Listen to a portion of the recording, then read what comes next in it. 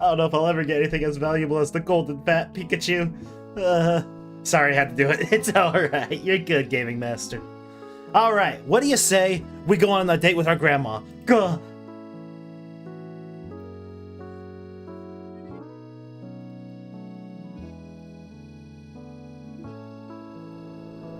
Oh, here we go.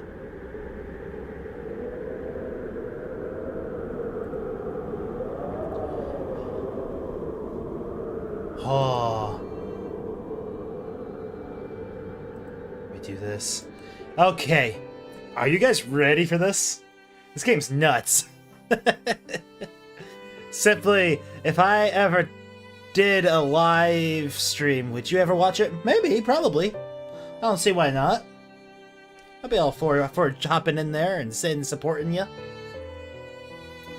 Alright. Gonna load. So, I should probably do a recap real quick. The best I possibly can.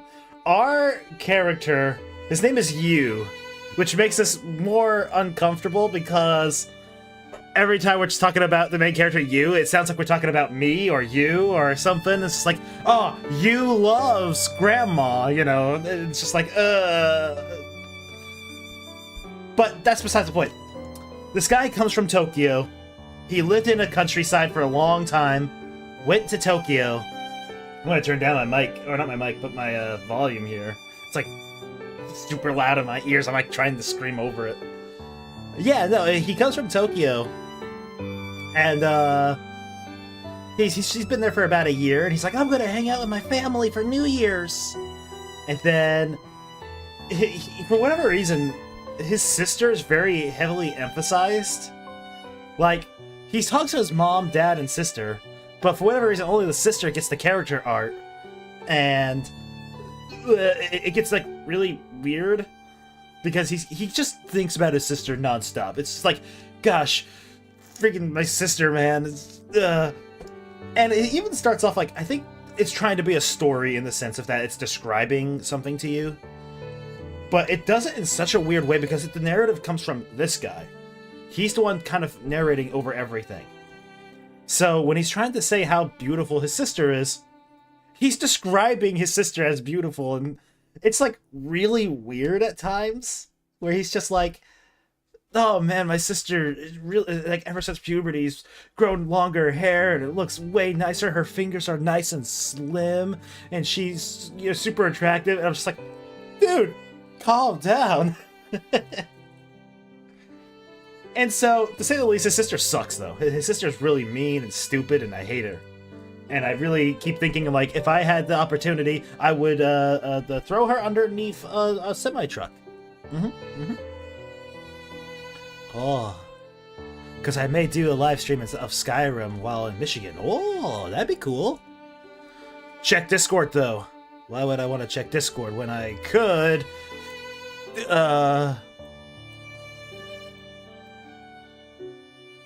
Whoa. Oh, heck yeah. That's pretty dope looking, actually. Whoa. So, where was I? His sister sucks, and he wants to get away from her, so he goes to visit his grandma, and, like, who really lives out in the middle of nowhere. Lives out in the far all nowhere, goes out there. His grandma's very nice. They have a nice little chit-chat, and it's kind of sweet. Grandma just keeps thinking about her dead husband all the time, and recounts the day when she first met him. They see a shooting star. They both wish on the shooting star. The main character wishes for a better relationship with his sister, while the grandma apparently wishes for something else we don't know, but the next morning, she's young. Like super young. And so, they, and she gets mistaken for, like, his girlfriend out on the bus and stuff, and she really just plays into it real hard. And of course our main character's like blushing. He's like, oh no, it's not like that, and, you know, and all that garbage. And so now it's just really weird. It's really weird, dude. Also, I went to call the game store and learned that they have weird hours. Really? Oh, they do, don't they? They open at, like, what, like 12 in the or 1, and they close at 8 or something. They're like open for only a handful of hours. But that leads us to where we are now. This is our grandma. Oh, it starts right away, man. Oh my gosh. They open at 12 and close at 8. Yeah, dang, yeah. They really have really weird hours. It's really weird. I don't go there too often, but I really need to. More importantly, do they have Pokemon cards? That's the real question. Simply, I keep getting my butt kicked by a very hot female bandit on Skyrim, and you forgot to turn off your background music. No, this is the background music, all right. This is the music for the game. I can promise you. I did double check though. I will say I did double check. Oh shoot, I didn't read what she said. Alright. Alright, so here's how we start this game. My grandmother smiles to herself and presses one hand against her chest. I think that's a good sign. That's what I wanted to ask, but they ain't open yet. Oh! Dang, okay. Yeah, I guess that makes sense. Alright, anyway, she smiles to herself, huh? Yeah, there we go. We're good. That was the first day I first met Yukinari. Yukinari's our grandpa. We never met him. Well, we met him, but we didn't care about him because we were a young, stupid kid who didn't really care about their grandparents. It's pretty dope. Oh, hey, that's the end of that scene. Alright, here we go. You guys ready? Let's do this. Given this town is so small, there isn't a single shop in the limited high street devoted entirely to kimonos. The idea is that we want to go to the shrine, right? Shoot. I want to go to the shrine that my grandmother went to. She wants to wear the same kimono when she was younger. But of course, I don't freaking remember what the reason is why we don't. Anthony, hi! Welcome! Welcome to the Grandma Dating Simulator. How you doing? So, given this town is so small, there isn't a single shop in the limited high street devoted entirely to kimonos. A couple of closed shops have small sections devoted to kimonos and yukatas, but they mostly carry simple pieces that go for less than 8,000 yen. Which isn't the worst, but still expensive. The majority of these kimonos are comprised of solid colors, either black or red or blue. They are inevitably decorated with flowers or butterflies. You're okay? That's good. Well, that's good to hear. I'm glad you're doing alright, Anthony. Hope you're ready for a really weird time. The obis aren't much better.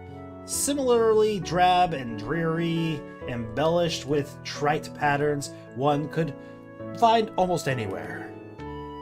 My grandmother isn't particularly impressed. He likes using this word, particularly a lot too. He used it like out of the 3 or 4 hours that we streamed last week. He used this word like 10, 12 times. It's like, geez, dude.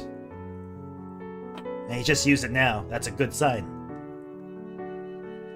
Simply, there's a visual novel called Doki Doki Family, if you want to check it out.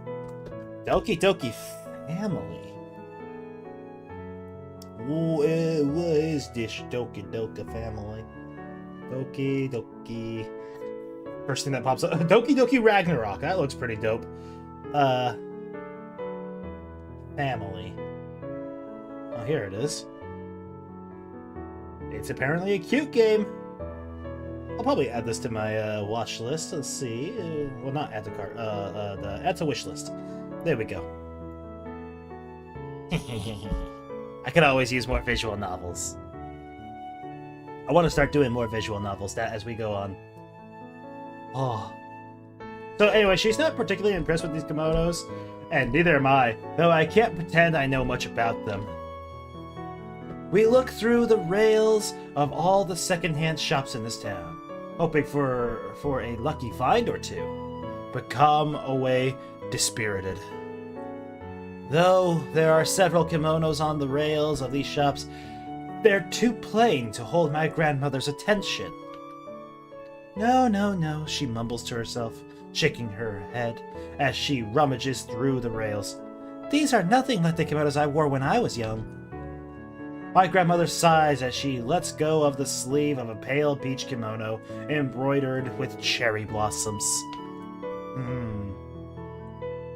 Oh dear, I don't mean to sound like an old nag. Oh, but you are an old nag, Grandma. Where's Shredneck? I'm sure he'll show up eventually. He's gonna eventually realize that I'm streaming Winter's Daydream. He's gonna be like, oh shoot, yeah, base dating Grandma Sim. That's what he's gonna do. Just watch. She says, then she laughs, but our search remains fruitless despite her good humor. When my grandmother does find a kimono she likes, she discovers that its sleeves is frayed and it smells faintly of cigarettes.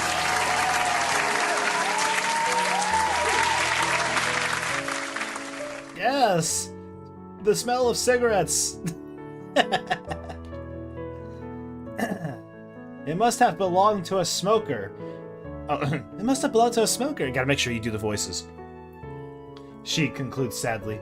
Such a pity, too. It really is a pretty thing, but Yukinari wouldn't want to see me in a kimono that smells of smoke. He's dead. He's not gonna see you. But I thought he used to smoke himself. Oh. No, I was clapping because I'm happy to watch your stream. I know. I appreciate it.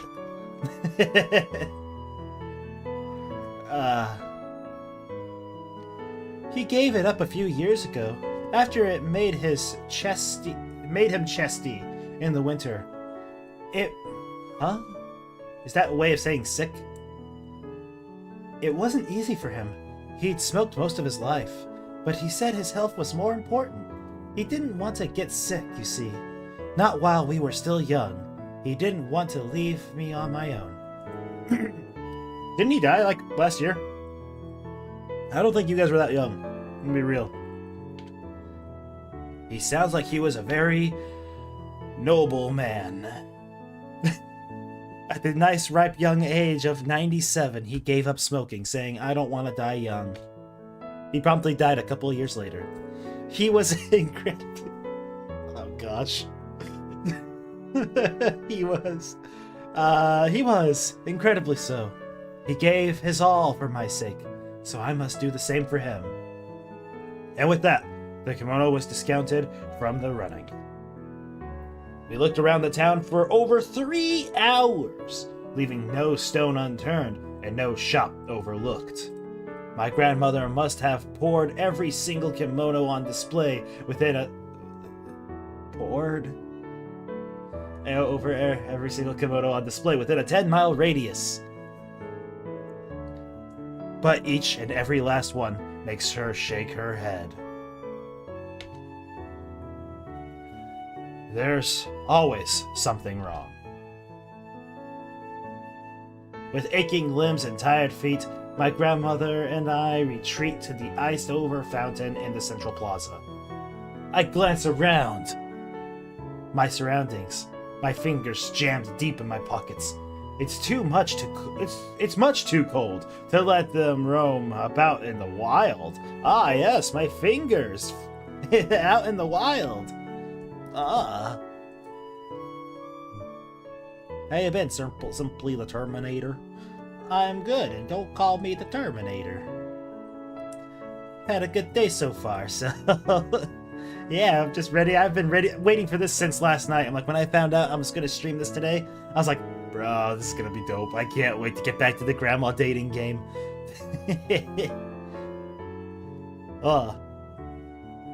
Let's see.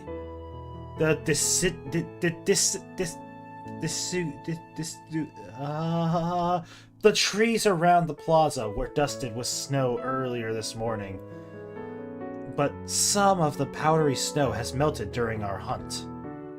The anemic sun that hangs in the gray, steely sky shimmers weakly.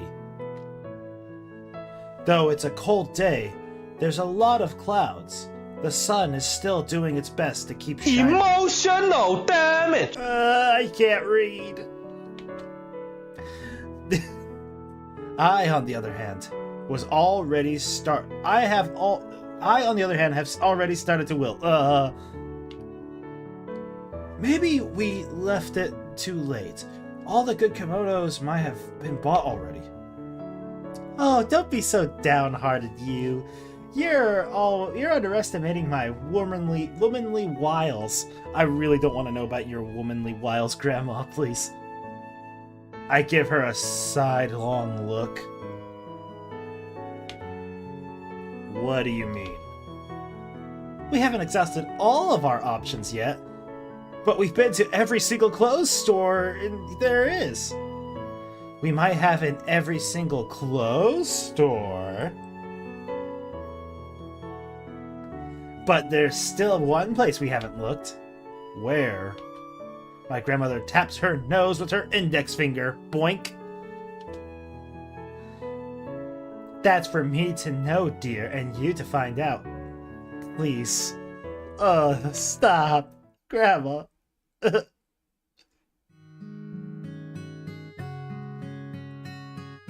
What?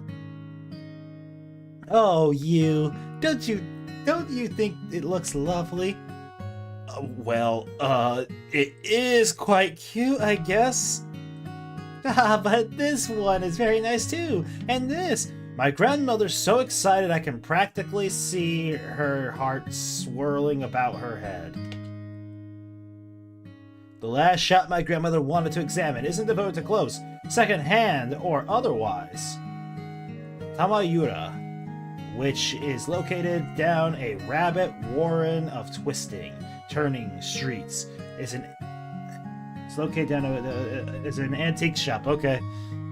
This antique shop mostly carries items from the latter half of the Edo period. Oh, that's pretty dope. Look at this. Look at this place. I'd like to go here. Lacquered plates, ukoye, prints, tobacco pouches, ichimatsu dolls. Oh. It does, however, have a small section near the back of the shop devoted to antique kimonos and obis. Oh, there are even getas. Geta shoes, parasols, and shawls in numerous colors.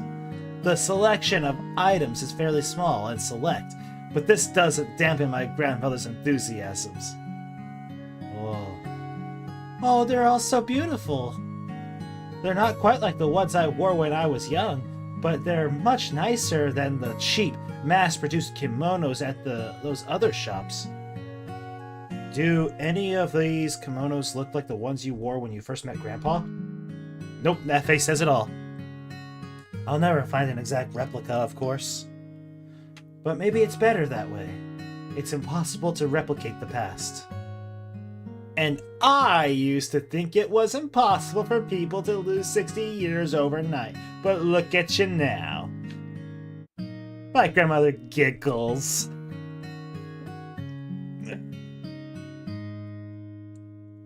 Holding the cream sleeve of her sweater against her mouth.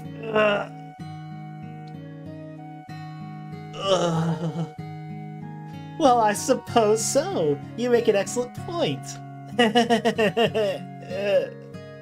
It's hard to read. I wonder how much these cost. Oh, yes, thank you.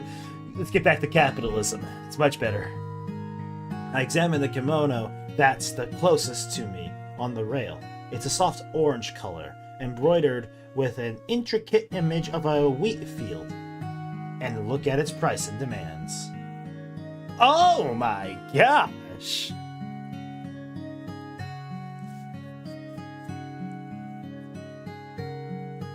That's an expensive. Oh! I drop the fabric hastily and take a step back. These kimonos are so expensive, I feel like I'm losing money just looking at them. The worst thing is, the soft orange kimono I handled is one of the cheaper ones! And it's still more than 10 times the price of the kimonos we examined in the other stores. Are you sure you can afford this, Grandma? They're pretty expensive. Don't worry, Grandma's loaded. Look at her. Don't worry about me, dear. I have savings. And she's like, I'm not gonna finish that. I was gonna be like, yeah, it's okay. She's got like life insurance. She'll just say her actual self died and now she's gonna inherit all this money. It's gonna be great. But I'm not a fool, you, though I might be old. I did imagine a suitable kimono would fetch quite a hefty price. That's inflation for you. Ethan, would you ever do a Mario Kart 8 Deluxe with Shred Deck? Maybe. I've been tempted to play Mario Kart 8 on stream a couple of times. Just for the funsies.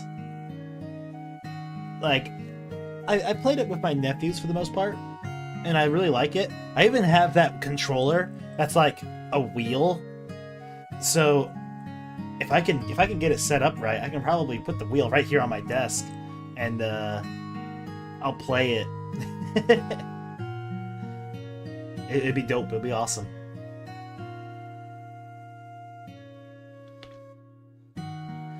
Besides, Yukinari always said I was a woman with expensive tastes. Yeah, I say that. I know, but 120,000 yen? For something you're going to wear once? Oh my, you sound like my mother, you.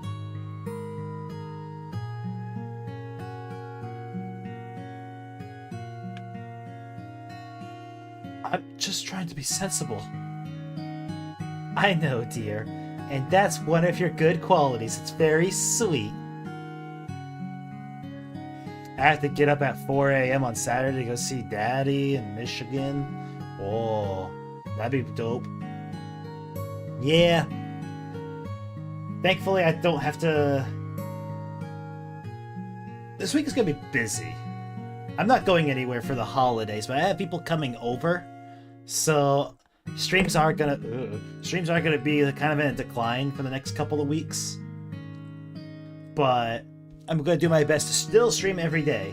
It's just not gonna be very long or stuff like that. Like, I think we're doing Apex Legends later this week. That one's probably only gonna last like 2.5 hours, just because my nephews are gonna be in town at that point, and I'm gonna have to stop streaming so that way I can watch over them. You know. Cool thing is, I get to ride to Michigan in a chopper for the first time. Whoa. How'd you manage that? That's what she says, but her eyes are glinting. I think she's teasing me. Oh no, Grandma, don't tease me. My grandmother's always liked teasing people. She used to feed me lots of silly stories when I was a kid, just to see how I would react. Once, she told me that Lisette was sentient, and she moved around in the night when nobody was looking. I found Lisette unsettling enough. I don't know why I struggle to read that word. I say it a lot. With her unblinking eyes and her pouty lips. But that only made it worse. I was genuinely frightened of that doll when I was younger. Not frightened enough that it deterred me tipping her upside down to examine her drawers, though. This guy's freaking weird. He's like, I gotta see the doll's underpants. It's like, why? My friend in the army, so he is giving me a ride. Oh, that's cool. If you want my opinion, I think you should let your old grandma have a bit of fun every once in a while. I've always loved clothes shopping. But you've been wearing the same clothes for years. And that's precisely why I want to look nice now. My grandmother's fingers trailed across the rack of kimonos almost reverently.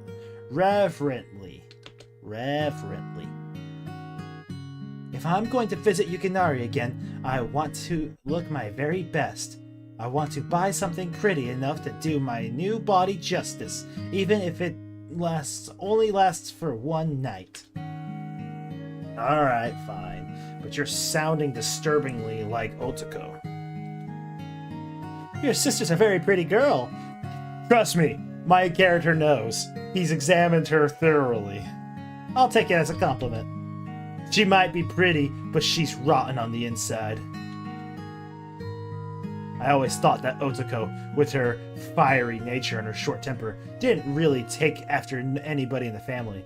She's not like Dad, who's laid back, or Mom, who fusses and fidgets and bends over backwards to please people. Might have been wrong, though.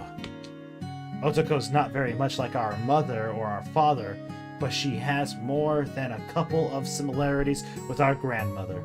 What do you want to bet? Okay, I got a prediction. Oh, Andrew, hey! If I did a Friday Night Funkin' live stream, would you join? Maybe.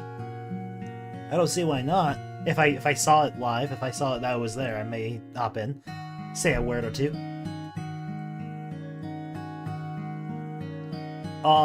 Fudge. Okay, prediction time. We're gonna get this kimono. She's gonna wear it to the thingamabob, but then later on she's gonna give it to our boy Yu, and then he's going to give it to his sister, and that's gonna begin them being like really close together. That's my prediction. They both have a penchant for expensive clothes. Speaking of which, Otoko wants me to buy her a gift, didn't she? See right there. I don't think I'll find any frilly bikinis nestled amongst the shelves of Hamayura, but I might be able to find something she'll like. I'm gonna look around. Tell me when you've finished. Of course. I might be here for a while, though. I've been taken right back into my girlhood. Stop talking about your girlhood.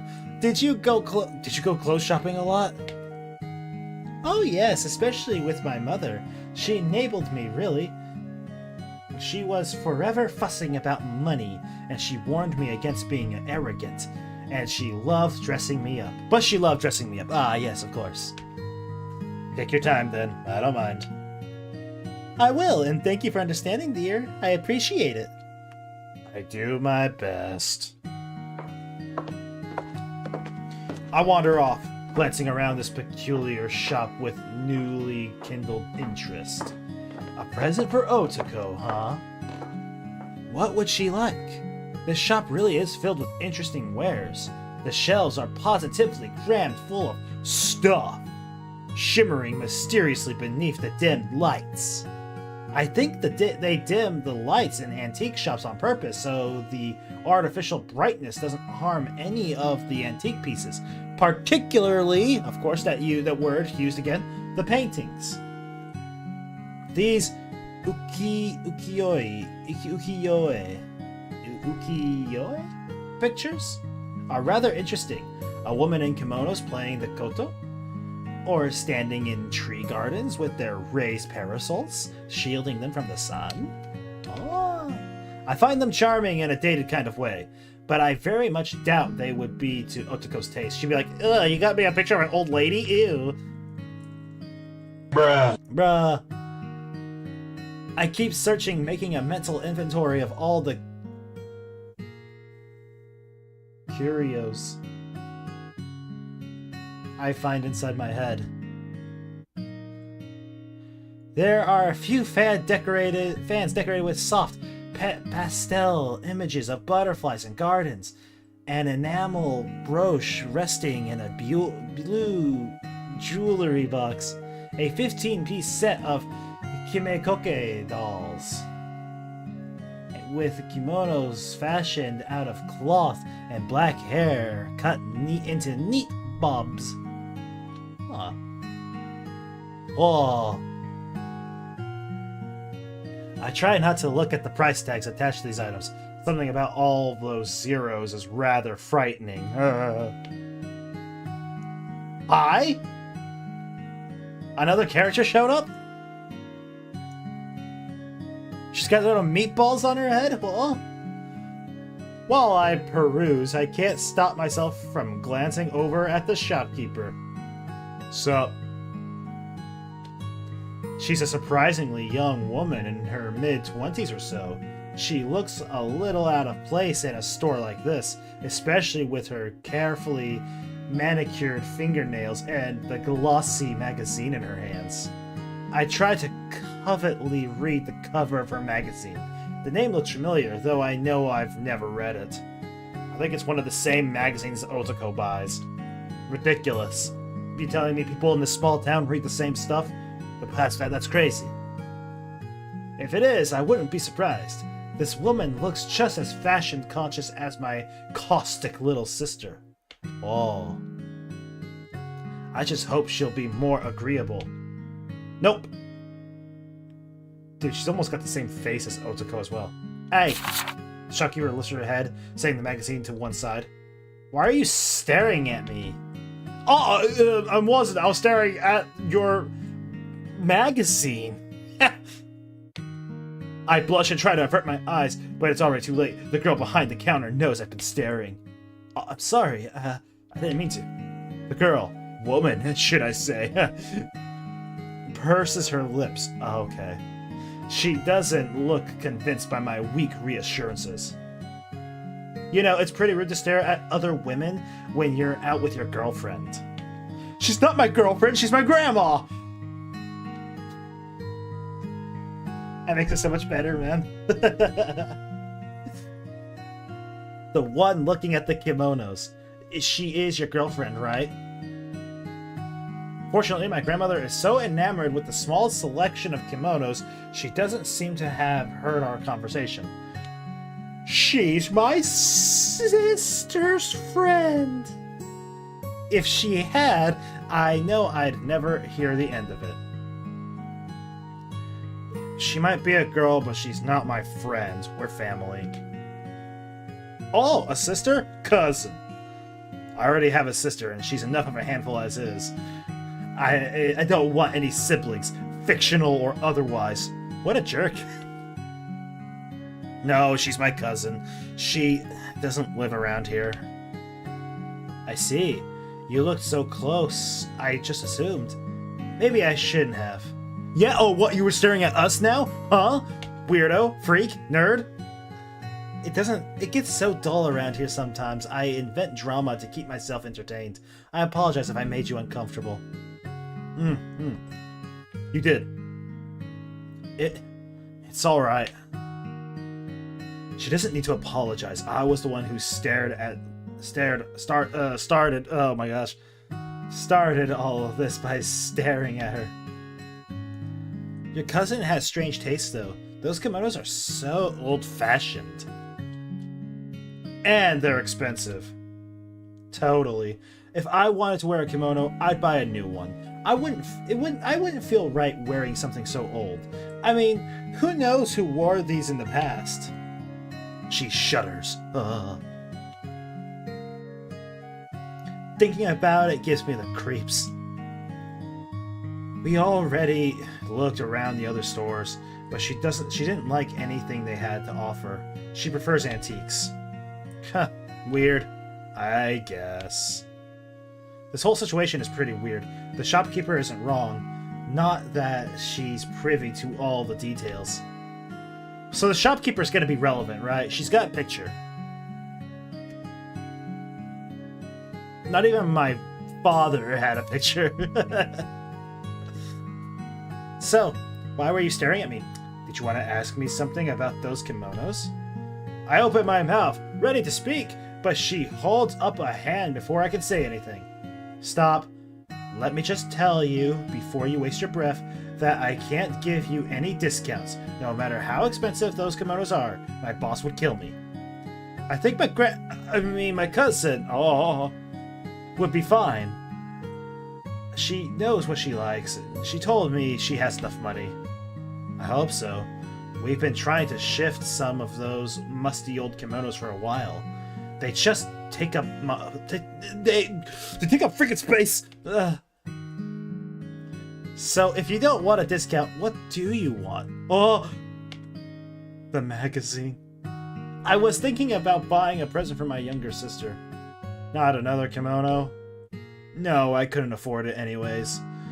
I was thinking more like jewelry. Or maybe a hairpin? Something she could wear when we go out for New Year's shrine visit. And what sort of accessories does your sister like?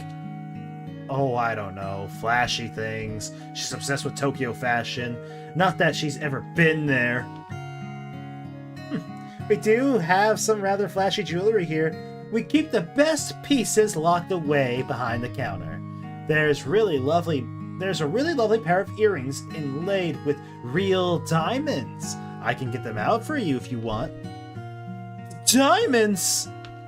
While I have no doubts Otoko would love a pair of diamond earrings no matter how old they might be, my wallet certainly wouldn't. That's right. Can't tell you how much money I spent on Christmas this year already, and I am like dying. I'm like, ugh. The thought of it is enough to make me sweat. I don't think I can afford real diamonds. They're way out of my price range. I don't think Otoko is worth that much either.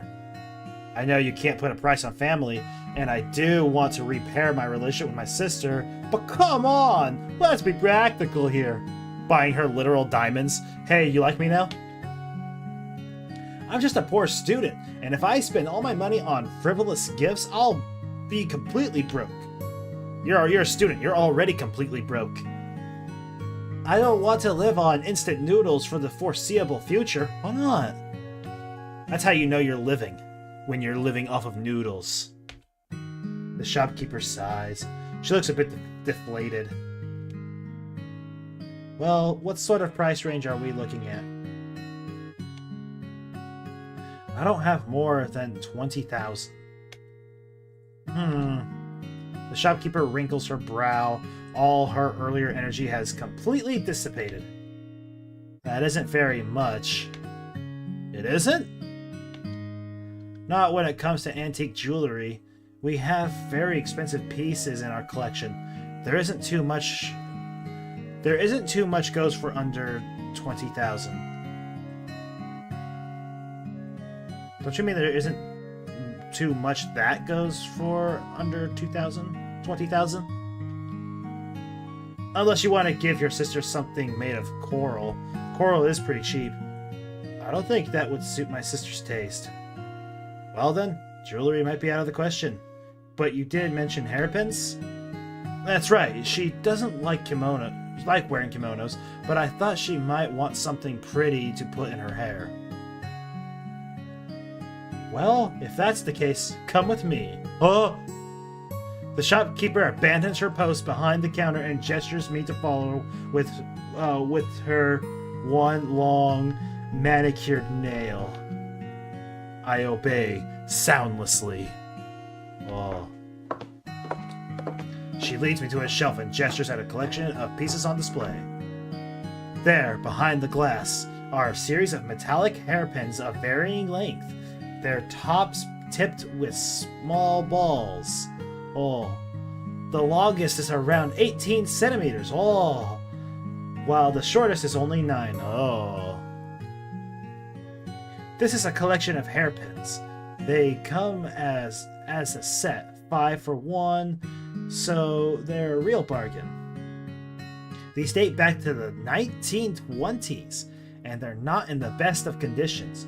But this one here is made with jade, and this is topaz. If they weren't so scuffed, they would be rather expensive. I look at the series of hairpins. They all look like pieces of rocks that shine. True to the shopkeeper's word, they're not in the best of conditions. But the little balls that shimmer at the end of these pins look expensive enough. Small drops of jade and topaz. Real precious stones. I don't think Otoko owns anything quite this luxurious. Yeah, but she's gonna complain that it's not sparkly enough. There's just one question. How much are they? I'm glad you asked. The shopkeeper flashes me a smile that would put a fox to shame. Hey. How do I smile like that? Hey. Like this, hey.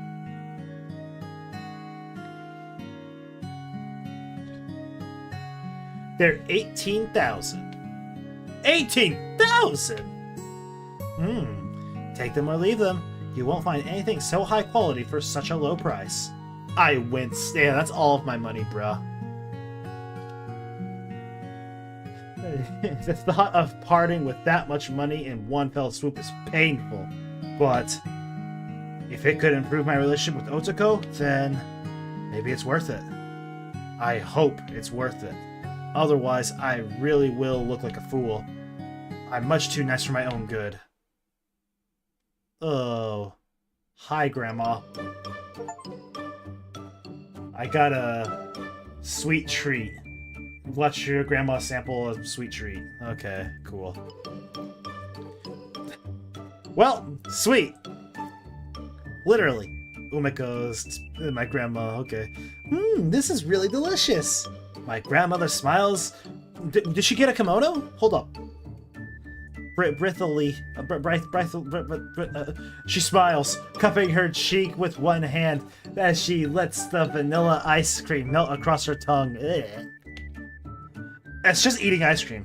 He just described eating ice cream, but the way he did it makes me like, ugh. I watch her over the rim of my coffee cup as I take a sip.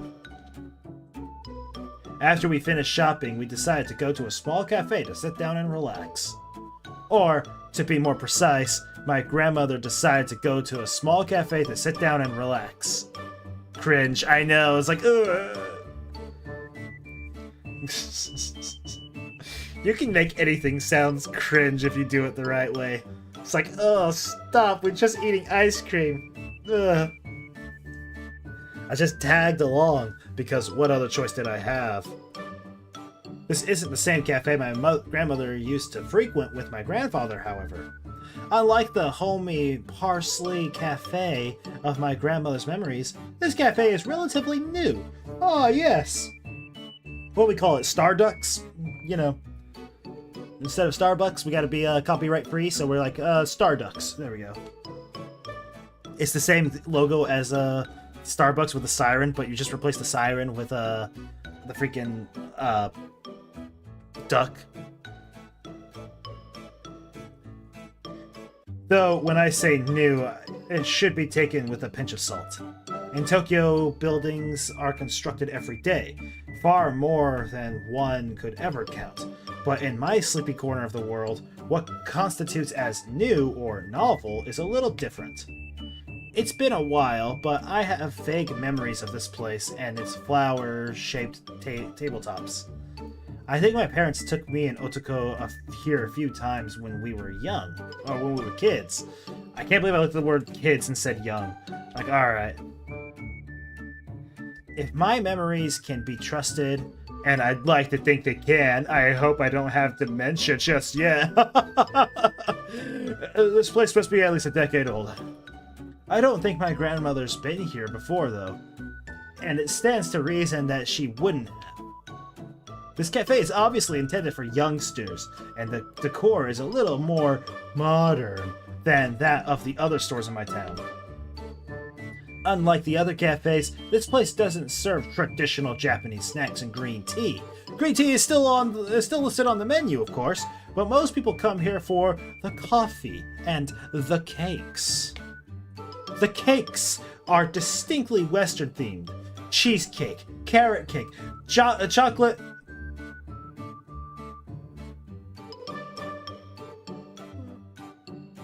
They even carry strawberry tarts, marin glace, little macaron. They carry cakes.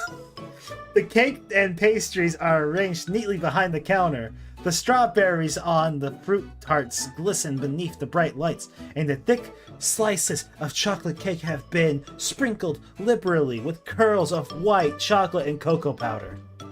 Delicious though the cakes look, my grandmother decided to pass them by. She said cake was too heavy and wanted to watch her figure. It's been changing far too much lately, as she said. I hate Redoran's retreat on Skyrim. I have no idea what that is.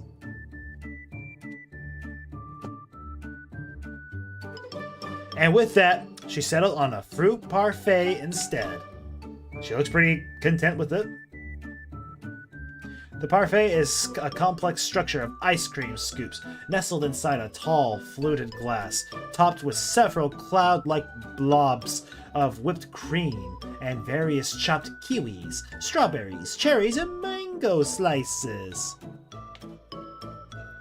My grandmother said the parfait was a light snack, but it's quite a formidable mound of ice cream. Are you sure you'll be able to eat all that? Oh, you, don't be so stuffy. You only live once. I know, but I don't want you to regret it later. And that's very kind of you, dear, but you're forgetting something. Huh? I have been alive for more than 80 years. I think I know my own body better than you do. My grandmother pauses and glances down at her brand new body with its smooth skin and slender, shapely fingers. Yeah, she sure does. Ugh. Well, maybe not this body. It's been a while since I looked like this. Uh-huh. Whatever you say, just don't make yourself sick. Don't make me sick either. Oh, you. What? I'm just enjoying myself. People always talk to us elderly folk like we're children, but we're much more knowledgeable about the world than you like to give us credit for. And then we're just like, okay, can you just go to the computer real quick and look up Amazon for me? I just want to get myself a new pair of pants. And you're just like, Miss Amazon? What's a computer? My face flushes a little from shame, though my grandmother said it lightly with a small smile on her lips. I rather think she just scolded me. I dip my head, setting my coffee cup back on my saucer with a soft clink. I'm sorry. No need to apologize, there's no harm done. Now I'm going to enjoy my parfait. All of it? All of it! My grandmother looks at me slyly from beneath her eyelashes. Unless you'd like to try a bite? No thanks, I'm good. Sharing a parfait with a pretty girl might sound like an attractive idea. But that's only if if said girl isn't your grandmother. No. It's still a very attractive idea. In fact, it's more so. It's more of an attracting idea to share a parfait with your grandma. That ruins the fantasy somewhat. It makes it better. Oh well, suit yourself. Though all the more for me. My grandmother dips her spoon into the parfait and brings it to her lips. Delicious. I'll take your word for it.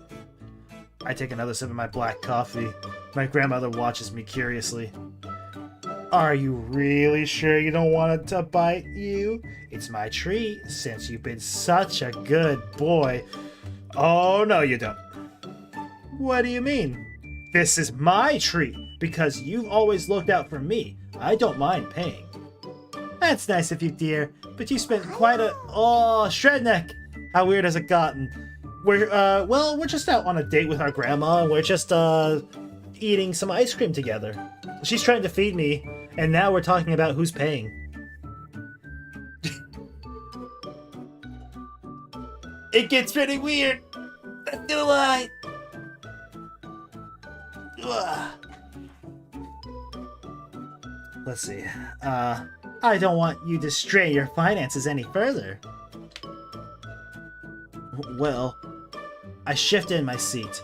My legs brush against the plastic bag lying beneath my chair, which rustles. Though the pens I bought were all rather tiny, the shopkeeper at Tamayura didn't have any suitable small bags to stash it away in. I had to settle for a large, bulky bag instead. The Shredneck says, Oh. This game is evidence of the fact that God stays in heaven because he fears the degeneracy his creations are capable of. It's true, it's true. He stays in heaven because he's afraid of what he has created.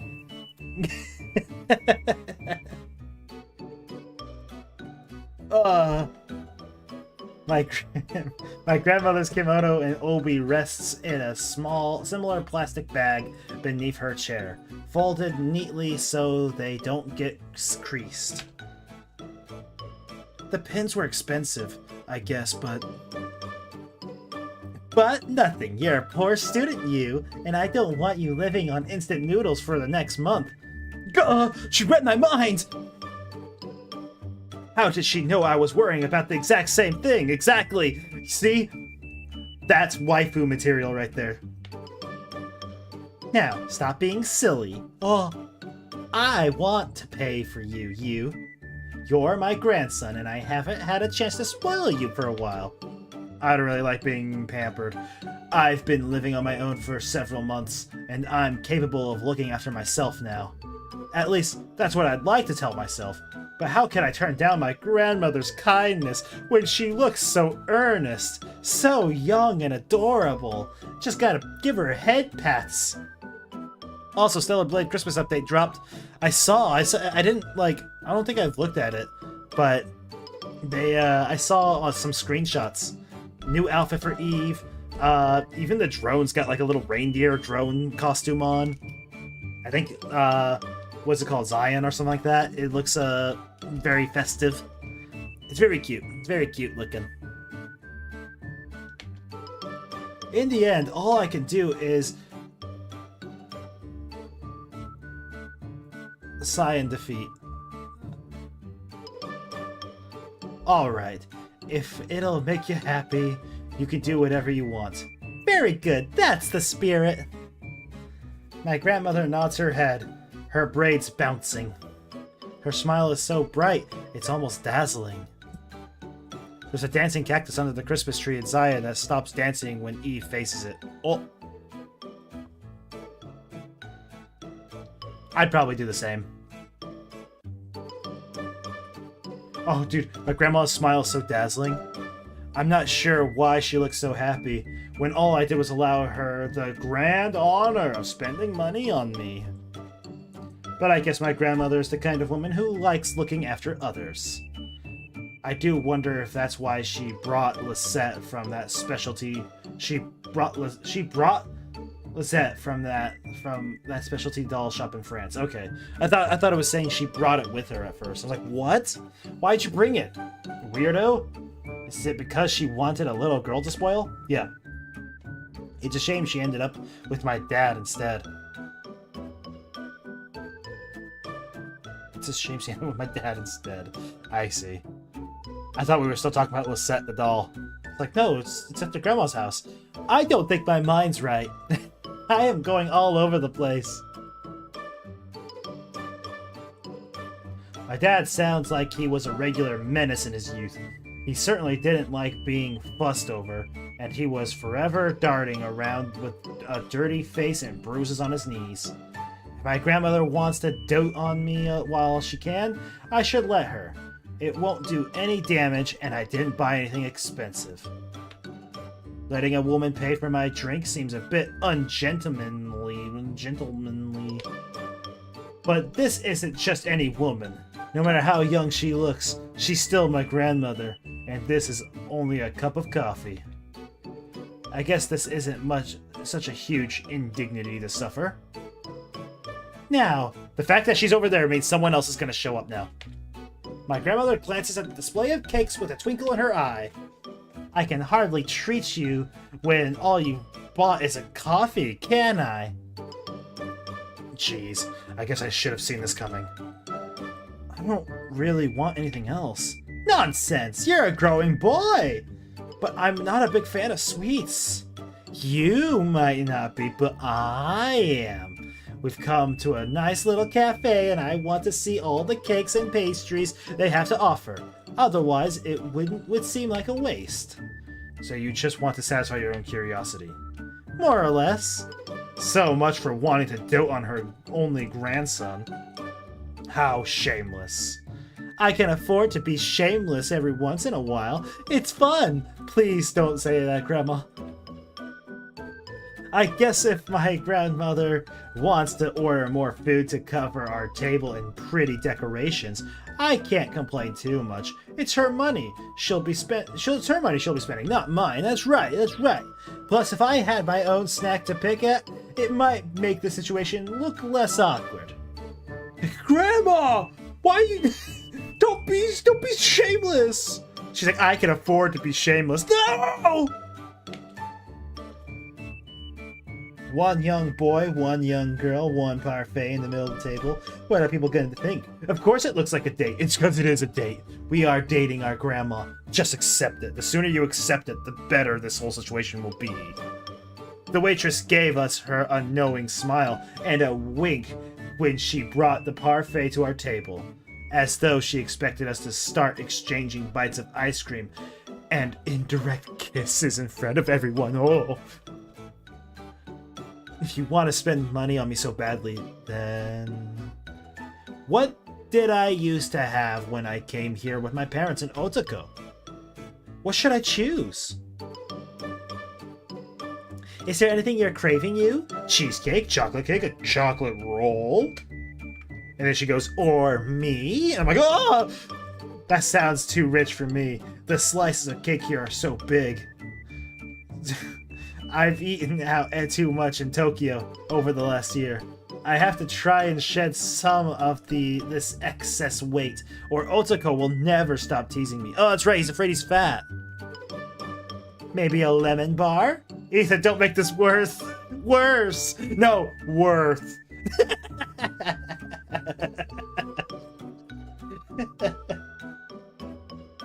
Heck yeah.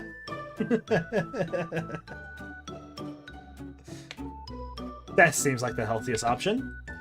My grandmother, however, doesn't look particularly... Of course, he uses the word particularly again. She's happy with my choice. She pouts like a little kid and folds her arms across her chest. That's not very exciting, you. Live a little. I'm living plenty as it is, thank you very much. Oh, all right, very well. I see you can't be budged. One lemon bar it is. Thank you.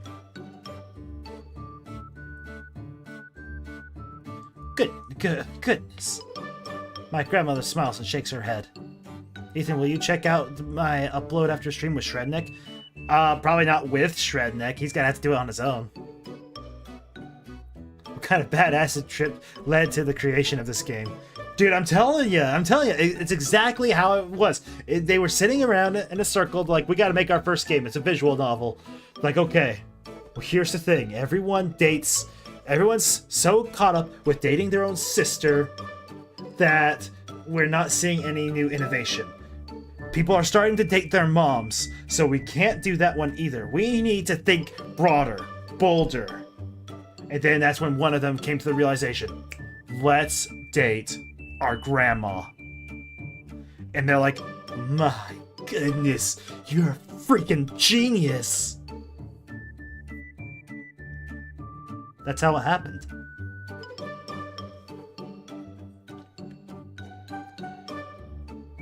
You've always been such a funny little boy. Contrarian, some might say. My Kaname was the same. Who? Doki Doki Family has 3 routes. Probably won't play all of them, much like the same with, what's it called? What was that one game we played? I almost said Until Dawn. That's not Until Dawn. What was it called? It was this one pixelated, visual novel-esque game that we played. It was really good. Apparently there are multiple routes in it, and people kept asking me, like, oh, which ending are you going for? I'm like, I'm not going for any particular ending. I'm just playing the game. And then, yeah. That's when, we got an ending. It was kind of a sad ending, but it was satisfactory. And I stuck with it. So, Doki Doki Family might be the same way. It's $20 though. That's an expensive game. Expensive visual novel. I think the most I spent on a visual novel though was probably Clannad. That's like a $40 game.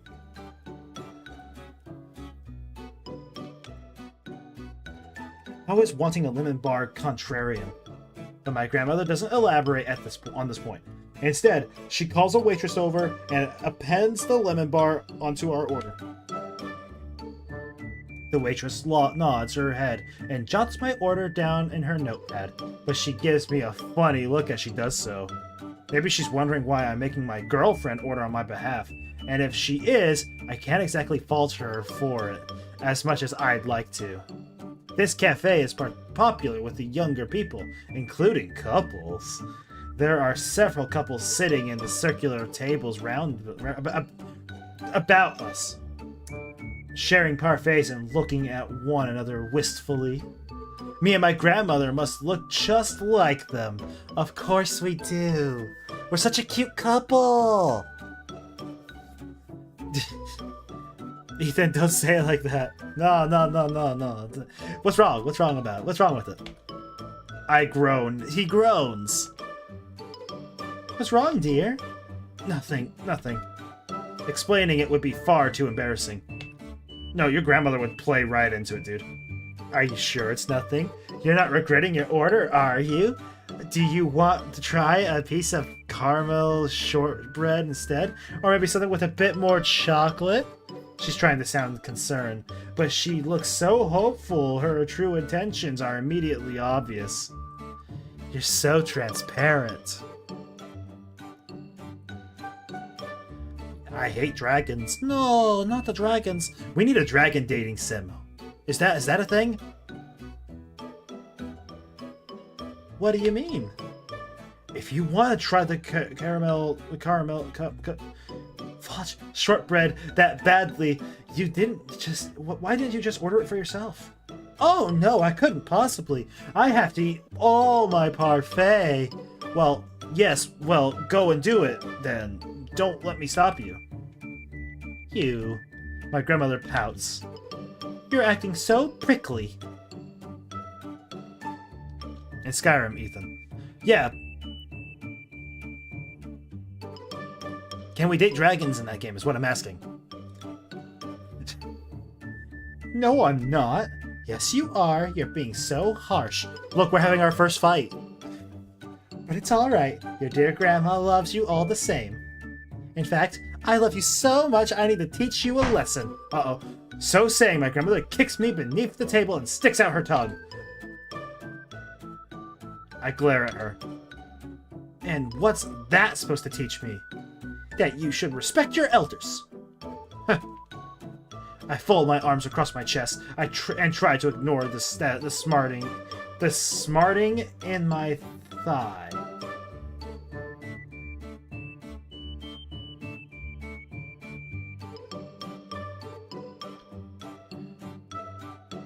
My grandmother's always been a mischievous woman, and she likes playing pranks on people.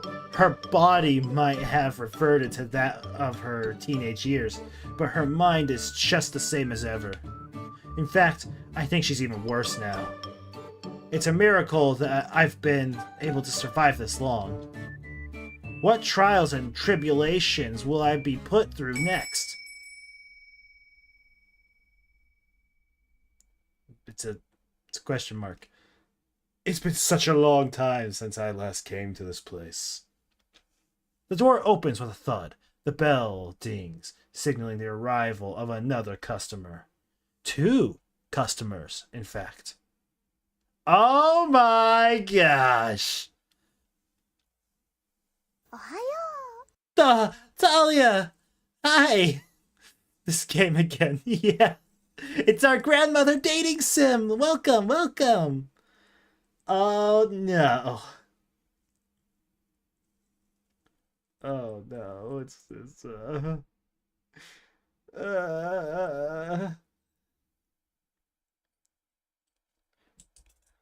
Dude, we're gonna get mocked relentlessly for dating our grandma. It's gonna be dope. Let's see this happen. Ravel from DXD is in this game. Why is she out of the DXD universe?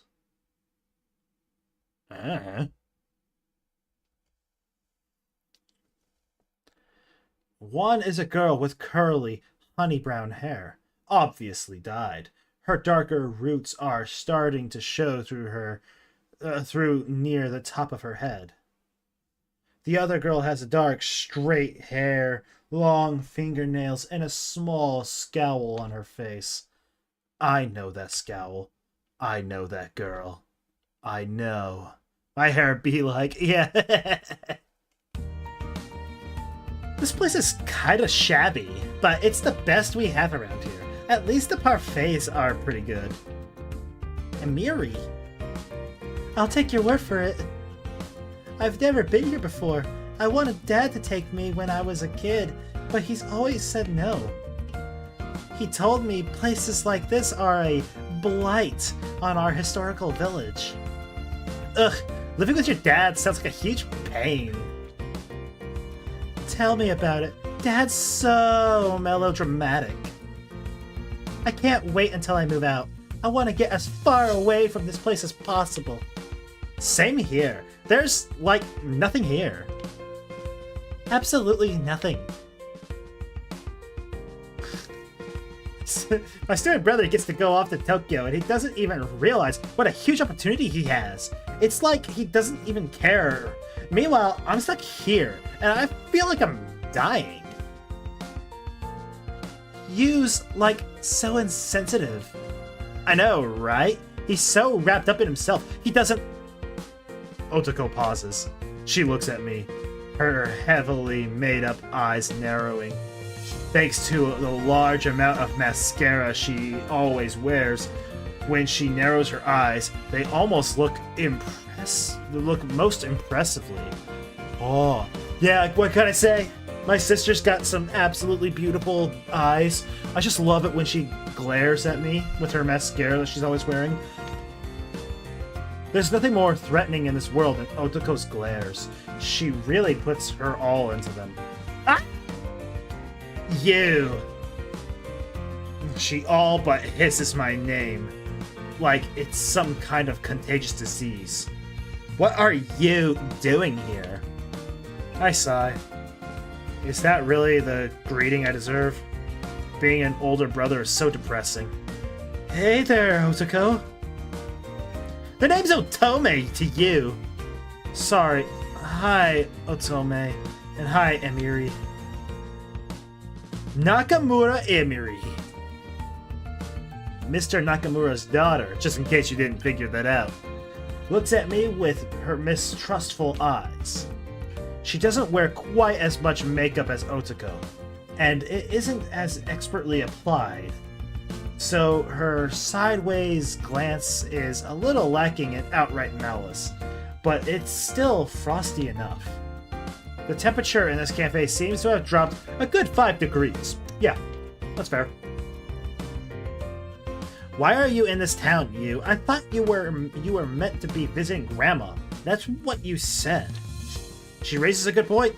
How can I talk my way out of this one? I know it's what I said, but were you lying to me? I wasn't lying. I did go and see Grandma, but if you really went to see our darling grandmother, then who's this? It's my darling Grandma! Otoko gestures towards our grandmother, who she obviously doesn't recognize. I've never seen her before.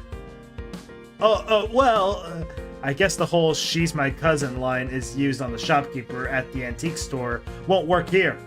Otoko's my little sister, and she knows just as well as I do that we don't have any cousins who look like this. Huh, how funny. Otoko peers at our grandmother curiously. I swear I haven't met her before, but she does look a little familiar. Of course she looks familiar, she's our own grandma! Though she's changed quite a bit from the woman she used to be, with her wrinkled neck and her trembling spider-like hands. Now she's got this beautiful thin neck and her hands are so dainty and porcelain-like. She's still our flesh and blood. She has a little bit of Otoko about her, actually. They have the same nose, similar mouths, and the strikingly dark eyes both Otoko and I possess. Huh? Do you know her? I don't know. Well, I don't think she lives around here.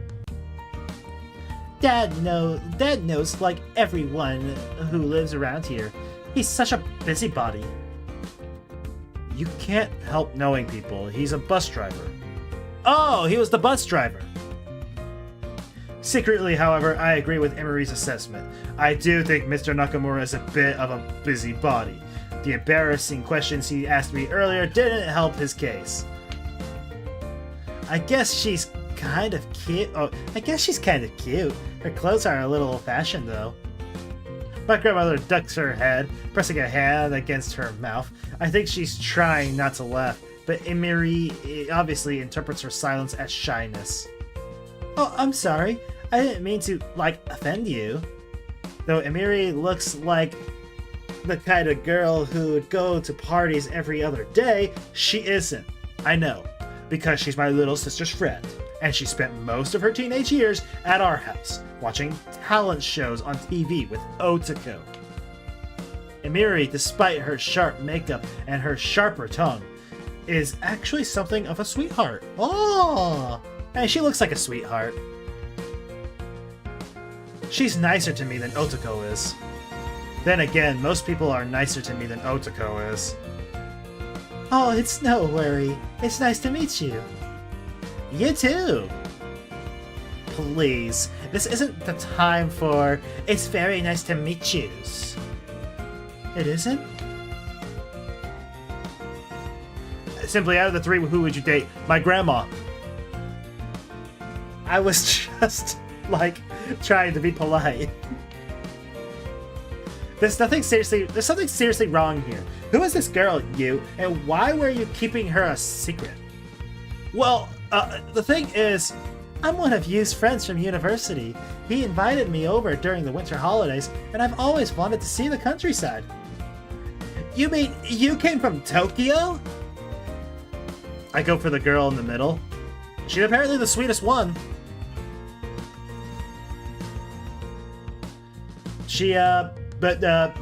Nah, man, you gotta go with Grandma. Grandma is the best. She's got the most experience. That's right. Wow, so cool. Ethan, no! Namiri's looking at my grandmother with such awe you'd think she's the second coming of Christ. No, look! Even other girls are looking at my grandma and saying, man, I wish I was her. Come on. People who hail from the city are regarded as superior species around these parts, and they're right. Particularly amongst the girls like Emiri and Otoko, who follow fashion magazines with religious zeal and make a point of ordering all their clothes and shoes online. That may have been her mistake. She actually only been to Tokyo like once or twice. But even if you say that, you don't sound like you come from Tokyo. What do you mean, dear? Your accent isn't right. Emiri's sharper than she looks. She managed to out-sleuth her own father in only a matter of seconds. Oh, more experienced. Yeah! Come on, Grandma's, come on.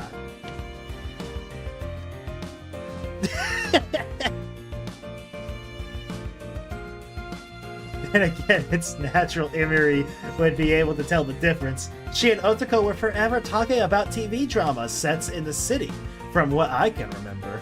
It's true, too. People from the city really do talk differently than people from tiny towns like ours. Like from our town, they say, "Excuse me, please." But in the city, they say, "Get off the frickin' road!" Oh, well, maybe I picked up from talking to you so much. So, you talk to you a lot? That's right. Okay, honestly, that's real. Otoko's lips pursed together. She doesn't look convinced. I don't mind if you want to hang out with your girlfriend, you, though I can hardly believe a loser like you managed to get a girlfriend in the first place. But you shouldn't lie about it. Don't say you're gonna visit Grandma when you're gonna hang out with her instead. It's like you think I'm stupid or something. You are.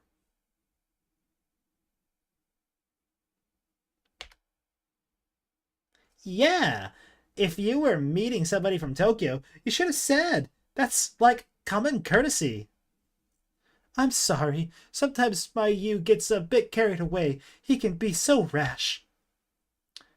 That's not the word I would use. He's totally thoughtless. Hey now, don't you think you're being unfair? I'm not being unfair. You're the one who's unfair, you. Treating me like a moron and trying to keep secrets. I wasn't keeping a secret. Then why are you with this girl? Dude, my little sister's jealous of me. Heck yeah, she's jealous of me because I'm dating my grandma. Heck yeah, this is the best family dynamic. My grandma can't be this cute. I know! That's the name of that's the name of the visual novel should have been called. Why do you care? I didn't think you had any interest in my personal life. You act like you can't stand being around me half the time. I don't have any interest in your personal life, but I don't appreciate being lied to either. My fingers, which are resting on top of my lap beneath the table, start to clench. I'm getting riled up despite myself. I want to remain calm and level-headed, but that's a Herculean task when I'm with Otoko.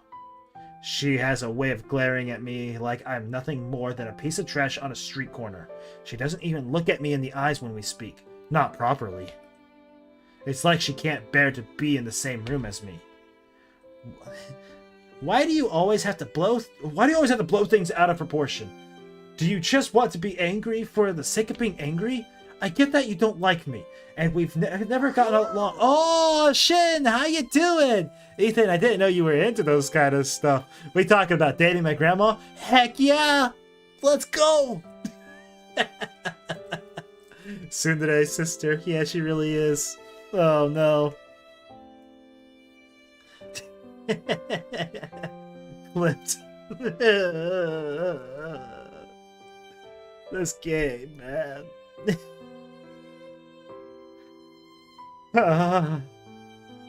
I get that you don't like me, and we've never gotten along, but you don't need to turn everything into such a drama. I shouldn't need to ask your permission before I talk to another girl, Otoko, and I don't see how it has anything to do with you. It has everything to do with me. We're family, and family shouldn't keep secrets like this. Like you care. Why don't you just... What? Why don't I just what, you? I open my mouth, ready to retort with something stupid and hurtful and not entirely well thoughtful, when... No, do it. You. Of course, I'm the bad guy here. My grandmother rests a resting hand on my shoulder. That's enough. Oh! I blink. The red haze fades from my vision. Slowly, I'm pulled back into reality. But I can't call reality all that welcoming. That's right. Reality. My grandma puts her hand on my shoulder. She looks younger than my sister, and I'm dating her. Reality. We're family. Exactly, bro. That's why you have no business caring.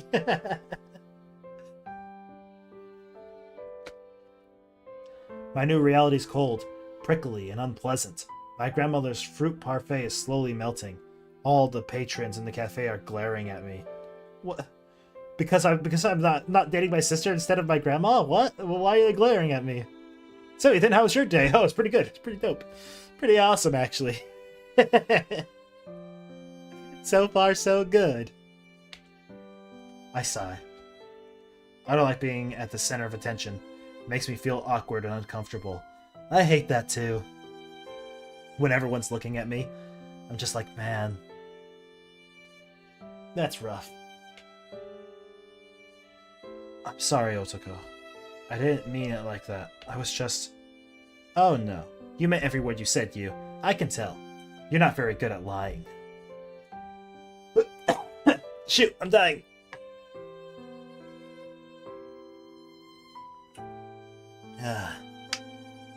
Is my grandmother still around? One of my grandmas is still around.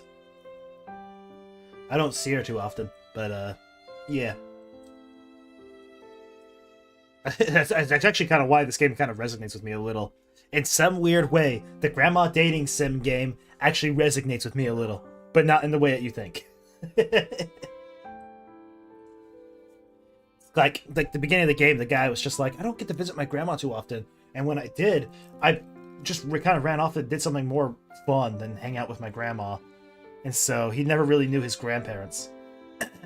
In that regard, I actually can relate to that. I did the same thing when I was younger.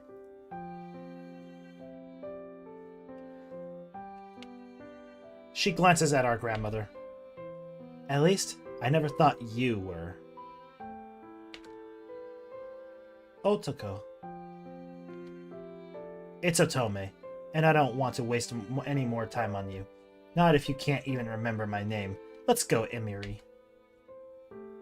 Right, yeah, let's go. I don't want to stay here anyways. It's, like, really plain and tacky. Totally. And as for the kind of people who come here, Otoko glances at me. The less said about them, the better. What a douche, that's what I'm saying. Don't we just, like, want to kill her? Like, there's nothing wrong with that, right? Sure, I'll be made out to be the villain, but I'm already the villain. You know what I say? When you're made out to be the villain, play into it. Be the villain. If people are going to say that I'm a terrible person because I don't like my sister or she's being mean to me, then screw it. You know what? I'll be the best villain I can be. Who is the grandma between between these people? The one on the very right. I got my mouse here. This lady right here.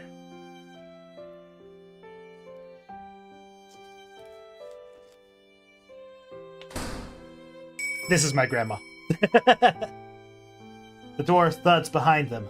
Otoko isn't the kind of person who minds her manners, and the bell rings.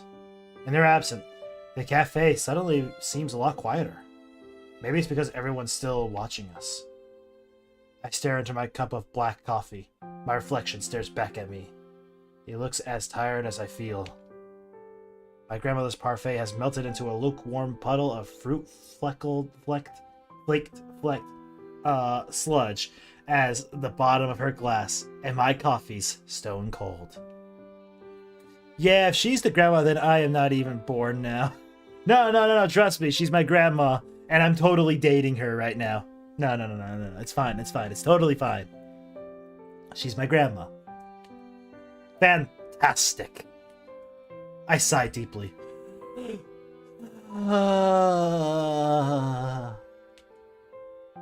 I even went out of my way to buy a present for Otoko too.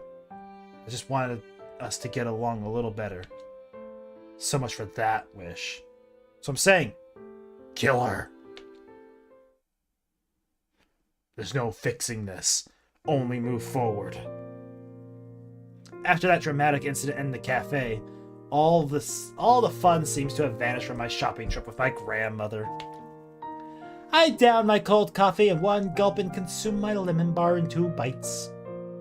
As it turns out, the second bite is a bit too big for me to manage, and I choke. The end. We got the bad ending. My grandmother has to reach across the table and pat me on the back, which is a little more than embarrassing. That's not what it says, but that's exactly what I read it. I should be old enough by now to eat my food unaided. Then, after meandering around a few more shops, no longer with any real aim or purpose, the two of us go back to my grandmother's home. Don't choke. It sounds simple when I say it like that, but the reality is anything but. The buses back to my grandmother's small village run infrequently, especially during the winter months, when snow and ice coat the road. The bus only makes the long, slow run from the village to the town twice a day, and this afternoon, it's more than half an hour late. Fortunately, it isn't snowing, but it is very cold, and my fingers feel as though they're about to drop off. Particularly, once again, the word particularly, those gripping the carrier bag that contains Otoko's present. Then I told you not to mess up, and you did. Gosh dang it! If only I didn't order the lemon bar, I wouldn't have choked and died. How did I end up here? Yeah, how did it come to this, man? I have a family feud going on because I'm not dating my sister. Oh, dang it. I was lying about dating my grandma to my family. Now they're mad at me. But not for the reason that you think. I doubt Otoko will even care about her gift. I was being foolish when I bought it for her. I let myself get swept away in a brief, flickering moment of sentimentality. If I had half a brain, and I realized my little sister doesn't care for sentiment, it matters as much to her as old-fashioned jewelry from the 1920s. How dare you date your grandma instead of your sister? Exactly.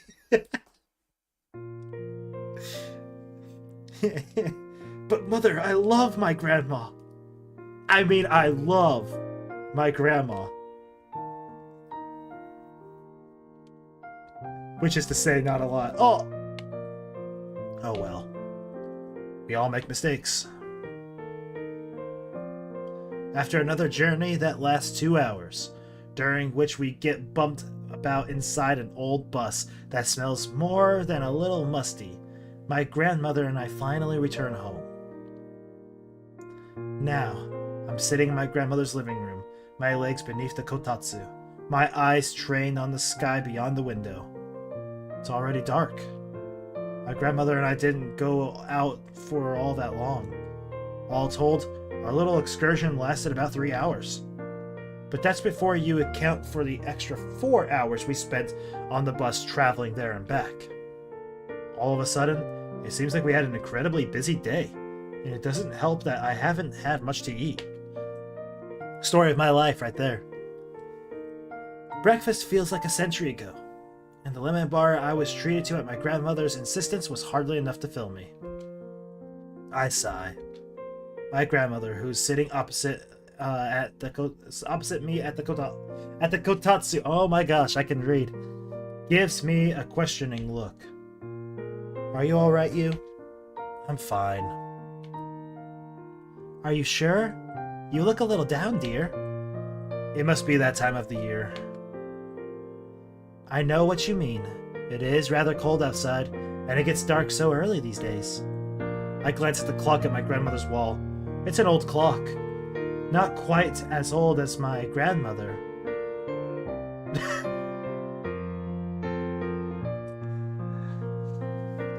Nice. That's how you know you're...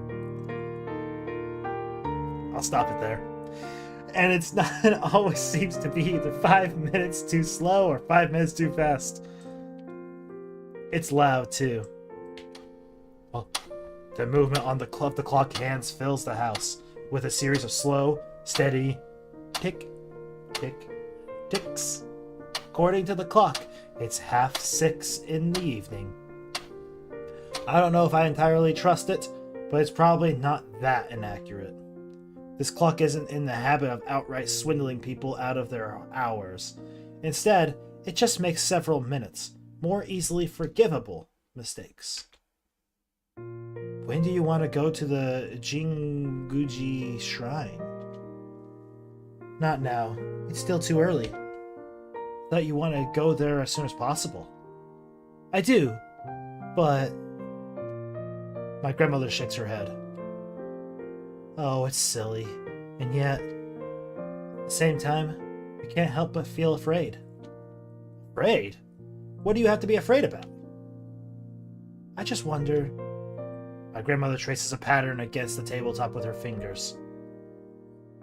Will I really see my Yukinari? There are no guarantees. It's just something I told myself because I thought it would make for a nice story, I suppose. You won't know until you go for yourself. This game is more disturbing than I have no mouth and I must scream. Yeah, the scariest game we've played all year. Ugh, the grandma dating sim. Well, You're not wrong about that. You've always been a pragmatic boy. Just tried to be sensible. Ah, yes. Common sense. My grandmother nods her head as though common sense is an old acquaintance of hers. Oh, common sense, we meet again. My mother always said I lacked it. I was too busy drifting through life with my nose stuck in books. That's why I was taken in when... That's why I was so taken in when I met Yukinari, I think. When he caught my shawl, it really did seem like something from a novel, or stage play, or visual novel. Plays and books have to come from somewhere.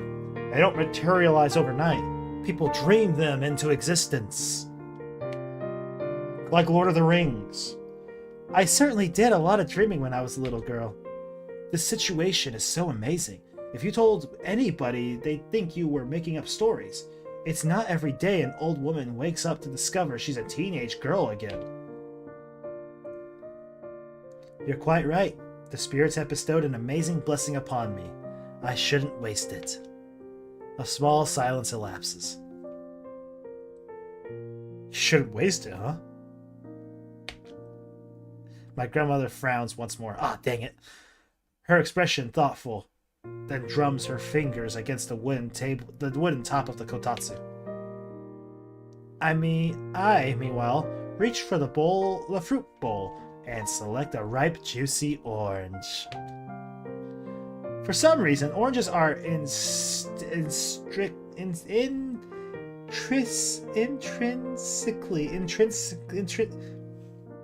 Oranges are linked to the winter.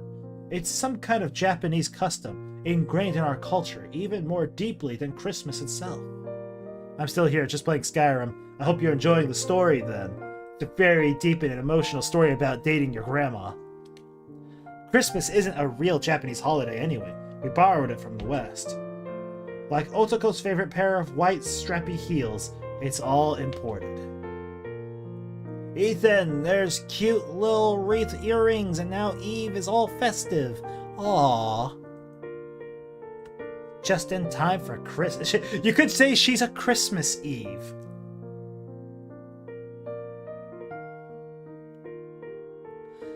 I'm certified holly jolly fellow. I hate you. You gotta use that one on your girlfriend and see how quickly she'll laugh. The oranges in my grandmother's fruit bowl, however, are locally grown. I peel the orange slowly, removing all the white pith. I'm fairly good at precise, finkly things like this. Yeah? You gonna tell that to your grandma?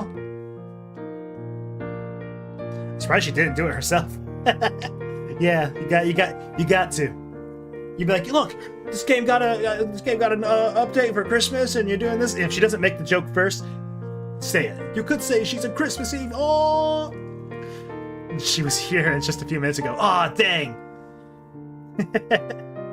Back at home, when I still lived at home, my mother would always ask me to lend a hand when she peeled carrots or potatoes, and my dad got me to remove the pith from his oranges in the winter.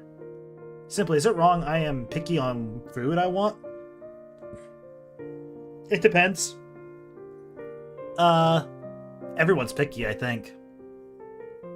But if, like, a meal is prepared and there's, like, one thing in the food and you're just like, I'm not gonna eat the whole thing because it has, like if you're eating beef stew or something and someone added carrots to it, you're just like, oh, I hate carrots. And then you refuse to eat dinner that night because of carrots. Yeah, that might be a little bad. Just take the carrots out. But, you know, I think everyone's picky.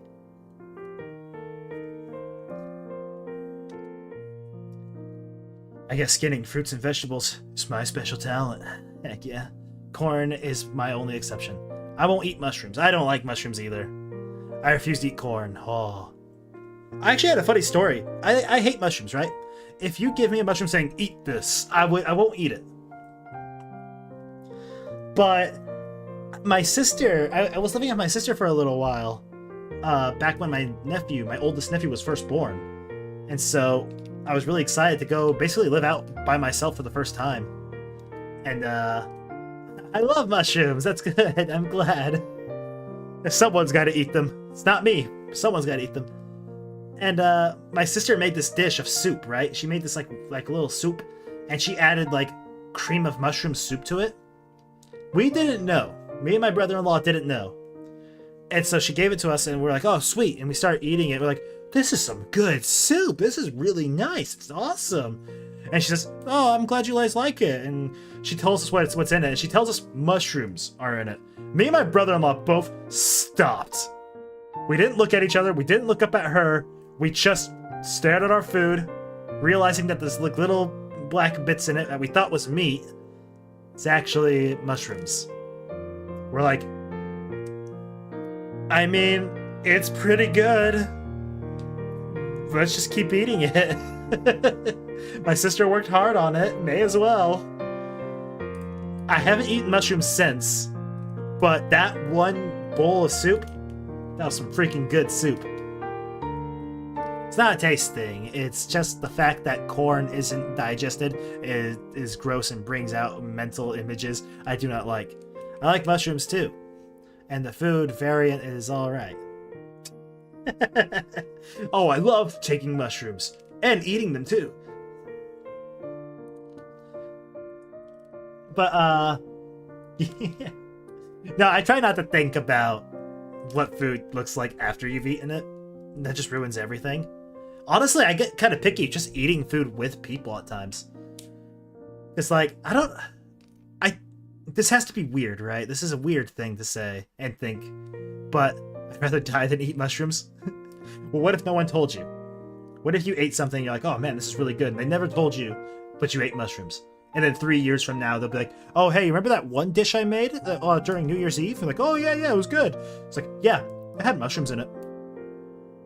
What would you do then? The thing about corn is that it looks the same after you eat it. That's nasty, bro. Yeah, well, don't look at it.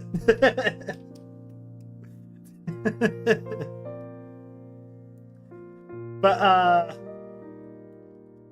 what was I saying? No, yeah, I have a weird thing where I'm just like, I don't really like eating with people at times. Mostly because of the sound, believe it or not. If we're shoving things down our face, I'm like, okay, I guess that's, whatever. Just the concept, it's like, it's natural, it's totally normal to do this, but for whatever reason, I'm just like, And then, like, you hear people chew, and you're like, ugh, stop, I hate chewing sounds, stop it. I get really picky about that. And so, I don't really notice it when I eat. Maybe this is the same with everyone else. You don't really think about it when you're eating, but, like, if you're just kind of sitting there waiting for someone to finish up their food, and you're just watching them, I get grossed out by that. I'm picky with candy. Oh, what kind of candy are you picky? Eat myself out the window. Just like you ate mushrooms. Like, oh, wow, that's nice. That's awesome. It's like, yeah, you see, you liked it. Yeah, I did. Excuse me, real quick. You just jump out the window. I, for one, love it when someone gives me mushrooms without telling me. Thank God, and wasn't prepared for it. It's pretty cool. Pretty cool. I only like dark chocolate over 70% of some biscuits. I am the exact opposite. I hate dark chocolate. I eat it and I'm just like, ugh, ugh. Maybe it's my American roots, but I love sweet things. That thing is not sweet. I hate sugary flavors. You see, yeah, we're the exact opposite, Talia.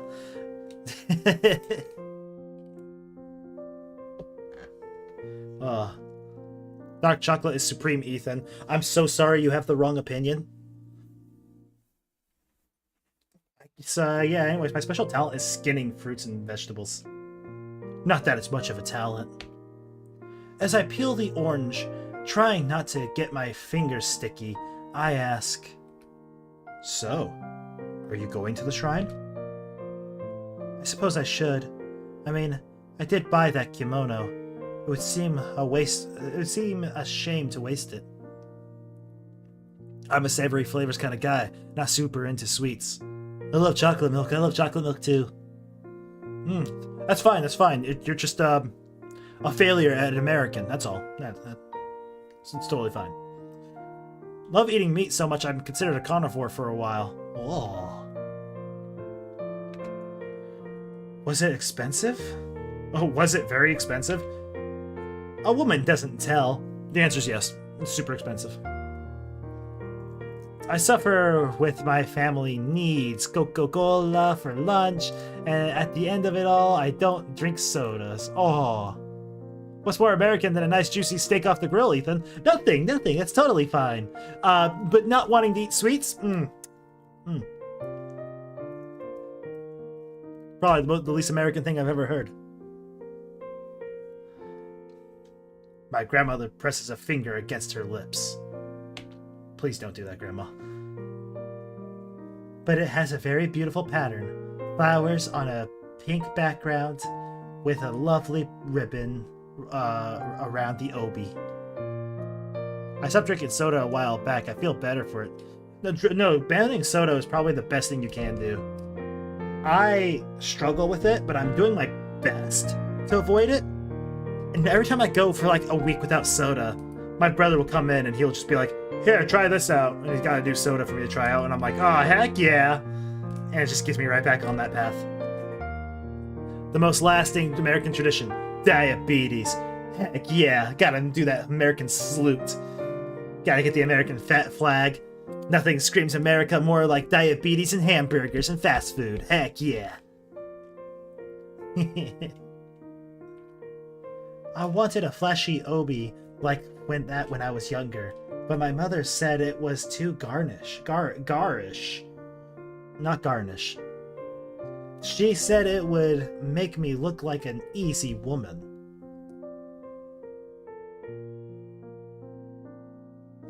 I called. Oh! Simply, what is your opinion on Monster Java Mean Bean Coffee? I don't drink coffee, so I couldn't tell you. They have gay packs. They have gay packs? Are you gonna buy them? What kind of packs do they have?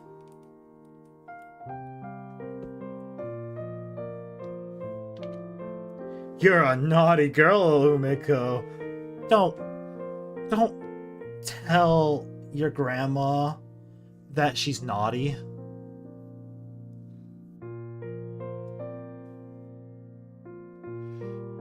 They have Stellar Crown. Oh. Doesn't Stellar Crown have some good stuff in it, though? Bro, stop. Still certified fiend for a good burger, to be honest. Pretty much only when my mom home cooks them now. Yeah, I mean, you gotta get a good burger. No, it doesn't. Does it not? I could have sworn...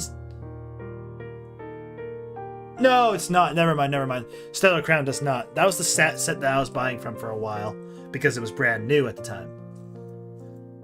Yeah, you're right. It doesn't have that many good things in it. Everything I got... I think I still have a good card from it.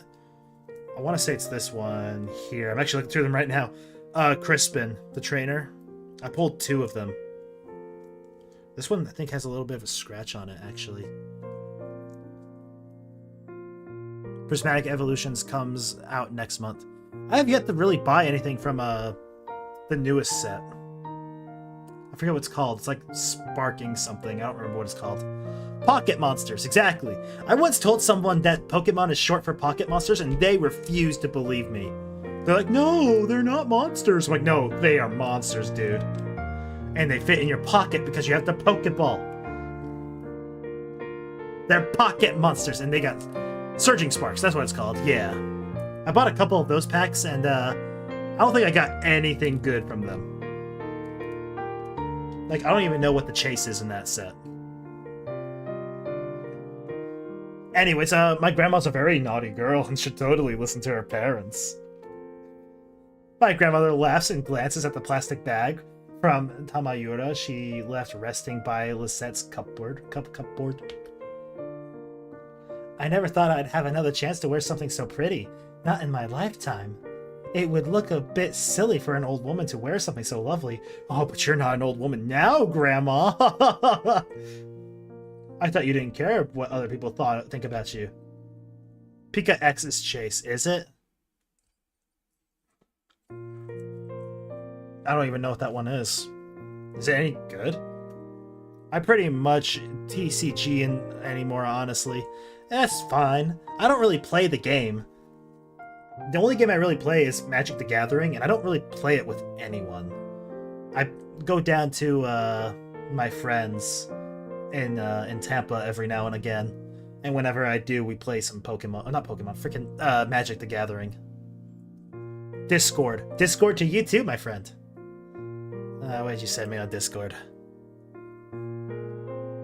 Oh, that's a fancy looking card. Is it worth anything, Ava?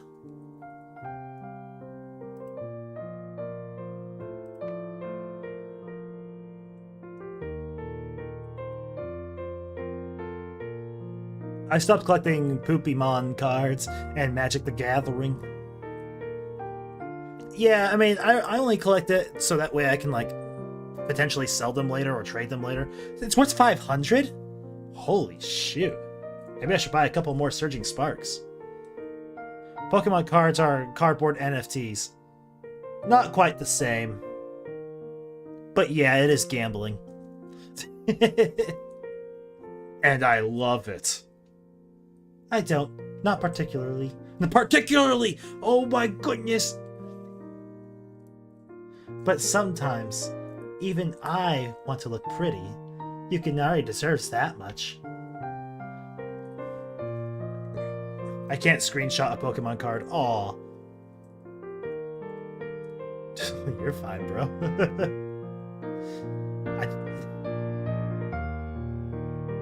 My grandmother sighs softly as her eyes linger on grandfather's shrine.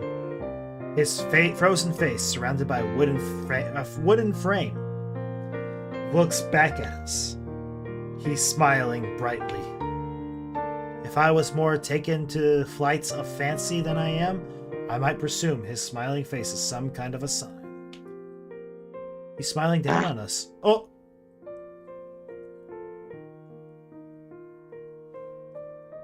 Doesn't mean I can say I own it. Oh.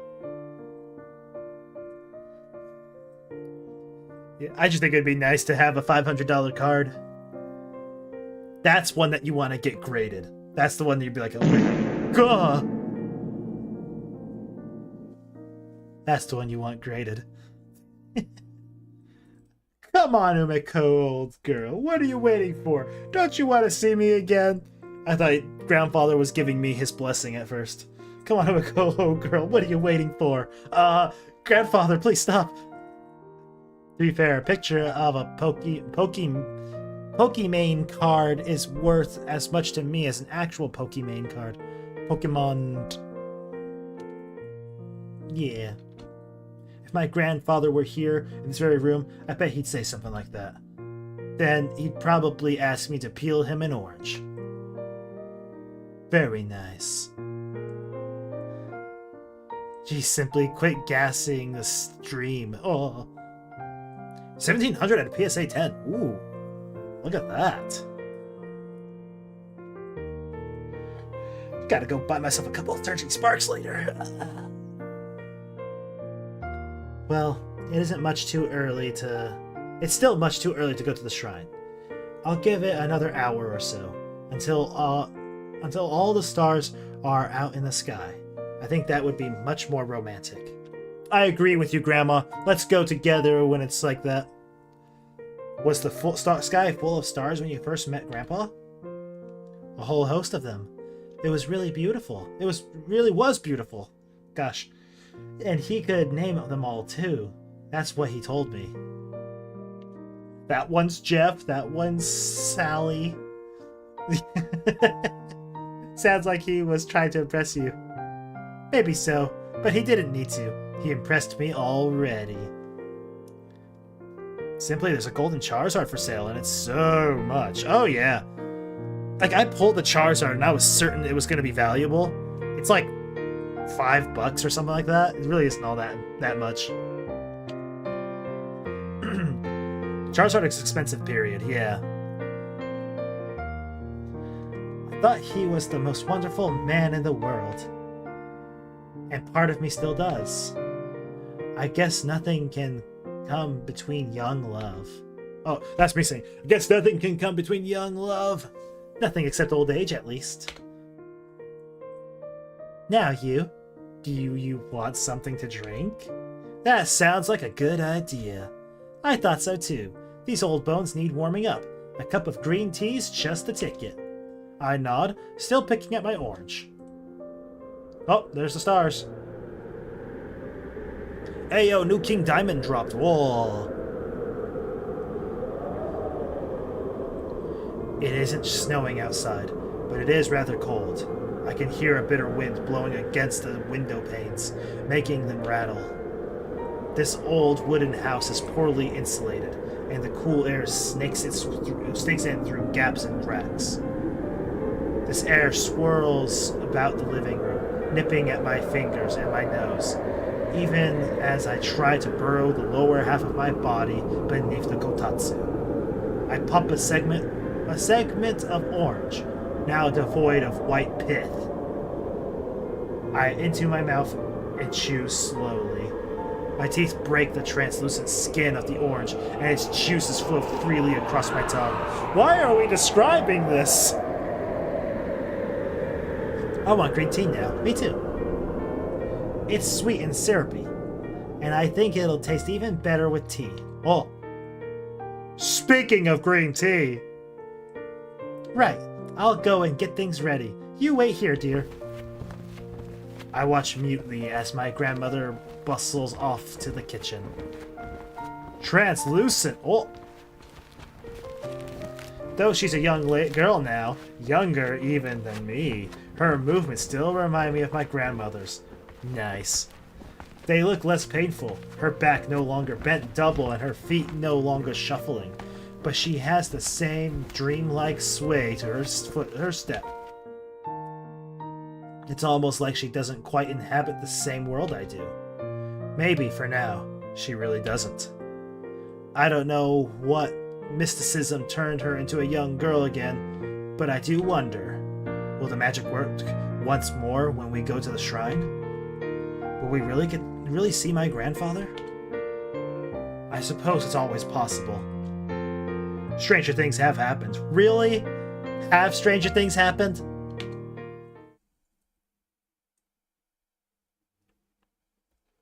My grandmother and I sip our tea for a while in companionable silence, while the wind continues to howl and moan outside. Okay. I hate it when girls sway their hips just to make you stare. I don't think they're swaying their hips just to make you stare. I think that's just how they walk.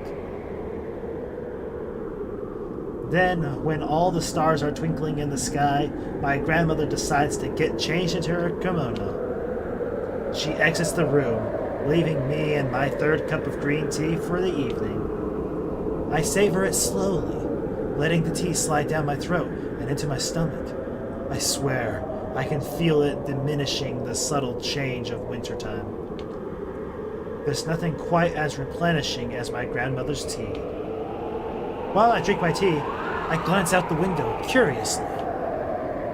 The stars. We girls do what?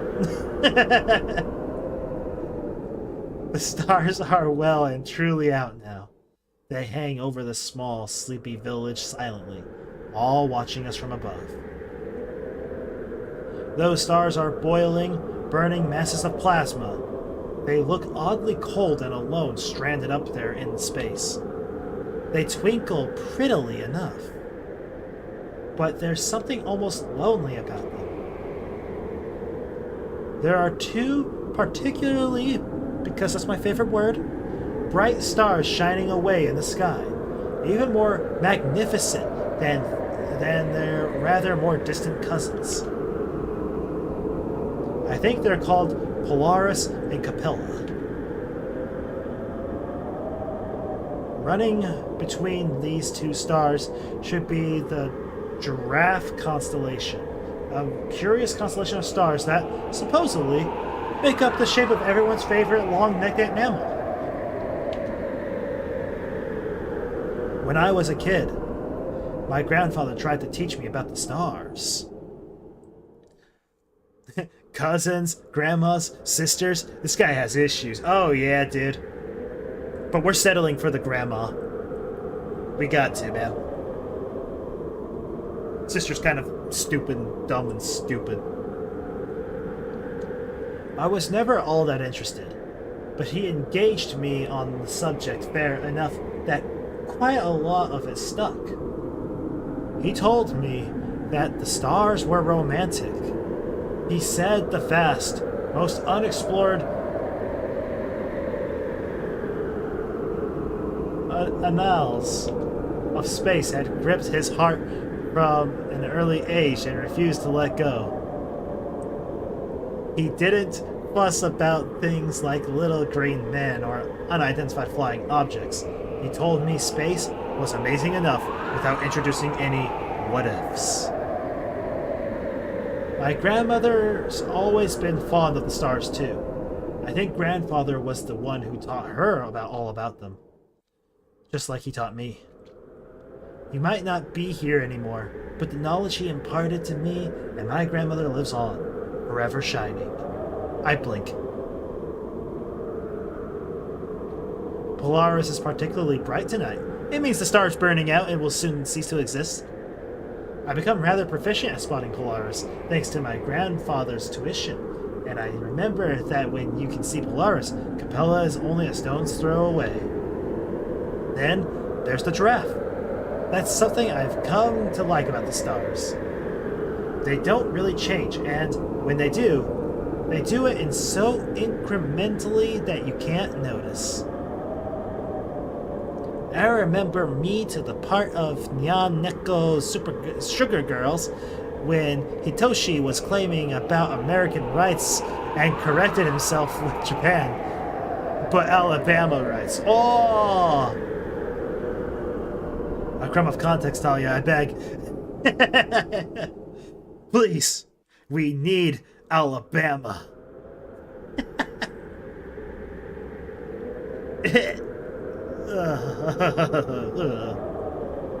Don't you know Nyan Neko Sugar Girls? Yeah! How do you not know?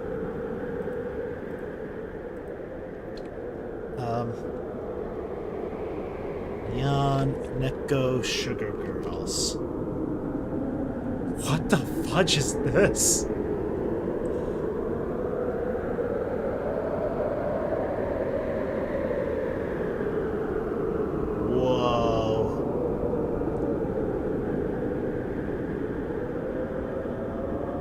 Whoa. I looked it up. That's quite something. I'm an anime boomer. I'm stuck on Outlaw Star and Big O. It's so bad it's good. No, Shredneck. Look it up. Look it up. Nyan Neko Sugar Girls.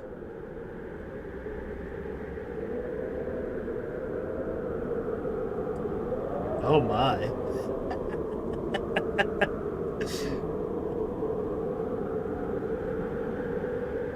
They're just like old friends. That's quite something, yeah. Polaris and Capella. And over there, a little further back, would be that. I ain't trying to pronounce that. This star, burning a fierce yellow in the patchwork of space above, forms one of the corners of the constellation Orion, with Rigel in the opposing corner. Wait, I do know what this is. It's the internet anime parody. I did see that as a parody thing as well. Yes, it is. I wonder if I can see any other constellations. What about the Winter Diamond? My grandfather was right with me. what's right with me. If my grandfather was with me, I'm sure he could find them. As I peer, scouring through the skies, the scent of green tea slowly permeates the room. I can taste it on my tongue every time I breathe it in. I haven't sat down and watched it, but I'm aware of it. Just forgot the name. Not one mention of that name. Oh, no. Yeah, that is quite something. Green tea, a faint aroma of wood, and... Snow! Snow! The stars aren't alone anymore. There's snow! Framed against the black, twinkling black backdrop of small flakes of powdery snow gently drifting and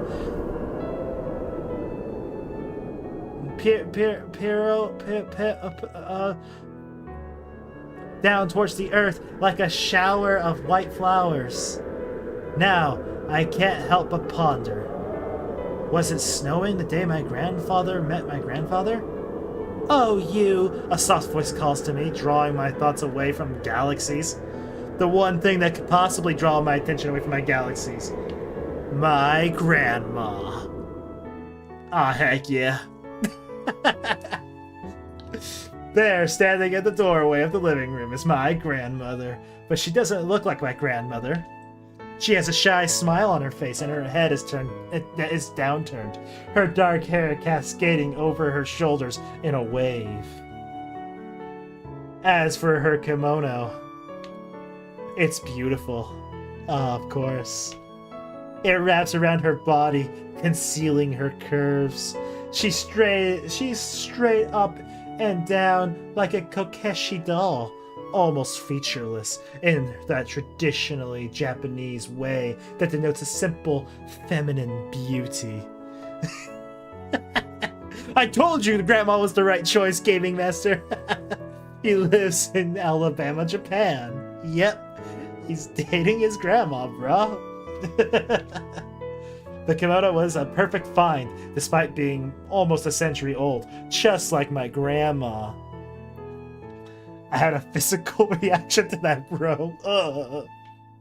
I am doing everything I can in my power to make it as cringy as possible. It's a soft, pale pink, decorated here and there with flowers. The sleeves are very long and graceful, and they swish with the slightest of movements. Now I want cuddles from her. Oh, you can cuddle up with your grandma all you like, brother. But this one's mine. This is my grandma, so she's mine. Well, what do you think?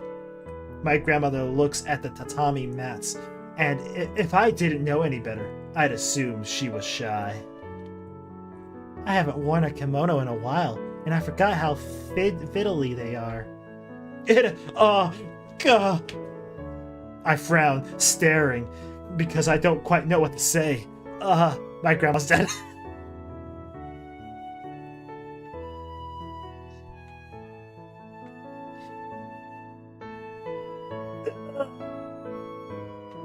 Fine, we can share my grandma. What can I say? It's hard to believe that woman standing before me is my own grandmother. I never seen her look like this before. Young, carefully made up, and full of life.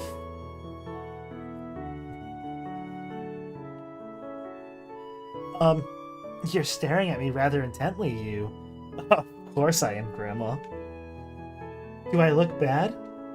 My fingers have been so sore and numb these last few years, I've hardly been able to do up a button, let alone put on a kimono. I must have lost the knack. No, that isn't it. I don't think you look bad, really. Really? I think so anyway.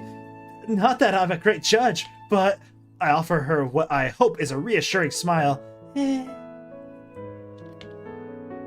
You look nice, in my opinion at least. I don't really know how much it's worth, though. Oh well, thank goodness for that. Relief floods my grandmother's face, making it look prettier than ever before. Oh, a prettier grandmother, you say? The Shredneck says, God is dead, and we have killed him. God is dead, and we have killed him. God, if you can hear me, I have seen all I need. Take me into your embrace, away from this degeneracy. Dear God, help, please, please.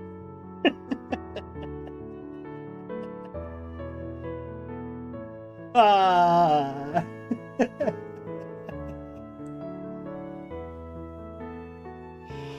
Oh no.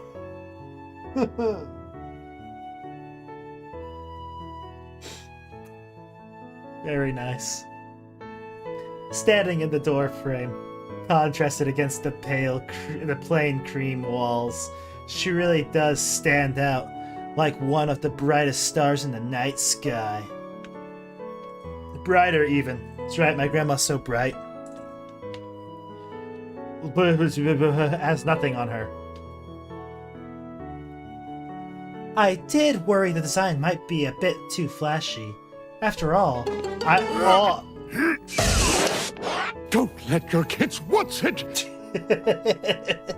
There's nothing wrong with a guy just wanting to go out with his grandma. What's wrong with that? Come on. Let a guy dream a little.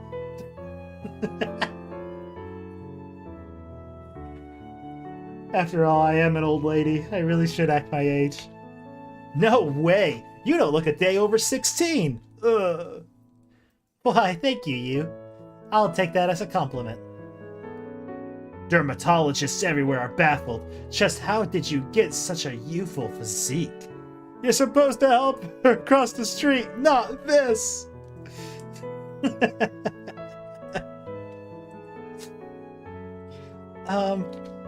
My grandmother pretends to ponder, holding one finger against her lower lip. Oh. Eating a lot of vegetables, I suppose, and breathing in the cool country air. And a little bit of magic, of course. Of course. My grandmother fingers the pattern of her kimono, her expression thoughtful. Poor Shredneck is suffering, Ethan. I'm glad. We're all suffering, bro. You know, when my mother started to get on in years, where is she? My great-grandmother? Is she just as young as you? She only wore black. Like she was dressing for a funeral? That's what I said, but my mother told me that black was very formal and dignified, and I should stop being so cheeky. And a little bit of incest, yes. I am not. I am enjoying this. Oh! Nothing quite like going on a date with your grandma and complimenting on her wonderful figure, am I right, bro? Let's go! She'd be livid if she knew I was wearing pink in my 80s. I don't think black would suit you. It would make everything seem too somber. Exactly. I don't want to visit the Jinguji shrine to mourn my past. I want to celebrate it. I'm sure that would make Grandpa happy. Pink was a big color for girls in the 80s. What do you mean? Dude, she is 80. What are you talking about? But nothing can beat Miku's hourglass figure. I don't know, man. My grandma's got something pretty similar. I'm just gonna say it. Grandma's got that Hatsune Miku figure. Let's go. I hope so too. My grandmother cast a small glance at grandfather's shrine. It looks strangely solemn tonight, though he's smiling warmly in his photograph. It's a smile of disappointment, you degenerate. Maybe it's because of the cold. The dark sky makes everything seem gloomy. My mom wears blacks and she finds me cocky with my colors. Oh! It's like, I'm gonna wear pink. Oh, is that right? Especially when I go gyaru outside. Oh. 1980s were the greatest time in human history. Well, like I said, she's 80 years old. She was around, like, during the 40s.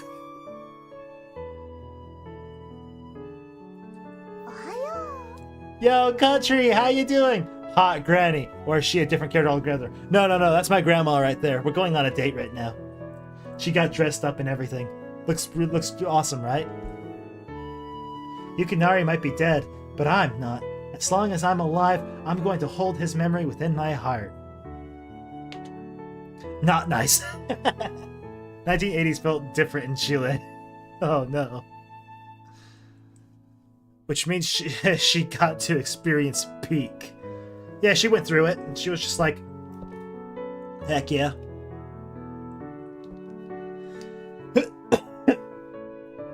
I'll try to remember the fond times for his sake. That way, he can continue to live inside of me.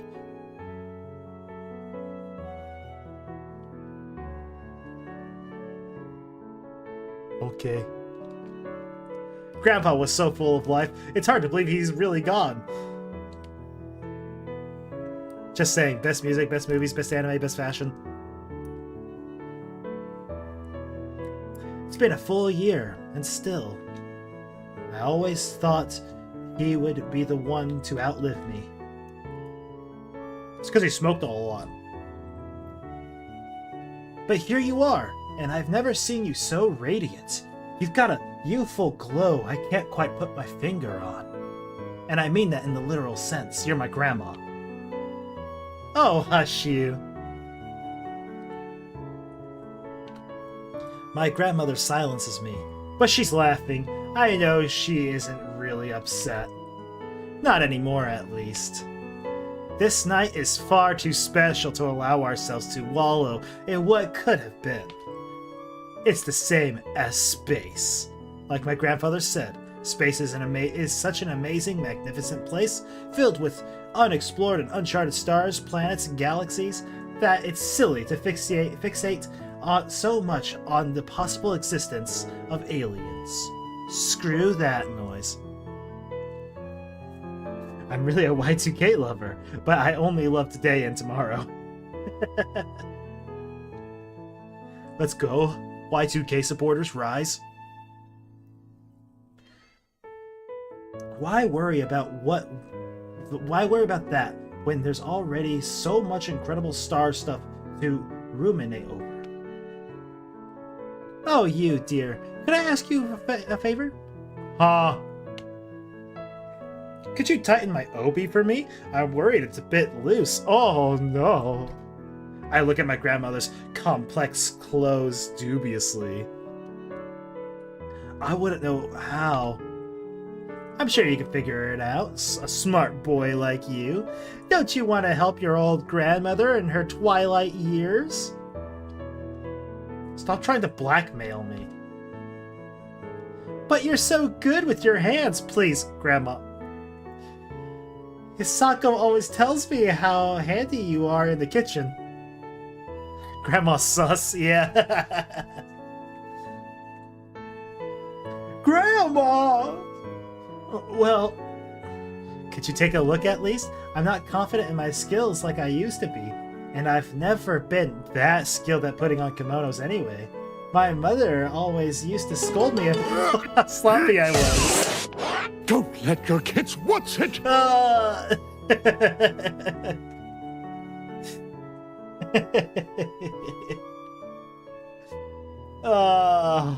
Well, I can try to help. But don't expect miracles. I mean, yeah, honestly. There's no such thing as a miracle. My grandma is just as young as I am right now. Heck yeah, let's go. If that was how Grandpa went, it compare it to an irony, a guy whose name I don't know was in his 90s, smoked more than one cigarette at once, and never took a bath until one day he bathed, then he died. Hey, that's how my grandpa died.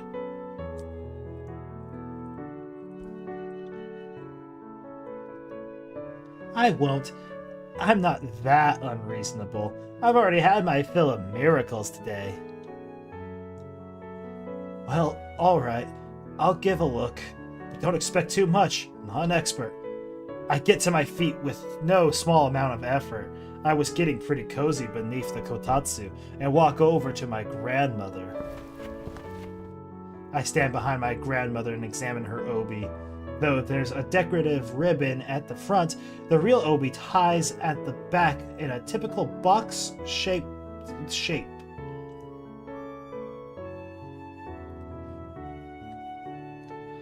Sounds like I would die like that. Yeah, me too. A filthy weeb. I'm like, I gotta go to this convention. I take a shower and I die in the shower because I'm too clean. Now that I look at it a little more closely, the ribbon does look a bit skewed, but I'm not exactly sure how to remedy this. I reach out with my fumbling fingers and try to adjust the ribbon. My hands, though deft and skillful, according to my mother, are ill-equipped to deal with this challenge. Taking a shower before a convention, Ethan? Not very in the convention spirit. Oh, I know. I gotta try to be a little different. He never got sick or cancer, but it was the bath that failed him. Ah, I knew it! They're trying to kill us with that water, gosh dang it! Healthiest man alive, just a little stinky. Putting on a kimono is really difficult. It's an art form in and of itself, like painting. No wonder it took my grandmother so long to get ready. This is why Otoko is so... What? Stop thinking about your sister, bro. Your sister's stupid, dumb, and stupid. You gotta just abandon her, kill her, murder her. Don't hide the corpse. Raise her above, hold her by the hair, her corpse above her house, and say, "This is what happens." The phrase made me make a face, bro. Yeah, I know. Is this why Otoko is so opposed to the idea of wearing a kimono? Not only are they old-fashioned, but they're also so fiddly. I remember in Japan we had a tea ceremony with my brother, and a geisha did a kimono fit. Oh, did my kimono fit? Nice! That's awesome! That's really cool. Gosh, I want to go to Japan, man. After a minute or so, however, I think I've managed to tighten the obi a little. Plus, the ribbon is more or less centered now. It's by no means perfect, but I tried my best. Hope this is good enough. I'm afraid the whole thing will fall apart the moment my finger leaves the obi, but that fortunately is not the case. The length of fabric remains where it should, firm and immovable. You're welcome, Grandma. Yo, you've been to Japan? That's dope. Yeah, that's what I'm saying. I want to go to Japan, man. You want the ring or the grudge, Weeb, because that is how you get them. I'll take the grudge. I'm actually staggering getting tattoos until I've done onsen at least once. Real onsen. Ah. My brother bought the flight to there in vacations back in 2020 before the pandemic. Dang! One of the last people in and out, huh? Oh! Derives from virus. It means pervasive. Like, she is absolutely against it. Always, fiercely. I had a feeling that's what it meant. I just don't... I don't read. So I don't know how to read words. Still happy about it. I met other Chileans there. Oh, really? That's dope. Vocabulary of this game could legit be used in advanced English classes. Yeah. I'm a little too stupid for this game, man. My grandmother smiles happily and does a twirl. Aw, heck yeah. As though testing the strength of her newly tied obi. And me. Oh, it's wonderful. Look at her move! Oh, it's wonderful, you. I feel so much lighter now. Don't spin around too much, or it might come undone. I don't want the fruits of my hard work to be ruined. Don't worry so much. I know you did a great job, sweetie. Oh, Grandma. Thanks. You're a star. Oh, let's go! Yeah! Good ending with Grandma! With a small smile, my grandmother kisses me swiftly on the cheek. My grandmother used to kiss me a lot when I was younger. I wasn't a big fan of her kisses, particularly when her lips were so dry and she smelled so strongly of hinoki wood. She still smells a little of hinoki wood. It's a distinctly musky aroma I remember from my childhood. But it doesn't bother me now. Oh, I wonder why. Yeah, Alabama, let's go, bro! In fact, it's rather comforting. Oh yeah, is it? Oh, jeez. Though the girl standing before me looks completely and utterly different to my grandmother, she's still the same person deep down inside. Heck yeah, let's go. No matter what she does, she looks like, the fact will never change. Heck yeah.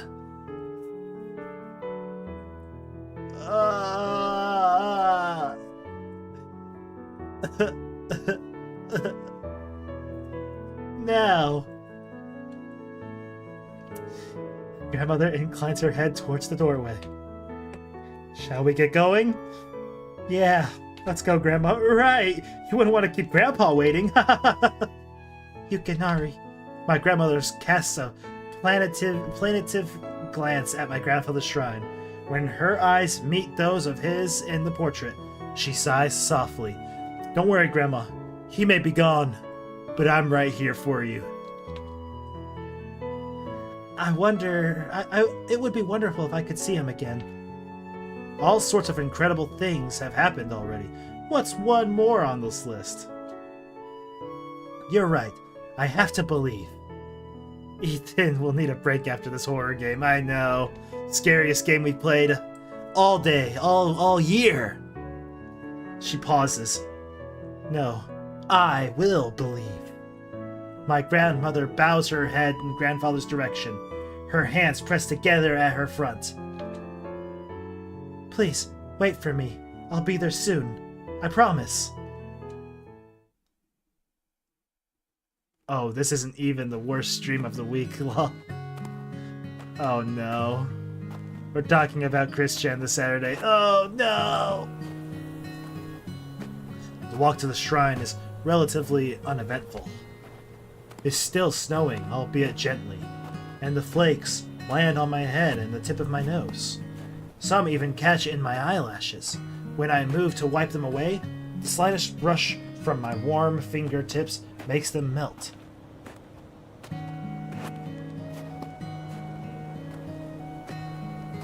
Rivulets of cool water drips down my cheek and forehead, but I pay them little heed.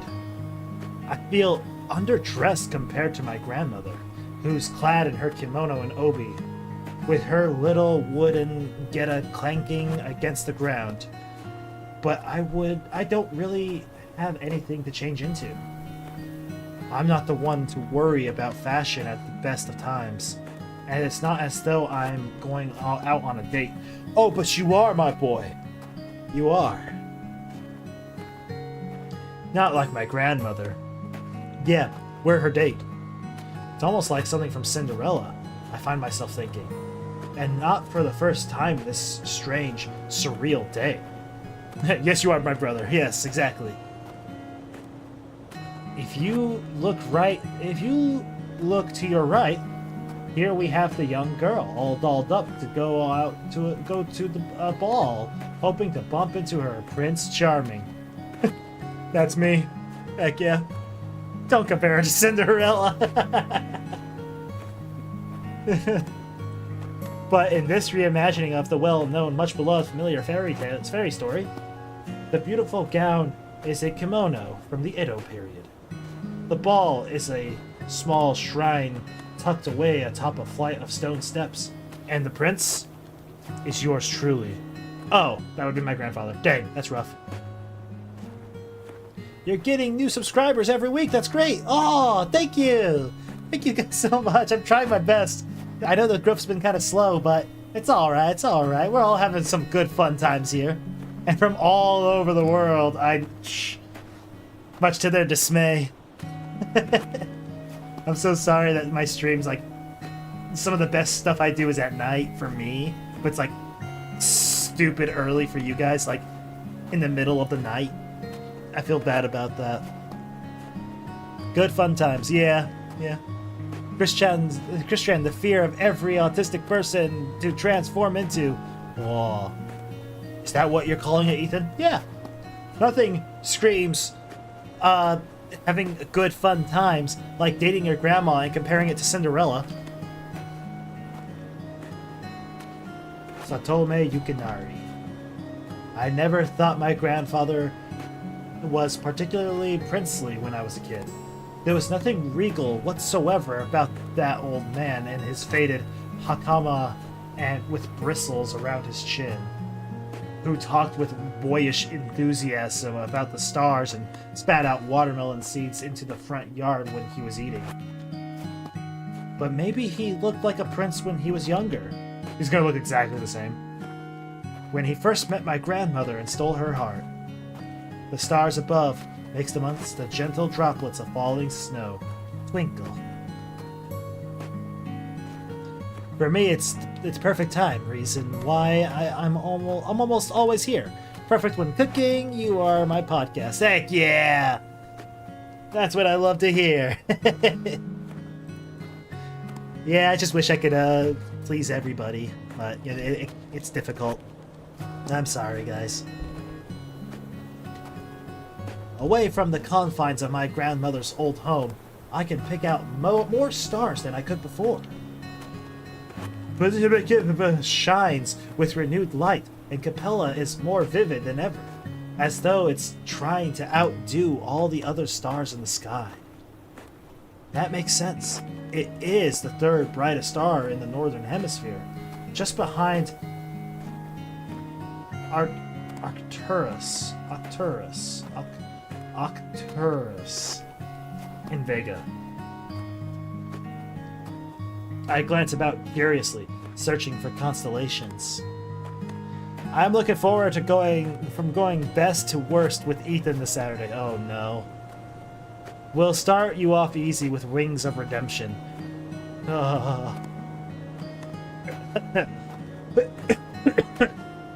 Fair warning, simply. I did age on the Mario All-Stars clip. Oh yeah?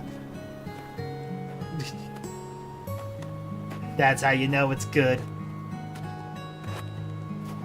Which ones are easiest to find in winter? There's Gemini, Taurus, and... Oh! I exhale softly, my breath escaping from my lips like steam. We finally reach the stone steps that lead to the Jinguji Shrine. The stone steps are frosted over with ice. They look steeper than ever beneath the stark light of the round full moon. Dangerous too. I turn to my grandmother and ask, "Are you sure you'll be all right?" "Don't worry about me, you," she replies, her face taut with concentration. Good. I won't let a few silly old stairs stop me. But if you slipped on the ice, I'll be all right. I might be an old biddy, but I have a lot of strength left in me.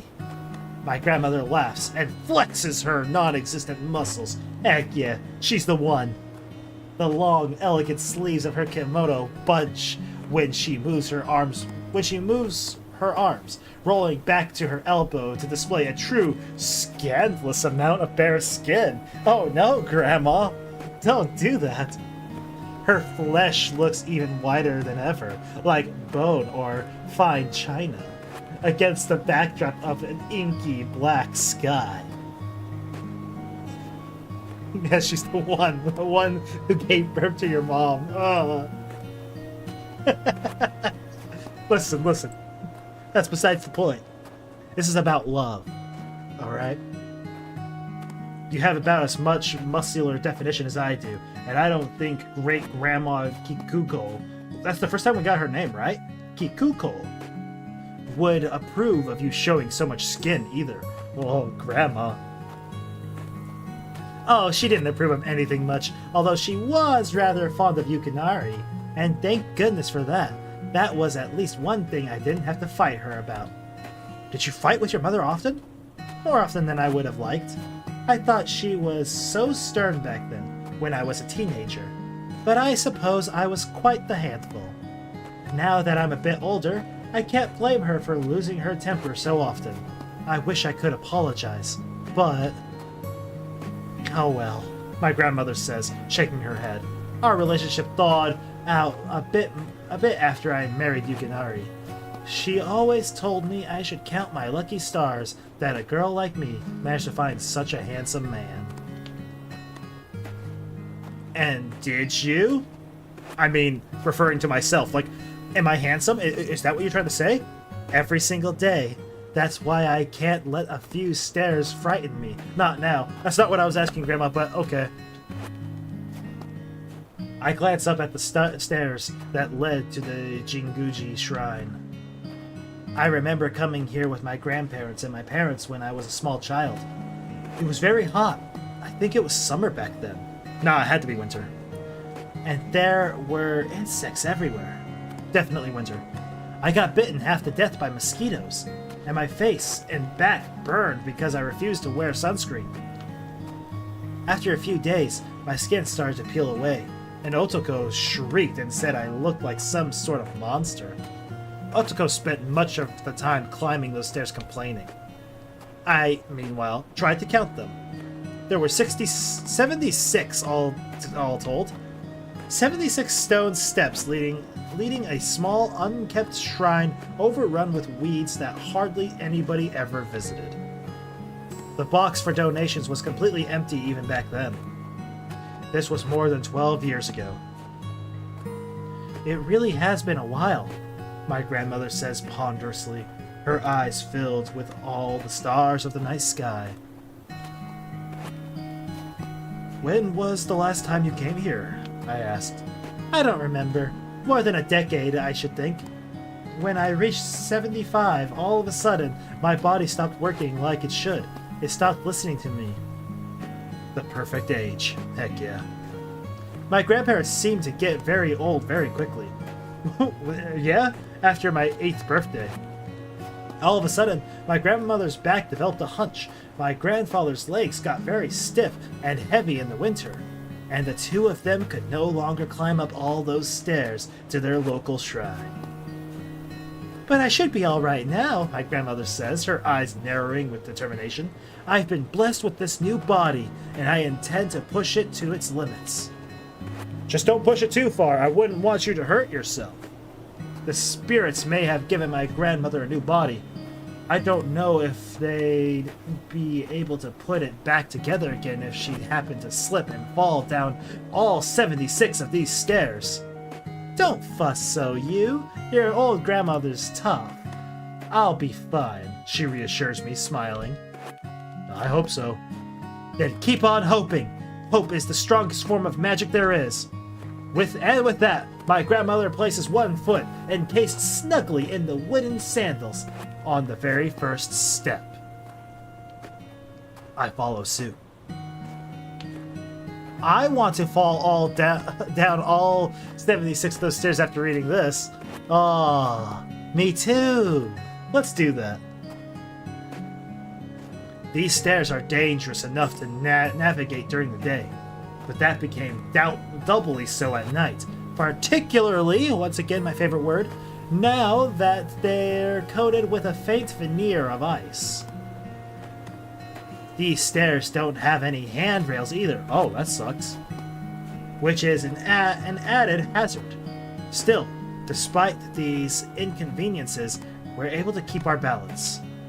I follow along beside my grandmother, whatever, watching her back closely in case she trembles, but she remains surprisingly sturdy. I wonder if her kimono is difficult to move in. It looks like it might be constricting with the fabric wounds so tightly wound so tightly around her body, especially her legs. She can't move them too much, but it doesn't seem to be a problem. How long are you streaming, Ethan? Probably until we finish the game. I want to finish it today. I'm gonna play games. Bye, Ethan. Bye, Talia. You take it easy. I'll see you later. Her neat, nimble stride doesn't falter. I wonder where she's drawing these reserves of energy from. Maybe it's the thought of seeing my grandfather again. Or maybe it's something even more inexplicable than that. Maybe it's the fact that she's young and she's got lots of energy? Some kind of magic. Oh, that's gotta be it. That's gotta be what it is. The stars hang above me, bright and luminous in the velveteen sky. Capella has never looked more breathtaking. I think it might be a nice photograph. Thinking about it, I should have bought my camera to grandmother's house, to my grandmother's. I was in such a hurry to get away from my little sister, it slipped my mind. Some of the members of the photography club back in Tokyo would have loved to see a few shots of her quiet, snowy village too. Oh well, I can always take some photos when I get back to my parents' house. Alright, Grandma, here we are. Ah, we finally made it. My grandmother sighs and wipes her forehead with the sleeve of her kimono. She sounds so exhausted. We might as well be a pair of polar explorers who finally reached Antarctica. Yeah? Fortunately, we didn't have as many casualties along the way as Captain Oates. Neither did we have to resort to eating our dogs. Thank goodness for that. Not that we brought any dogs with us. My grandmother examines the old shrine, her expression downcast. It's not much to look at, is it? I don't say anything. There isn't anything for me to say. And I half allowed myself to believe, as I trudged up those stone steps, that the same magic which holds my grandmother in its thrall would have worked its will upon the shrine too. The Jinguji shrine from my childhood was a run-down, dilapidated place in desperate need of renovation. A couple of fox statues flank the shrine, but they're crumbling around the edges. Where? I don't see foxes. Where are they?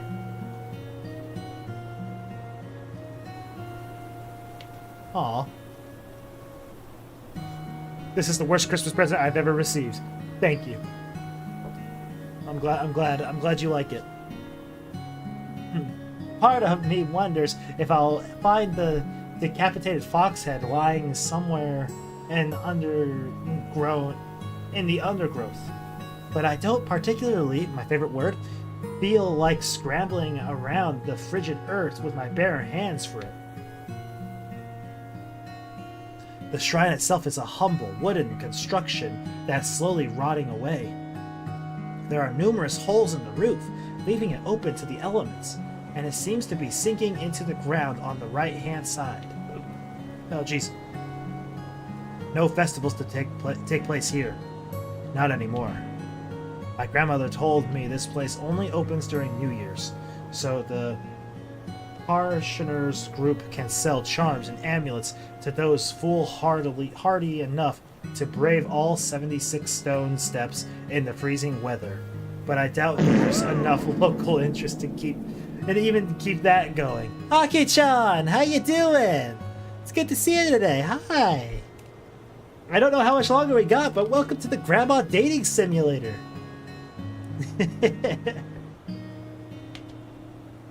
This place is empty. Barren. Completely deserted. Yay, Grandma Dating Simulator! Let's go!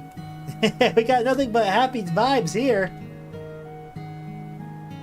It's just us and the stars. That's right, it's just the stars and me and my grandma right now. It's beautiful.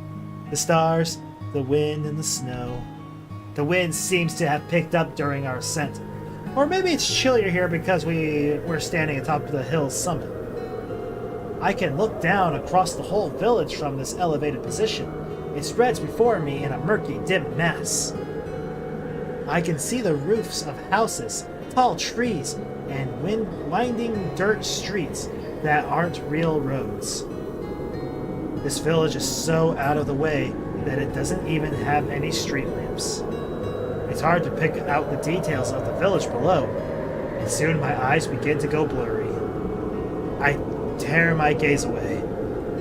But what else is there for me to look at here? This little shrine is strangely depressing, particularly, my favorite word, in the silence. The wind tugs at the hem of my coat and makes my hair flutter.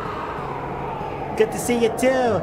I've been doing alright, and you? I've been doing good. I'm doing good. Getting ready for the holiday season, so everything is gonna be dope. I'm super excited for it. Oh. I jam my fingers even deeper into my pocket of my pants. Not that it makes any real difference. The wind still finds them regardless. The stars have never looked more menacing. Even for all its brightness, seems to be mocking me. Mocking us. Oh dear, this place really hasn't aged well.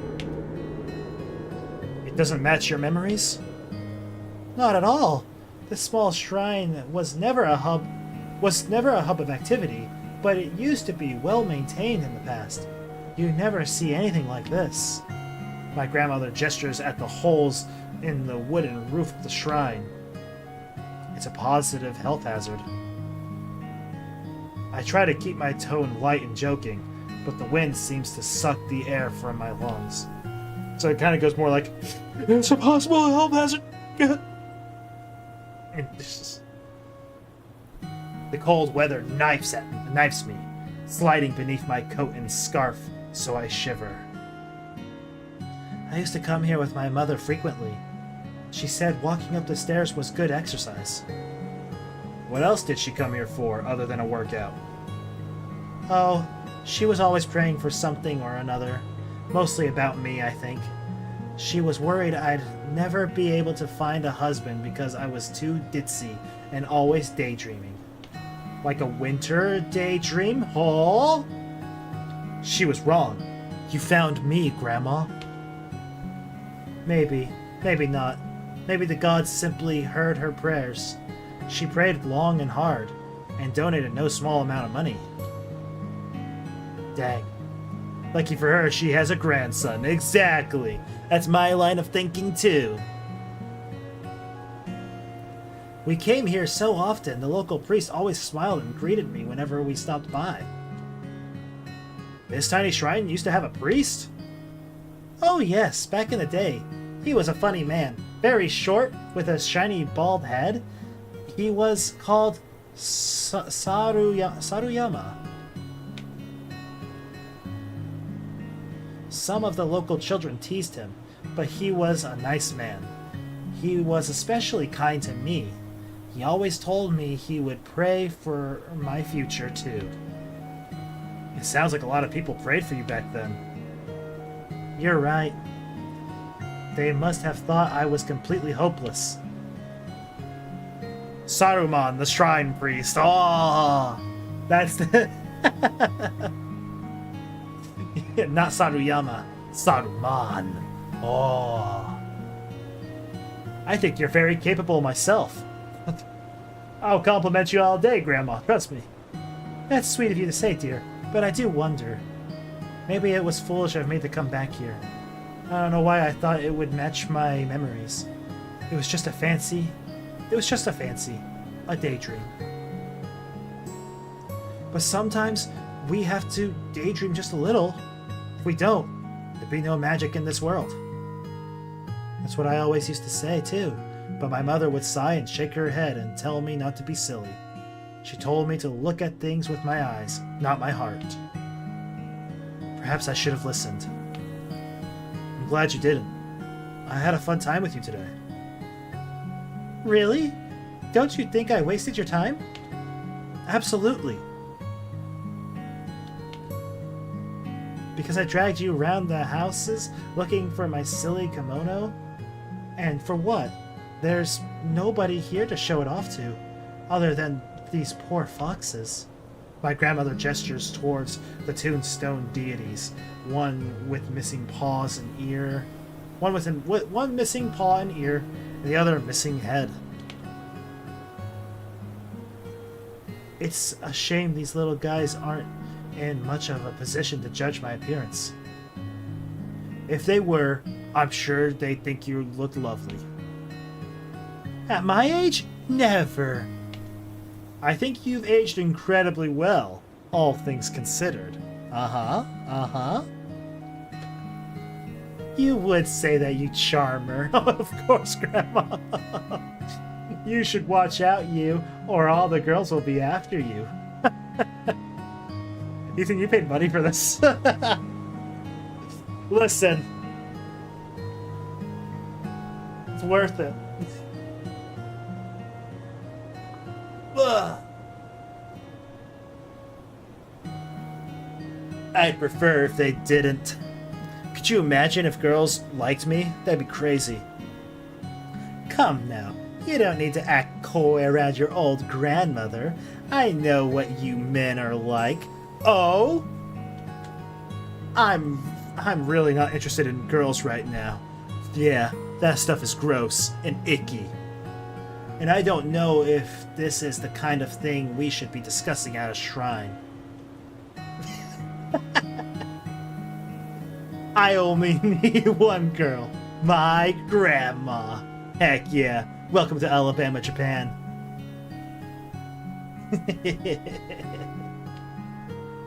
Why not? It might seem disrespectful. I can't imagine the gods will mind. They're probably happy to see other people visit this old place again. And just a grandmother and grandson talking about their future life together? What's wrong with that? It might be awfully lonely living up here without anybody to talk to, without anybody who cares. There's a small silence. The wind continues to moan mournfully. Ugh. I swear, it almost sounds like the howl of a lonesome fox. When did the priest stop working here? Oh, he's dead. Oh yeah, there we go. When he died. He was an old man when I was a little girl. And time wasn't kind to him. He had kidney problems, I think. He had to go to the hospital in the next town over to recover. But by that point, it was too late.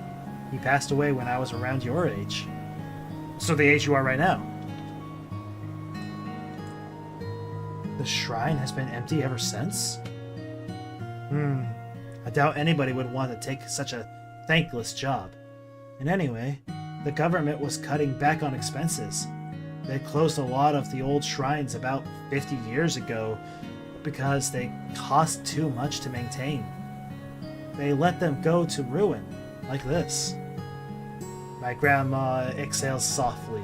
It's cold enough that her breath remains visible in the air, hanging like a small cloud a few inches away from her lips. It's sad, really. But that's how life is. Out with the old, in with the new. I'll be going that way myself soon enough. I wince. For some reason, her words retch at something inside my chest. Don't say that, please. Why not? It's true. All things change in the name of progress. I know I've already had my time. I can't understand half the things you youngsters say. And that's alright. I'm too far behind. I can't keep up anymore. I've always had my head in the clouds. Don't be silly. You might not be able to use a computer, but that doesn't mean you deserve to... I'm not saying I deserve to, dear, but it's inevitable. If you don't maintain things properly, they start to fall apart. Just like this old place. Grandma. I know it's upsetting, dear, but that's how the world is. People like shiny, bright, modern things. Like those girls on the television yesterday. Painting princess? Palette princess. You freaking old bag. You don't know who Palette Princess is? Exactly. I'm so out of touch I can't remember their name. I'm not a fan of Palette Princess either. Their music's pretty insipid. I wouldn't know. I'm no judge of music, and I've fallen so far behind the times. Coming to this place has made one thing plain, at least. What? My grandma does a twirl in her kimono. The sleeves flutter about her slender arms. The wind catches in her dark hair, making it flutter like a curtain. She smells, ever so faintly, of Hinoki Wood. I only listen to men in their 50s yell about war. Yeah, that's my kind of music. Or Satan, or general violence. You know, yeah. I hated the smell when I was a kid. Now, it's enough to make me feel emotional. I might look younger than I really am, but I still haven't changed. Not really. I'm living in the past, wearing this old kimono, coming to this old shrine, coveting things that are going to come to an end, that might have come to an end already. Maybe it's time to let this farce drop. Grandma, it was silly to think I could relive my youth. It's impossible to return to the day when I met Yukinari. That moment is long gone. But it still lives on inside you, doesn't it? Our memories are like photographs, but we store them inside your heart. Our hearts. Whatever. Whenever we get sad or lonely, we can rifle through the photograph album inside ourselves and recall all the good times. Even the sad times. The special times. The brief snapshots in our personal histories that might not matter all that much to anybody else, but help make us who we are. But my grandmother shakes her head. I'll always remember Yukinari, of course, but I'm afraid I might not be around to remember him for that much longer. You don't mean? I'm getting old, you. Coming to this place reaffirmed that. Time marches on. And soon, it'll march right past me. Grandma! My voice catches in my throat. It hurts. This conversation hurts much, much more than I ever anticipated. Oh. It is quite sad.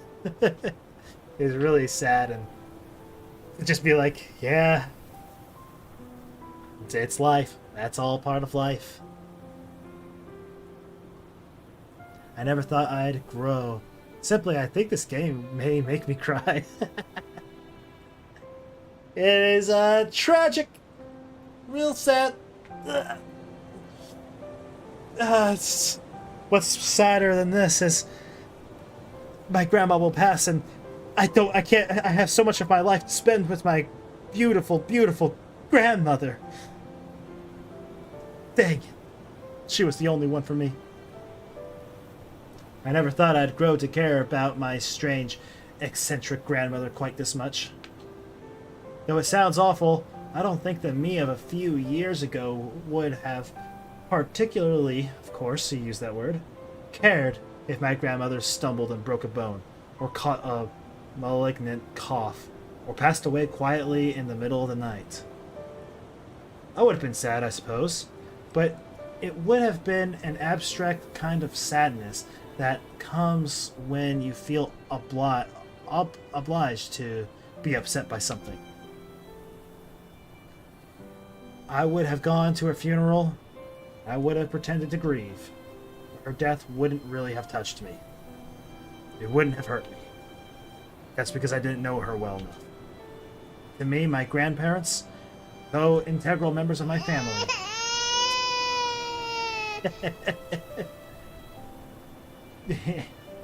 weren't particularly important. They were burdens more than anything else, because I hated visiting them when I was a kid. I thought their old wooden house was painfully boring. All I could do was lie on the tatami mats playing on my Game Boy or reading comics. And when my Game Boy ran out of batteries or I finished my comics, I was lost in the doldrums of despair. Doldrums. I never got to know them as people. I never really tried. I thought my grandparents were too old, and I was too much of a brat. And I didn't think we had anything in common. My grandmother didn't even know what Pokemon was. What kind of an old hag doesn't know Pokemon? How could she ever understand my feelings? Like, Grandma, I bought 3 packs of Pokemon cards and I didn't get the Charizard. If she had died, wouldn't have cared. When my grandfather did die last year, it hardly registered. But it's different now. Now that I've really spoken to my grandmother, not as a curious relic from the past that might be found on the shelf of a Tamayura, but as a real human being.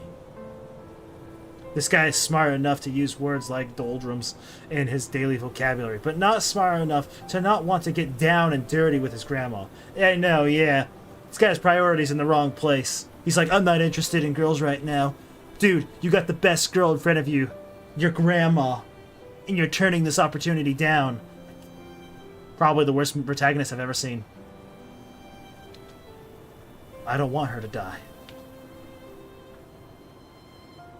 I think we should go, you. Whatever magic worked on me clearly hasn't worked on this shrine. Are you sure? You're looking forward to it. And I was mistaken. But you bought that beautiful kimono. It was just a fancy, really.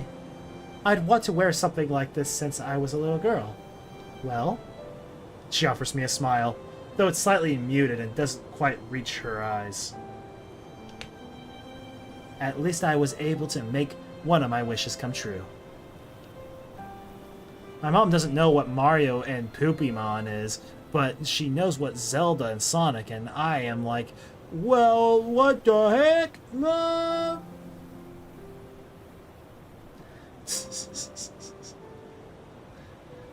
Yeah, my mom only knows that stuff because I talked to her about it.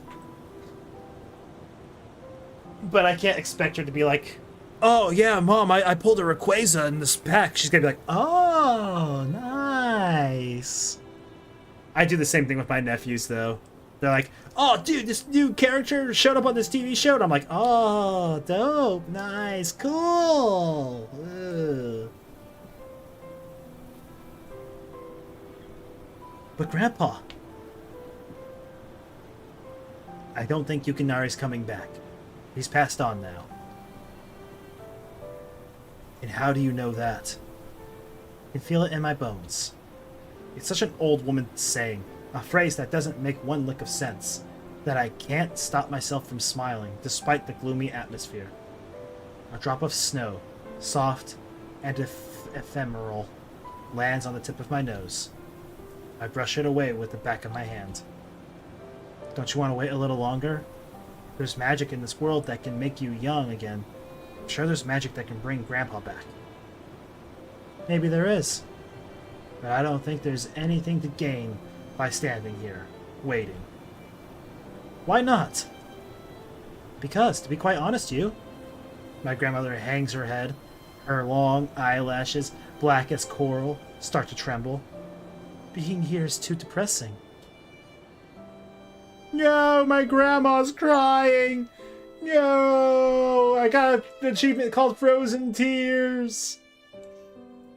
I hate it when people pretend to show they are happy for what I get for Christmas when I know they don't give a crap. Yeah, they don't. I'm like, oh wow, nice. I think they only care if you're happy, right? That's the biggest thing that matters to them. They want you to be happy. And that's when I see it. The tears. They bead in my grandmother's eyes like pearls, damp and salty. For a few moments, they hover on her eyelashes, held in place through sheer force of will. Before a sob wrenches itself from my grandmother's throat, and they begin to trickle down her cheeks. I stare, my eyes wide, mouth agape. I don't know what to do. I don't know what to say. How can I console her? I've never seen my grandmother cry before. I never imagined it of her. As far as I can remember, she's always been so bright and cheerful, forever telling silly jokes, smiling to herself and laughing. High school rar. You hope you get all 4 seasons of High School DxD on Blu-ray? Here's hoping, brother. She seemed so perpetually trapped inside a dream. I assumed she didn't even realize how old she was getting. But maybe that's all a front. A mask. Of course she never told me about her doubts or fears. Why would she? I was just a stupid kid who wouldn't have listened to her. And even if I had, I wouldn't have understood her feelings.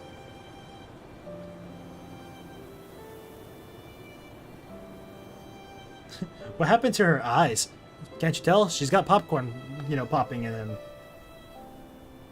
If not, then I can just order them on Amazon. Yeah, there you go. She had no reason to confide in me because she had had grandfather to support her. She didn't need anybody else. But he's gone now. He's gone, and though my grandmother got herself dressed up and came to the small shrine where she first met him, he isn't coming back. No magic in the world can revive the dead. At least, that's what I thought. But Umiko. A soft voice calls out, carried by the breeze. The wind rustles through the dead branches of the trees and snakes down the back of my coat. My skin tingles.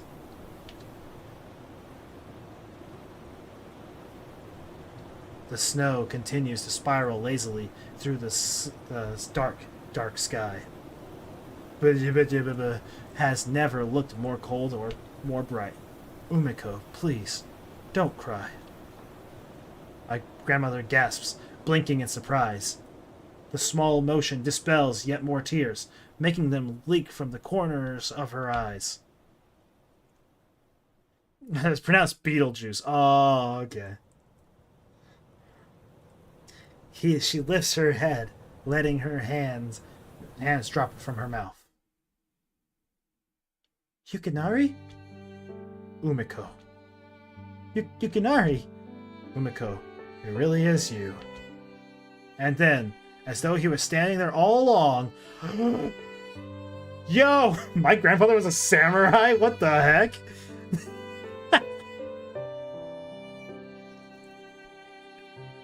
Whoa! Oh. A ghostly impression of my grandfather begins to materialize before the humble shrine. He's faintly transparent, shifting and simmering like a reflection on the surface of the water, and not quite there. The ghost of Grandpa, yeah. My grandpa was a freaking samurai, dude. Not quite alive, but still unquestionably him. So, he doesn't look like the grandfather I knew. Gone are the bristles about his chin, the stained and dirty hakama, and his slightly discolored teeth, yellowed from years of smoking cigarettes. He looked a lot younger. He's tall and slender, stately like a piece of bamboo, his dark hair and dark eyes. Umiko, I made you young for you. I want to watch. Go ahead. Go on. And he just sits down. He smiles just like this. He's like, I did this for you and for me. If I had to hazard a guess, I'd say this man is in his early 20s. Wasn't that the age he met my grandmother? Alabama, Japan, let's go, even in the afterlife. She was 16, he was 24.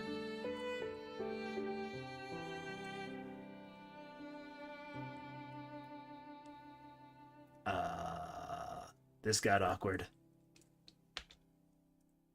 And they fell in love at first sight. Yeah, it got real awkward. My grandmother blinks. I blink as well. Her eyes red and puffy from tears. Her hands are clasped together at her chest. Her hand over her heart, as though checking to see whether it's still beating. I don't blame her. She's like, am I dead? Wait, that's illegal. My grandfather is dead. We'll call it even. He's dead. My grandfather is dead after all. He's supposed to be dead anyway. but he's still standing here. It's the only natural conclusion, really. If you can see dead people, you must be dead yourself. See dead people. There's no way this could be real, and yet I can feel my blood coursing through my body. Thank goodness. I'm more acutely aware of it than ever before, now that something so fantastical has occurred to make me doubt my own existence. I'm alive, but the ghostly impression of my grandfather still hasn't faded. That must mean it really is real. This is really happening. Yukinari! Is it really you? My grandfather smiles, that teasing smile of his I know so well, though he's decades younger than the old man I used to know. Dang it, man! This ghost is gonna steal my grandmother from me! Gah! But I would too. Look at him. Freaking beautiful man. Who else would it be, Umiko? His voice is firmer. I gotta do a firmer voice. Though his body is still trembling, like the sail of a ship in the middle of a storm. Don't tell me you can't remember your own husband. Grandma, you're cheating on me! Yukinari, I missed you so much. And with that, she runs forward. Her dark hair flutters behind her like a veil. The sleeves of her kimono whip behind her as she runs. But she doesn't stop. She opens her arms wide and throws herself at my grandfather in a passionate, almost desperate embrace. Simply just have Ghostbusters to stop him, then your grandma is yours. That's right. It's because he's a ghost you can't kill him. But we can re-kill him with the Ghostbusters. Trap him for all eternity in a box where he belongs. Grandma's mine. I half expect her to fall straight through him.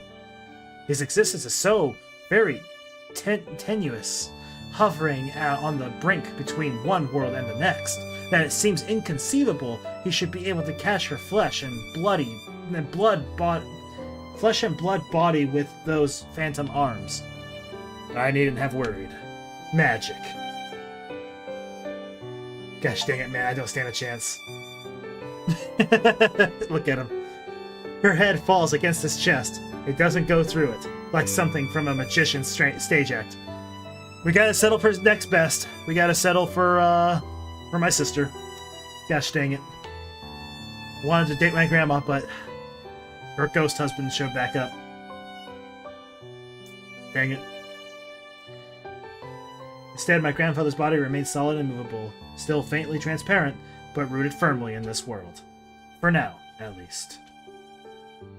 Is that thanks to the deities enshrined here? I wonder.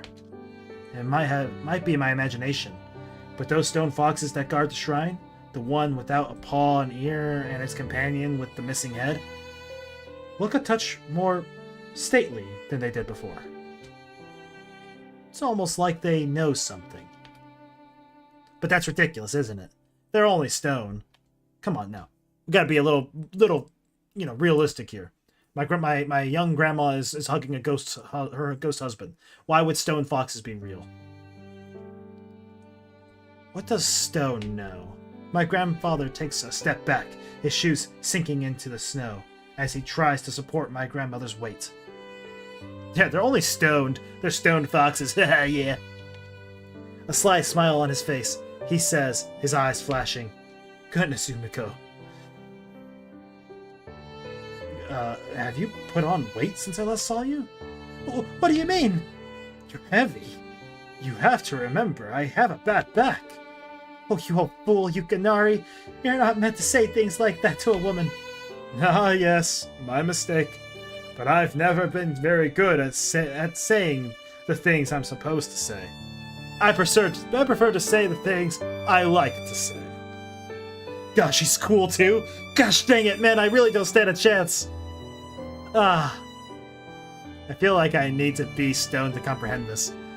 No, man, there's nothing weird about this. My grandmother, who's now a young woman, hugs her ghost husband, who's very much dead, and a couple of stone foxes know something. While me, the grandson, the person who was trying to hook up with my grandmother, is being cucked by a ghost. What's... It's not that hard to understand. Come on now. Let's be reasonable here. I know. It's a wonder my mother ever approved of you. It must be my ready wit and good looks. You wish. Come on. There's no point trying to play hard to get. You've been married for more than 50 years. That's right. But when you say it like that, it makes perfect sense. Exactly. That's what I'm saying. It's easy. It's easy. Come on. I can't imagine if I was put to sleep for 100 years like Link was in Breath of the Wild. I can. It'd be pretty cool. Think no more than Captain America fighting in World War II and waking up in modern day. It's been such a long time since I saw you. Did you think you could get rid of me that easily? My grandfather smiles fondly and winds his arms around my grandmother. Gosh dang it, they're meant for each other. Ah! My grandfather. It's only fair to say farewell to you. I'll go be with my sister instead. His existence seems a touch less tremulous now, perhaps because of his close proximity to my grandmother, and I can no longer see through him. Jealous? Yeah! Look at my grandma! She was mine.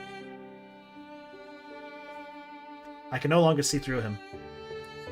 No matter what happens to my body, we'll always be together in spirit. Do you really mean that? Of course. Gah! Don't cry for them, cry for me! Ugh. I'll never get to be with my grandma now. Of course. That's how I was able to come back. Emotional damage! Yeah, it was no easy feat. But I had a bit of a helping hand, of course. From the gods? That's a secret. I'd get in trouble if I told you. Alright, alright. Don't tell me. I know you men like keeping secrets. It makes you feel big and important. My grandfather laughs and shakes his head. The Shredneck says, plot twist. There's no incest in this game. What a relief. Oh! Dang it! Now I'll be alone forever. You know me too well, Umiko. You're not particularly hard to read. Dang it, that word again! You always did like reading. The Shredneck says, Ah. maybe there is. Give it time. Oh, there's still hope for me, is what you're saying. Yo, let's go. My grandfather sighs. His breath ruffles, like the top of my grandmother's head, making a few dark strands of her hair dance. I missed you, Umiko. I missed you too, though you really are a fool. What do you mean? You haven't even commented on my appearance. Thought it should go without saying. You look beautiful. You're even lovelier than I remember. And, though you call me a fool, I do remember what you looked like during our first meeting quite well.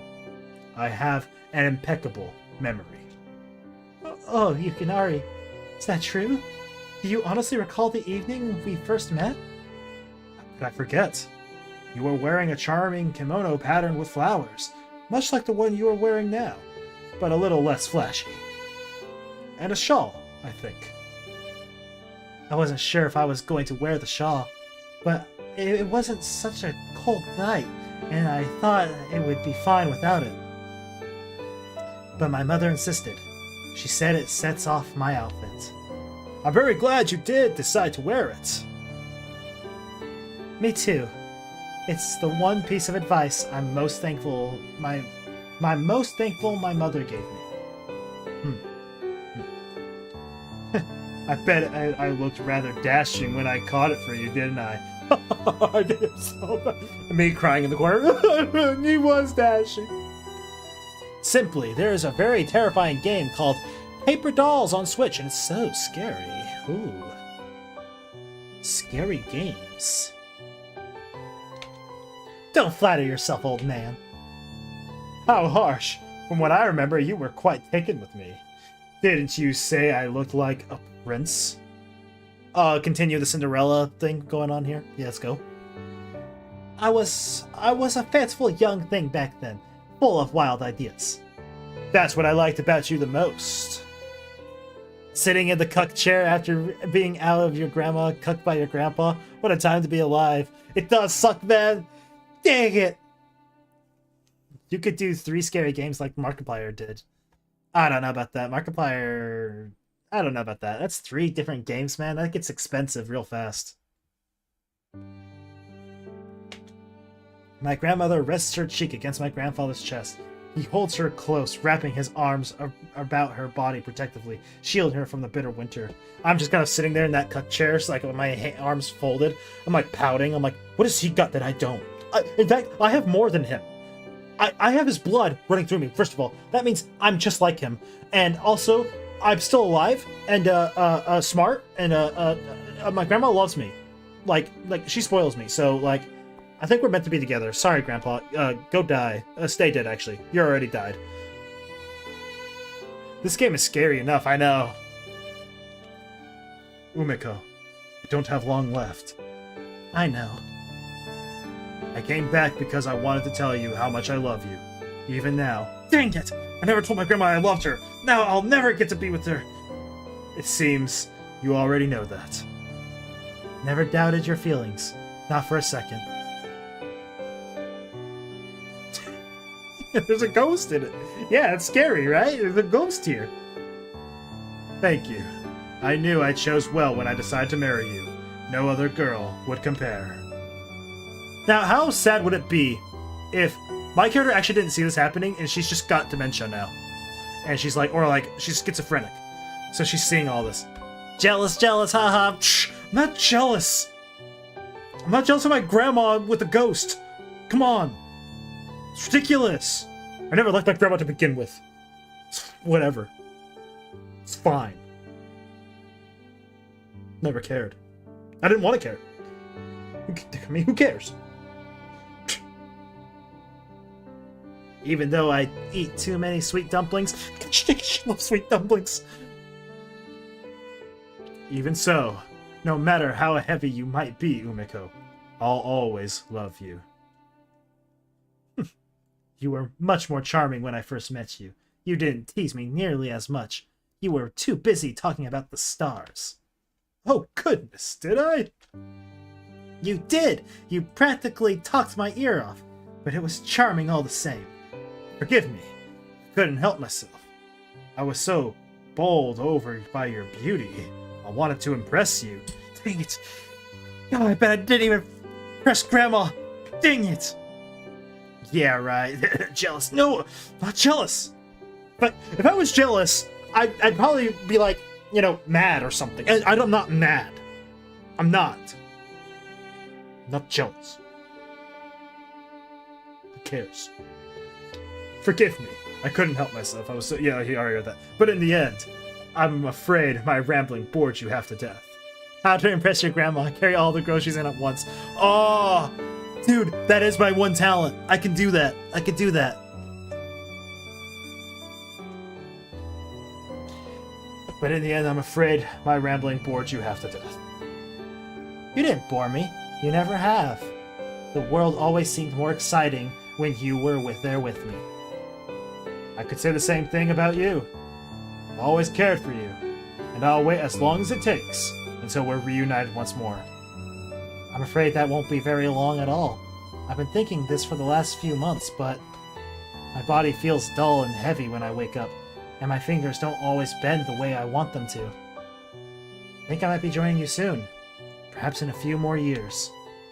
Just don't hurry yourself to an early grave for my sake. I want you to live a long, happy life.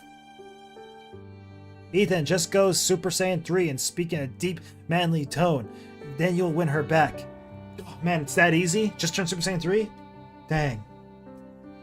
I mean, everyone can do it. I mean, surely I can do it too. I have lived a long and happy life. That's because I could spend it with you. Oh, really? My grandfather chuckles under his breath. Thing his laugh is cool too. And you say I'm a charmer. I think you're better with words than I am. I learned it from the best. That's when she turns to me. And I have been reading a lot of books lately. Then you should know what happens when you reach the last page of a fairy tale. If it's a Grimm's fairy tale, death and despair, usually. Yep, that's the way I like it. Don't be so Think about something happier. What about Cinderella? Let's go, Cinderella comparison once again. I know. Wait, don't you know what happens at the end of Cinderella?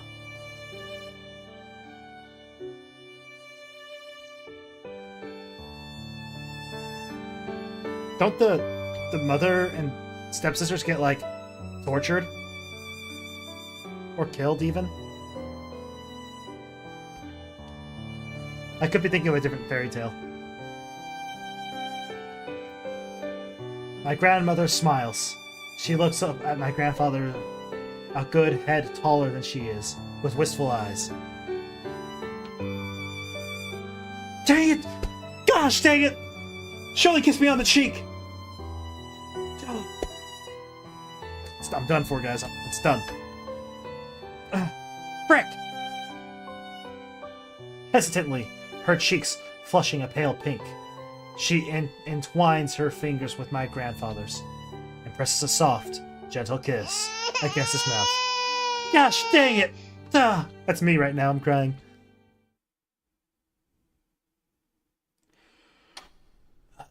It's almost midnight when my grandmother and I finally return back to her home. It's awkward, to say the least. We don't talk to each other. And she says, "You doing all right?" I'm like, "Oh yeah, I'm fine. I'm fine." Yeah. Yeah.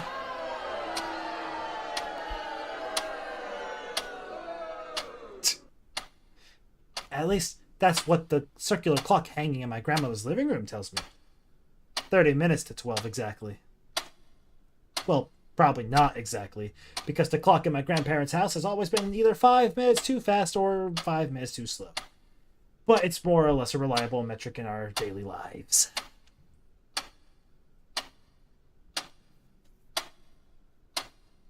The precise time isn't too important.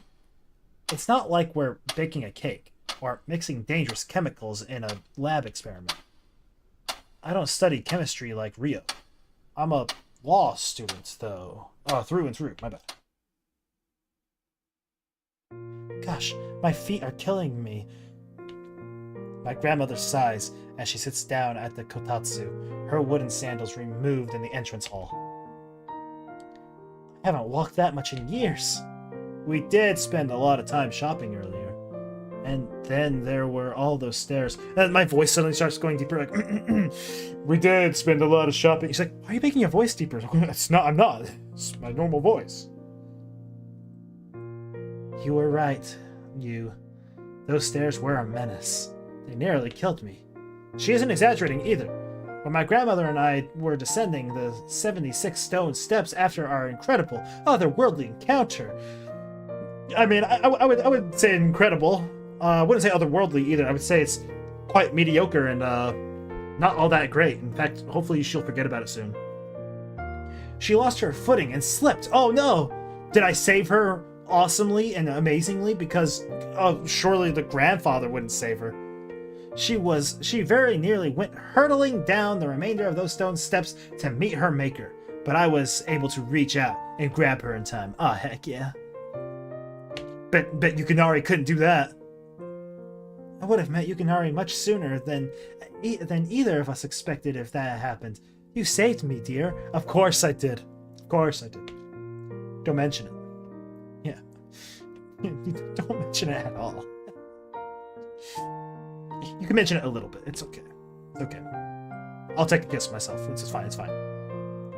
I tried to sound casual and offhand, but in truth, my grandmother's tumble scared me half to death. My heart started to thump so hard I thought it was going to burst out of my chest, like that famous scene from Alien. Ah, yeah.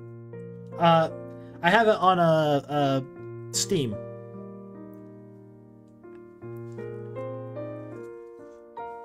My grandmother looks at me shrewdly. And all this time, I thought the only reason you put up with my company when you were younger was because your parents made you.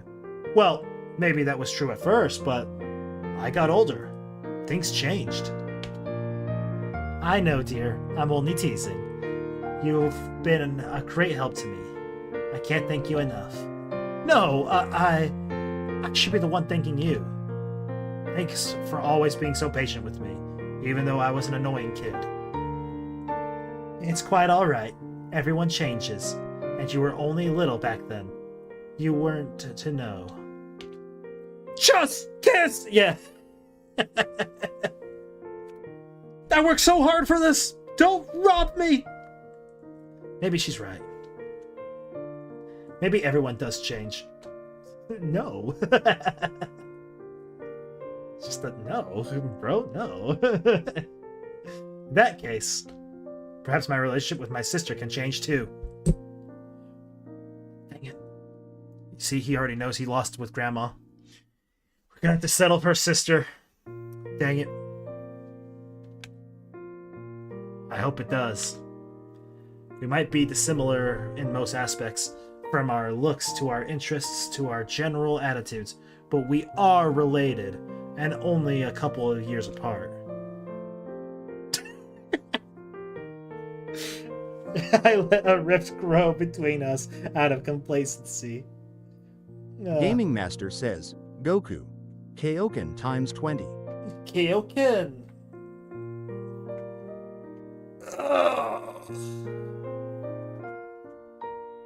I'm glad I about to say, I thought you did the times symbol. I was like, I'm glad I got the times right. I thought things would never change no matter what I did. I was wrong. Things always change, like tectonic plates shifting beneath the Earth's crust, causing massive tsunamis and earthquakes and killing thousands of people. Change is only natural. Looking back on it, I wish I'd been a bit nicer to my grandmother when I was your age. She could be awfully cruel, but she'd had a hard life. Maybe she wasn't so bad deep down inside. But now I'll never get the chance. How old were you when she died? Oh, I was 3. Oh, I must have been in my mid-20s. I remember being so shocked. I thought there was no way such an indomitable matron could ever pass away. But it happens to the best of us. She didn't go down without a fight, though. The doctor said she had respiratory problems for years. People can be pretty tenacious when their lives are on the line, I guess. You're right. My grandmother looked old and frail in her final days, but she still had such unbelievable energy. She didn't want to die. We're getting into like deep subjects now. We're really talking about death, aren't we? Just like my husband. Says, the only way you can still land your grandma is by being legendary programmer Terry A. Davis. Oh. What? Is it possible to learn this power?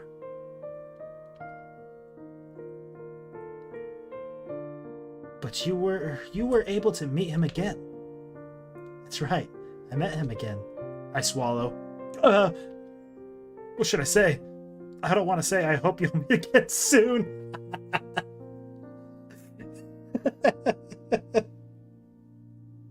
Oh. That's so funny. Because there's no way such a reunion could occur under favorable circumstances, but listen, death isn't something to be afraid of. It happens to everybody. It's scary to go through it. It's not scary. That's my personal belief. Simply, just gather the Dragon Balls and just wish for your grandma to be with you, and only you. There's an idea. No one's ever done that with the Dragon Balls before, have they? Force someone to love them? Is that something the dragon can do? The thought of my grandmother living the rest of her life in this deserted village with a dwindling population is depressing. Oh, don't worry about me. I'll be fine. You will? Yes, slipping on those steps gave me some perspective. I do miss my husband, but I don't want to go just yet. My eyes might not be working the way they used to, and sometimes it hurts to get up in the mornings, but I have a lot left I want to do. Yeah? Like what? I spend more time with you, for one. You need to tell me about all the exciting things you're doing in Tokyo. Oh.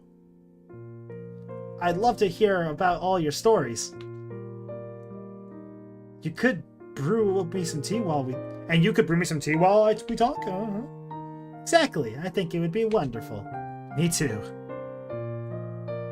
I return her smile with one of my own. For once, I'm not trying to be polite.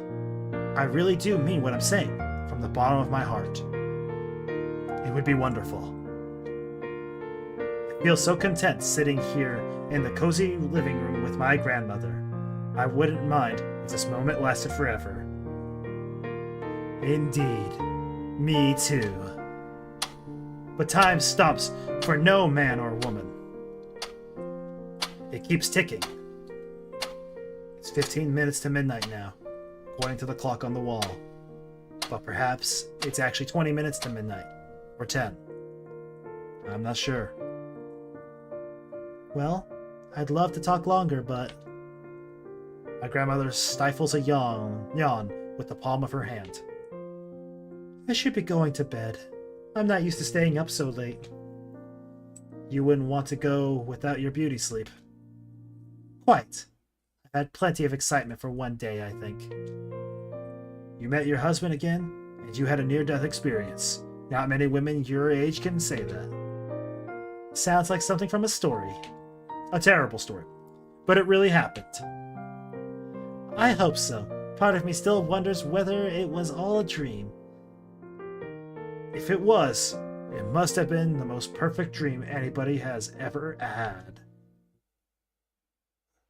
Meanwhile, me, I've been having a terrible dream. My grandma was taken from me by my dead grandpa. Anyways, the next day arrives, and I awake with a yawn. The sunlight streams in through the window, illuminating the top of my head. It's nice and warm. I think it snowed a little during the night, but the gentle sunlight of this brand new day has probably melted some of it. Birds twitter, on the denuded branches of the trees outside. They sound oddly loud in the relative silence of this morning, and I groan. Part of me wants to open the window and shoo the birds away, but another part of me thinks that would require too much effort. What if, upon approaching the birds, they saw fit to reply in perfectly fluent Japanese? Fantastical though it sounds, I don't think I'd be too surprised if the birds spoke to me. Not after all the bizarre things that have happened lately. I think I'd still be weirded out. This world is stranger and more peculiar than I once let myself believe. It's filled with odd, improbable things, and most of us never even realize it. We're so swept up in the hustle and bustle of our daily lives, we fail to notice just how much magic there is in this world. And I'm not just talking about the spirits. There are other kinds of magic too, in the warmth of the sunshine, or the singing of birds even in winter, or the smell of my grandmother's cooking. Speaking of which, I rise to my feet. My toes curl against my tatami mat. The tatami mat. My gosh, I'm screwing up everything. They feel scratchy against my bare skin. It's not entirely pleasant. Then I throw on my clothes and make my way to the kitchen. And Grandma's old again. Standing by the stove, stirring what seems to be a pot of miso soup. Yep, she's old again. Nice. Perfect timing. Jeez. You. Perfect timing. Can you help me set the table? It's my grandmother. as farty as she is. This time, she really does look like my grandmother. Perfect, exactly. The pretty young girl I met yesterday is gone. The woman in this kitchen, with her beige sweater and her choppy, weathered hands, is a woman I know very well. Grandma Umeko, my father's mother. Oh, dang it. It was too good to be true, wasn't it, Grandma? It's the woman who told me silly horror stories when I was a child. The woman who ate slices of watermelon, which we ate outside the summer. Come on! Dang it, it was too good to be true, wasn't it? Duh. The one who cuddled up with me on her old sofa in front of her boxy television set to watch Pokemon with me, though she didn't understand any of it. I used to hate visiting my grandmother when I was a kid. I never realized how much of an effort she made. I thought she was dreadfully dull and boring, and whenever she tried to share any of my interests, I silently resented her. Poor thing. When my dad asked me to give my grandmother a kiss before we went home, I turned my head sullenly and folded my arms across my chest. I thought being kissed by my grandmother was terribly uncool, and I didn't want to catch germs. Plus, she smelled stinky. But I don't think I mind that now. I'm a little older, and I'd like to think I'm more mature. And although we're grandmother and grandson, with a large generational gap between us, I'd like to believe we can still be friends. Yeah, in the end, we get friend-zoned. That's rough. Dang. That's rough, man. Maybe we got the bad ending. Maybe we screwed up somewhere. I set the table while my grandmother stirs the miso soup. The two of us work together in companionable silence, while the birds twitter outside. Stinky! Yeah, stinky. When the food is done, my grandmother carries the various plates and bowls to the table. Her food, like always, looks delicious. The miso soup is accompanied with bowls of brown rice, fresh pickles, and fried sari. I hope you like it. Nah, friend zone. Dang it! It looks amazing, but you didn't need to go through all this effort. But I wanted to. You deserve it, you, after you helped me so much yesterday. I really dragged you around the houses. It's no big deal, really. Oh, let's not start this again. Eat your food. Eat. I'm more than happy to oblige. I fish a chunk of tofu out of the miso soup and pop it into my mouth, chewing slowly. My grandmother's miso soup tastes different to my mother's. It's a bit richer, slightly earthier. I think she uses a different kind of dashi, and more of it too. Thanks, man. Thanks, bro. It's okay. I'll make it through this. God. It's not gonna be easy, but I'll make it through this, bro. I never really liked the taste when I was a kid, but I've developed a newfound appreciation for it. This is the food my grandmother made for my grandfather when they were still together. She made it with careful consideration, and it's filled with love. Yukinari always liked my miso soup. I learned to make it to suit his tastes. I can tell. It tastes, old. I paused, trying to search for the right word. Warm? Well, I should hope it's warm. It wouldn't taste very nice if it was stone cold. That isn't what I meant. I know what you meant, dear. I'm only teasing. Yes, you like doing that. Forgive me. I'm an old woman. I need to abuse myself when I can. But does it have to come at my expense? Of course! Why not? Your reactions are rather charming. You're far more receptive to being teased than your father was. In Super Saiyan 3 deep manly tone, I'm sorry for this form took longer than the others. I'm not used to making this transformation like the others, but this is what I call Super Saiyan 3. Yeah, I would have, but my grandmother said we're friends, so we just gotta be friends, man. It's alright. It's alright. When I poked fun at him, he always lost his temper. He's good at dishing it out, but he can really take it. But he can't really take it. Huh.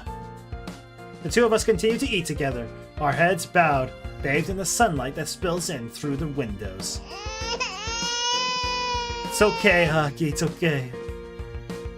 We'll have to just make it through this.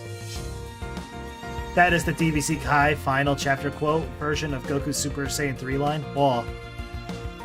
Haha, friends. You're laughing at me.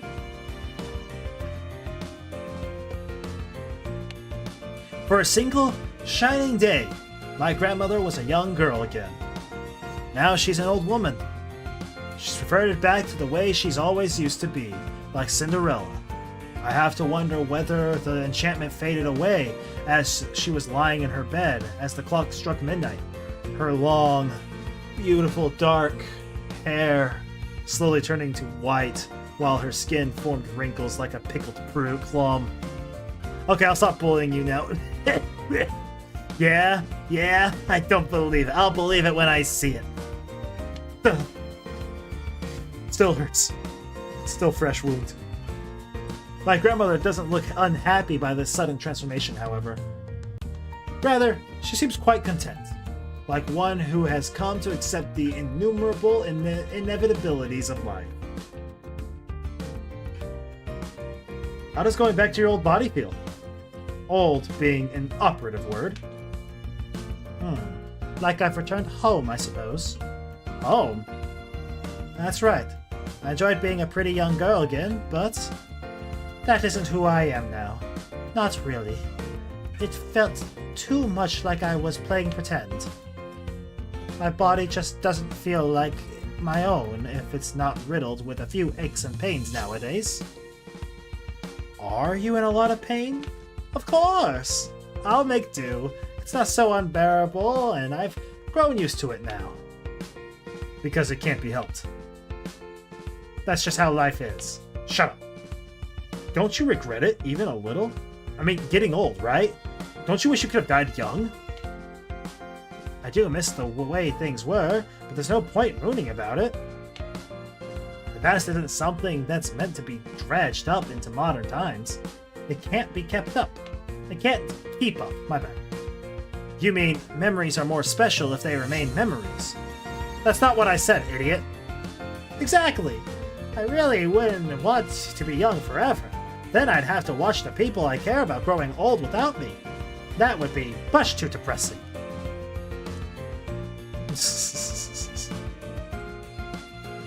I'd rather die old than stay young. Oh.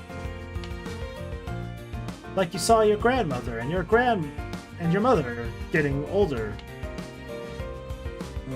They seemed so strong and sure of themselves when I was a child. But all impressions are fleeting, I suppose. Time moves on. It does indeed. It might have stopped for me for a single day, and I'm glad for it. It meant I could meet Yukinari again. But we can't live in daydreams forever. I thought you loved reading. Do love reading, and stories are filled with wonderful dreams. For most readers, even a vivid one like myself, can make a distinction between real life and fantasy. I chew my food slowly, thoughtfully, and let the taste of my grandmother's miso soup spread across my tongue. I swallow. Oh, as I swallow, I ponder.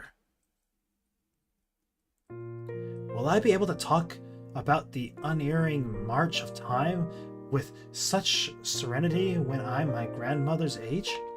Will I be able to accept my gradual decline and decay as a natural part of life? Or will I struggle against it? This game kind of hopped between being absolutely silly and then, like, the deepest of questions. Will I try and fight the flow of fate like a swimmer out at sea attempting to combat a fierce tidal wave? I don't know. Can't imagine coming to terms with a concept as all-consuming as my own death. I'm still young. Still have a long life ahead of me. My grandmother, meanwhile, has already lived most of hers. We have different perspectives. I have to get to where my grandmother is right now. Time is limited, I know that. But when you're young, it seems to stretch out endlessly. Infinitely.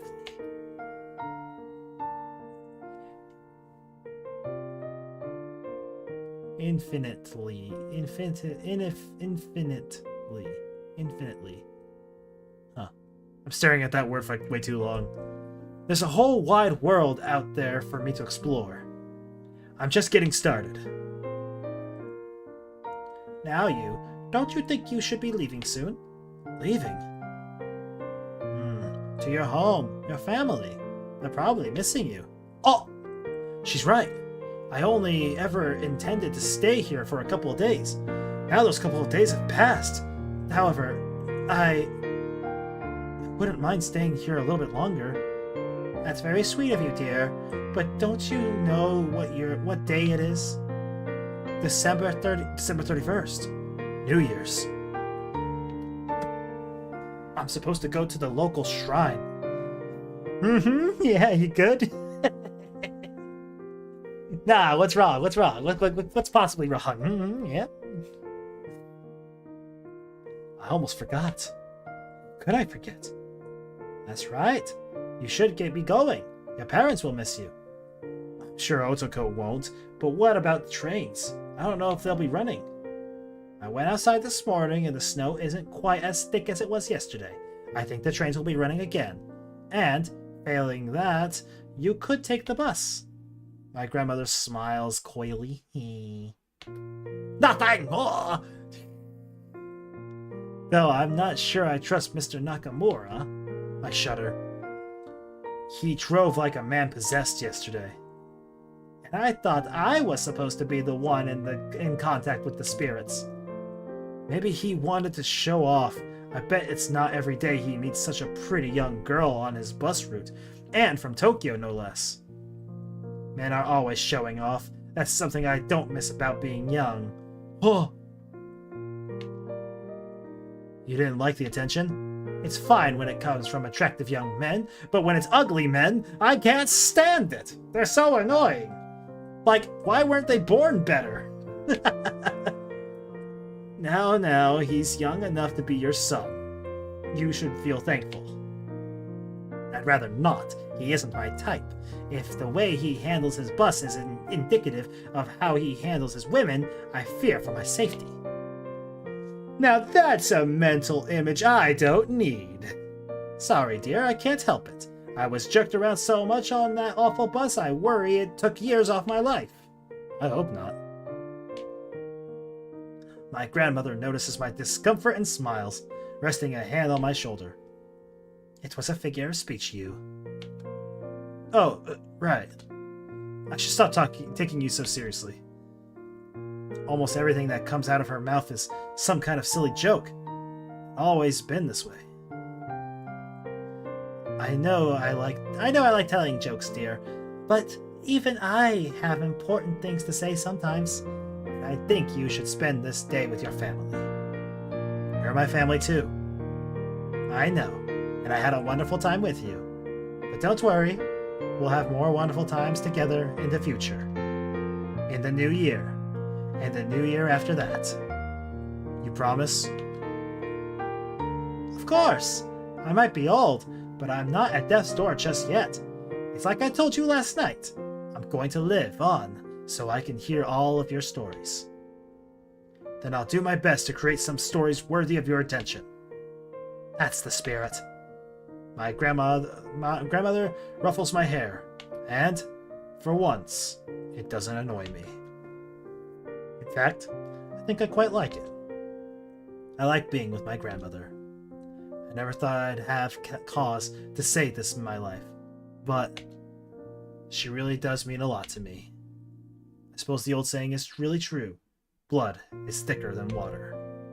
I was a fool not to realize it sooner. But at least I wasn't too late.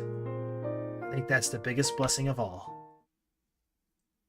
Oh, next thing you know, she dies 3 days later. I was gonna say something like that. Wait, we're done? Wait, that's it? Wait. Hold up. I thought we were gonna go to the shrine with my parents and I was gonna possibly make up with my sister.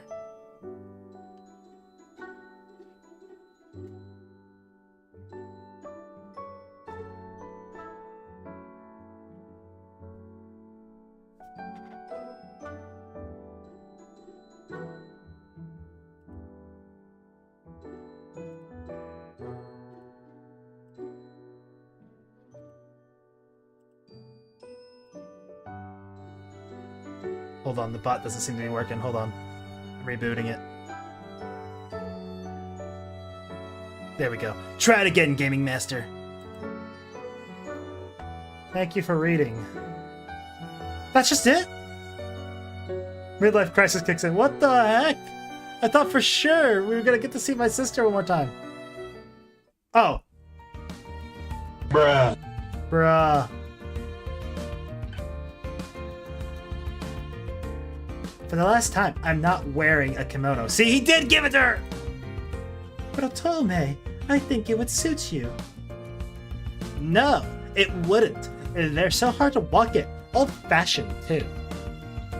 But I bought one for you specially. Then that's all the more reason not to wear it. No offense, Mom, but your fashion sense leaves a lot to be desired.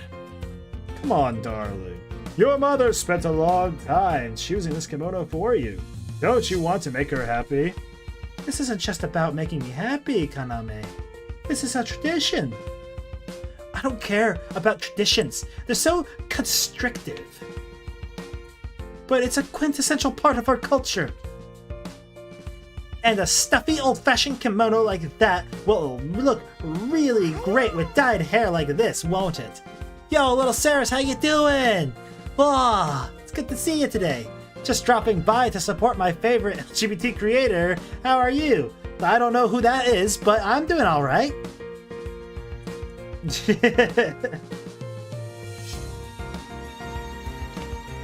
Otoko tugs at a strand of auburn hair and scalps. No way. I'm not wearing that. Well, the girl does have a point. Our Otoko's always been so unique. That's Otome. Otome, sorry. See what I mean? Otoko, goth girl. She might be goth, but she's more of like the absolute like prissest of girls. Who's all about the fashion. Honestly, the kind of people I would probably stay away from in real life. It's Ethan Escada, the Simply Weeb gay icon. How dare you? Spreading misinformation. How dare you? Gaming Master says, Otoko is a tsundere. She is. You sure she's goth? She don't look goth to me, but she's just a brat. Dad smiles at Otoko fondly. You always do things your own way. I think it's inspirational. We've raised you to have a good head on your shoulders. Exactly. I'm just being myself.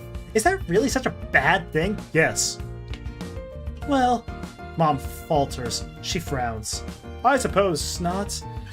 But what do you think about this, you? Who, me? It's what I do. I lie. Lie, slander, accuse, spread evil and misinformation. Ava calls me a brat all the time. Oh! Well, that is your purpose in life. I salute you.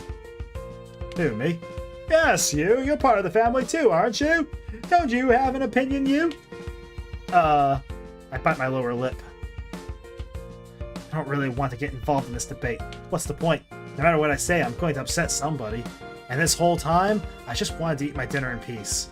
I think Otome will be fine, Mom. She's old enough to wear what she wants. I know she can wear what she wants, but I want her to look like she's made an effort. I always make an effort. I care about my appearance, you know. Did you see my polls yesterday? I saw your cards. Aw.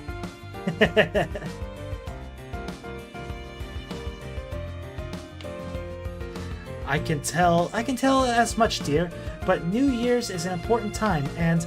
Oh, leave the girl alone, Hisako. Our Otome looks nice no matter what she wears. I'm sure all the boys will be after her, kimono or not. I'm not saying she won't look nice, but it's the tradition. Traditions come and go. A lot of young girls go to the shrine wearing their casual clothes nowadays.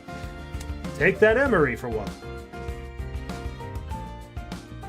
I know, but it's the first shrine visit of the new year. I don't see how that makes any difference. Why should I have to get all dressed up just to go to the local shrine? It seems like a waste of time. You know, when I was saying that was it, and I thought we were going to make up with my sister, I kind of regret that now. Maybe I shouldn't have wished that. This is my fault, guys. I'm sorry.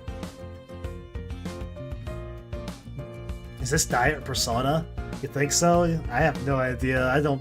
This is the grandma dating simulator. In the end, we got friend zoned by our grandma, so it didn't work out. Now I'm trying to team up with my sister. Wait, what's up? Wait. Hold up. Seems like a waste of time. Yeah, we got friends zoned by grandma. It's fine. Our next best bet is our sister, but she doesn't look like she's that much better. Kimonos are awfully fiddly. I can't wrap my head around them. Bro, that's incest. It's not incest, it's wincest. Come on. Tell me about it. They're like something grandma would wear. Me, I'm like, you think so? You should wear it. I don't know if she can manage her kimono anymore. She used to wear them all the time, but she's been letting herself go a bit lately, ever since Dad passed on. There you see? Not even grandma wears kimonos anymore. Why should I have to? Oh, well, very well. If you really can't be persuaded, I suppose I'll let it slide. Thanks, Dad. Dad winks at Otoko and ruffles her hair. Anytime, sweetheart. I know Otoko doesn't like it when people play with her hair. It always takes her a while to fix it, but she endures my father's affection with a focused smile. Mr. J, I should have known you were into such things. Listen, I'm not. But when you have a hot grandma, you can't pass that up. Come on. It didn't work out. Need I bring up the mic body pillow? Eh? Parents aren't supposed to have favorites, but Dad's fondness for my little sister is so obvious. You see it all over his face. You change your mind, though. Miku. Oh! No need, I'll bring it up myself. I have a Miku body pillow. It's kind of old looking now. It kind of just sits in the corner. It's been collecting dust. I think my dog sleeps on it now. Not even Ethan got friend zoned. Oh, not until Ethan got friend zoned. Ah, dang it. Yeah, you probably have a body pillow of Mike too. Gosh dang it.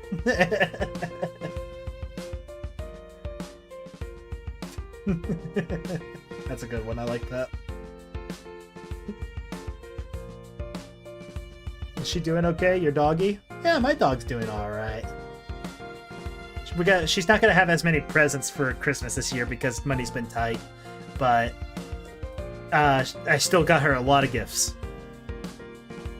But hugs Ethan like a brother would. He's my bestie. Oh. I think you changed your mind though. If you changed your mind, my bad. Not I think. How did I look at if you changed your mind to I think you changed your mind? I've left your kimono on your bed. It would seem a shame to waste it after I bought it for you. Thanks for the consideration, but I don't think I will. What I'm wearing right now is fine. Also, it has a hole in it. It has a tear in it, not a hole in it. Come now, come now. Mom pinches her lips together like a martyr, her expression one of suffering. Oh. If you say so, dear. But maybe I'll touch up my makeup again. Like you said, Mom, it is New Year's. I want to look my best.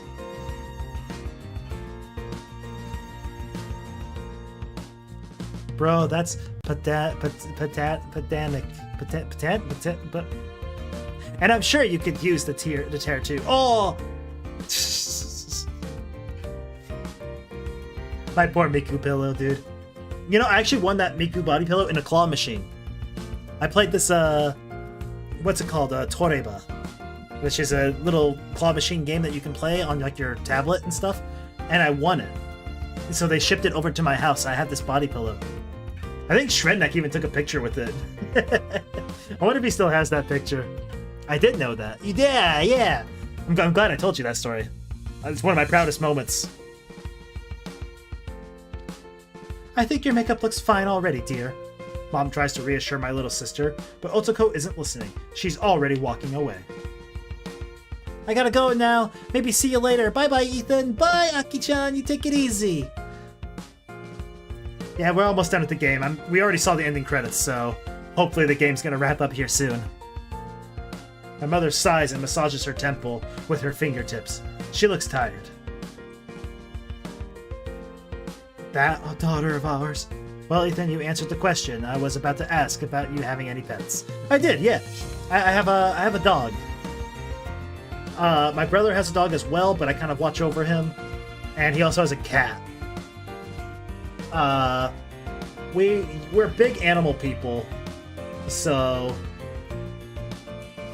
for the most part, I kind of watch over the animals, but it is what it is. She's always been so willful. I don't think that's a bad thing. She's not the sort of girl who'll get taken advantage of. Not like you here. What does that mean, not like me? You can be a bit of a pushover sometimes. You used to get so scared of my mother's silly ghost stories. They're still scary, Dad. He's also into incest, or incest as he says. Oh. It's wincest, yeah. Yeah.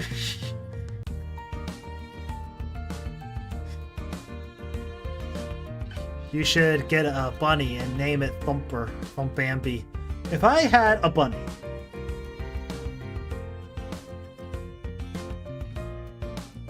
I would name him Hedora. What on earth is the title? What do you mean, Bernice? Welcome. It's good to see you. This is the Grandma Dating Simulator. We lost, though. The Grandma friend-zoned us. So, unfortunately, it's not working out. And even our sister seems a bit, rough. So, unfortunately, I think we're going to end up alone forever.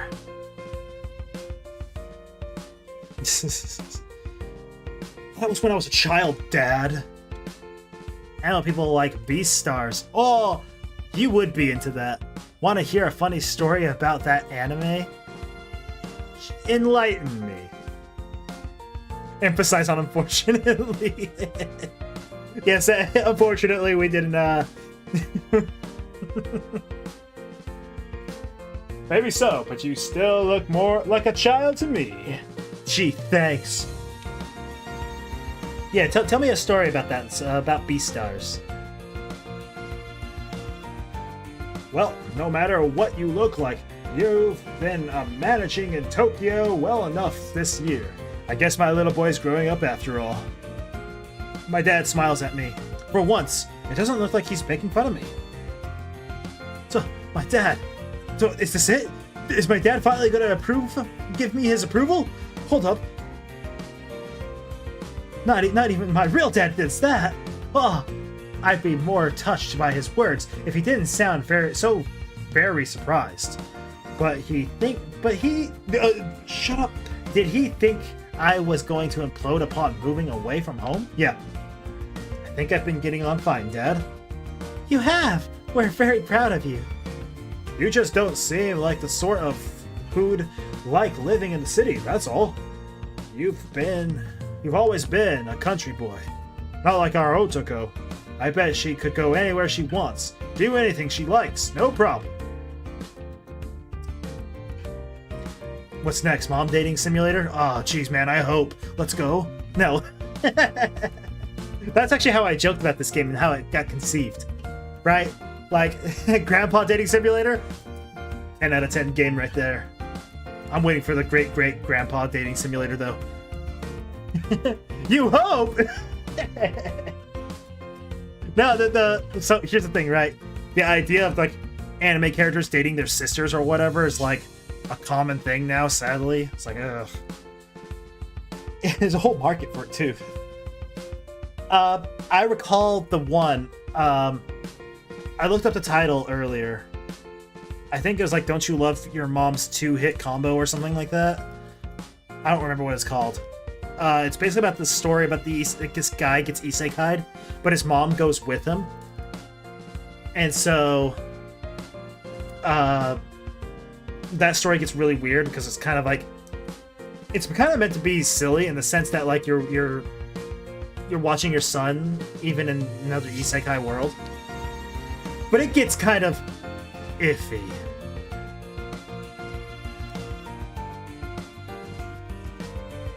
Just so you know, simply, the Doki Doki Family visual novel game gets very, very sus and very, very sus scenes. I'm gonna have to look into it then before I even consider playing it. I gotta make sure I don't get too sussy on here. So back when I was working retail, my manager and I were in the break room, bro, watching...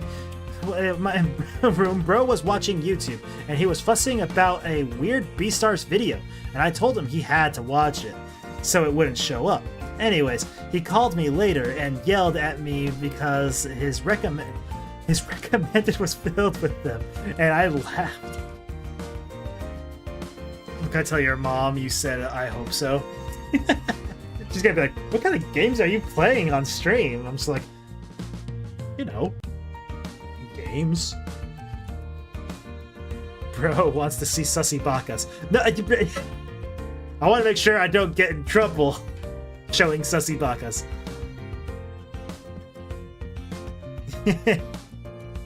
Bruh. I watched Beastars when it first came out. I actually thought the story was pretty dope. But it was more or less kind of like a different sense. I wasn't really looking at it as like a furry sort of thing. When I told Shredneck about it and found out it was Beastars, I think it immediately got downplayed, and I was just like, yeah, if I go around saying I like Beastars, I'm gonna get some flack. So I promptly dropped the show and I never looked back. No, you didn't. Bro, well, listen, it's actually an interesting story, all things considered. But truth be told, you could take that show and do anything with it. Just change the animals to people, and the show would still be good. So, the fact that it's animals is what makes it really weird. So...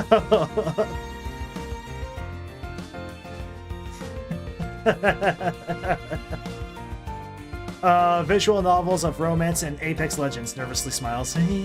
Yeah, exactly. No, I told her I played Berserk. I didn't go into depth what Berserk was all about, but I will take that information and turn it into whatever I please. Ah, yes. The fact that I'm just like, no, the Beastars show, like, the concept is interesting, and it'd still be weird. You think so? Besides them being animals, right? If we took that out of the show, what about Beastars would be weird? Like, hear me out. I have Berserk on disc. Yo, that's probably the basest thing I've ever heard you say. That's dope. I love Berserk. Actually, no, I'm gonna clip it. No! Anyways, I got a story to finish real quick. I sigh. I know my dad means well, but he's so loud and full of bluster he sometimes says hurtful things without really thinking. Well, I mean a lot.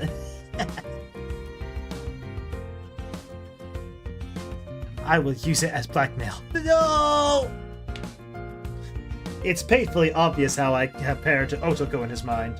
Dad places a lot more faith in his headstrong, short-tempered daughter than he does in me, his older son. Don't look so down, you! I'm not trying to insult you, I believe in you! And I'm glad you're taking care of yourself so well. But you can't deny that you and your sister are different. Maybe we're too different. If you clip that, you gotta go clip all the other stuff I've had him say. I must say, I wish you two would get on more. I so wanted you to have a sibling to play with you. But you've never really liked each other. I thought I was gonna say you never liked your sister. My BF got him to say ho. Yeah, I thought that was weird that was such a big deal. I was just like, what's wrong with me saying that? My coworkers one time flipped out because I called someone a crackhead. And I was just like, oh, I didn't realize you would call someone that. I never expected you to say that. But what do you mean? I say words. Hoe is technically a farmer's tool. What, crackhead or hoe? I said both.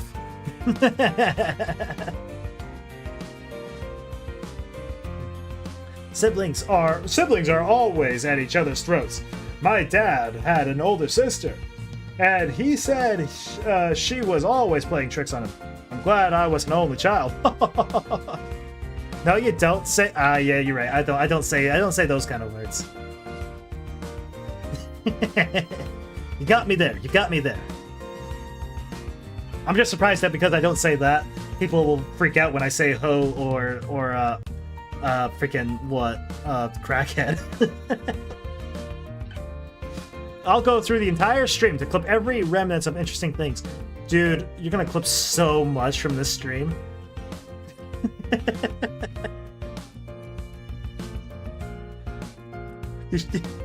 The part where my grandma meets with like her the ghost of her husband, I was doing my best to act jealous.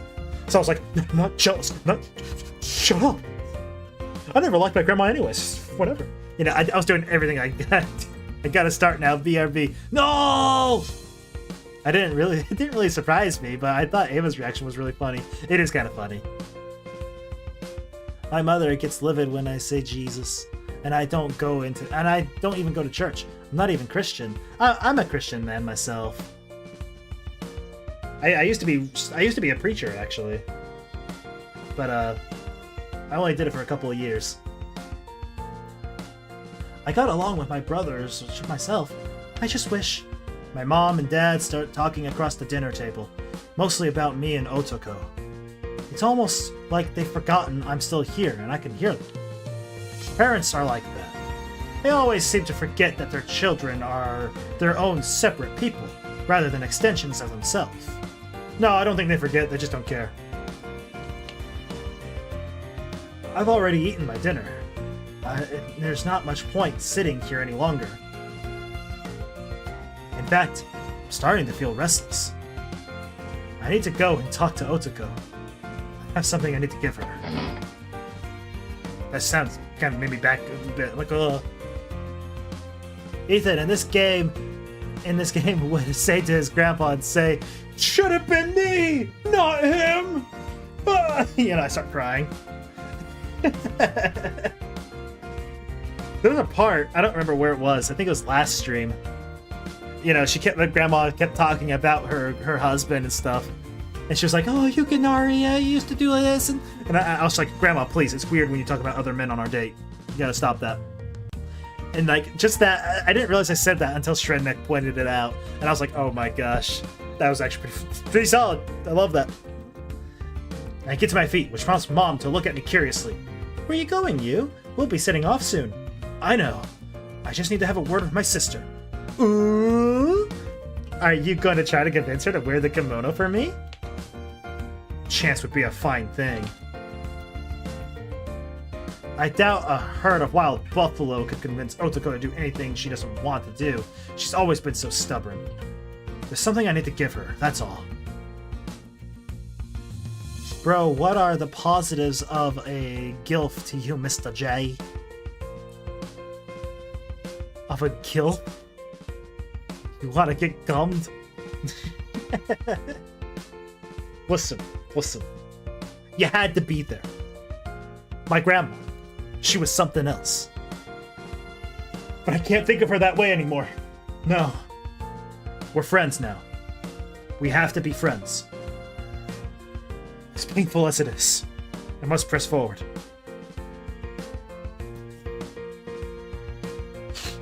Let's move forward. Anyways, I gotta go talk to my sister. Ethan, have you ever leaned back so far in a chair and broke it? I think I have.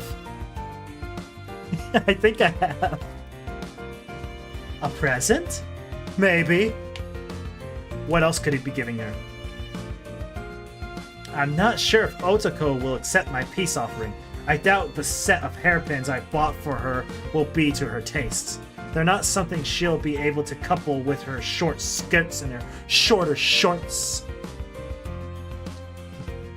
Well, I say that, but I know I should make an effort. There's no harm in trying.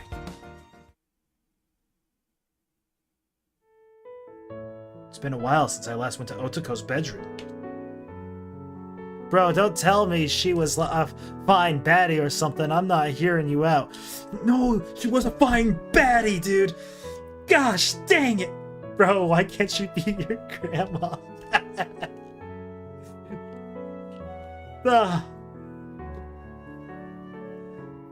This mostly owing to the fact I spent the last 8 months away from university, but I don't think I would have gone in here even if I had been at home.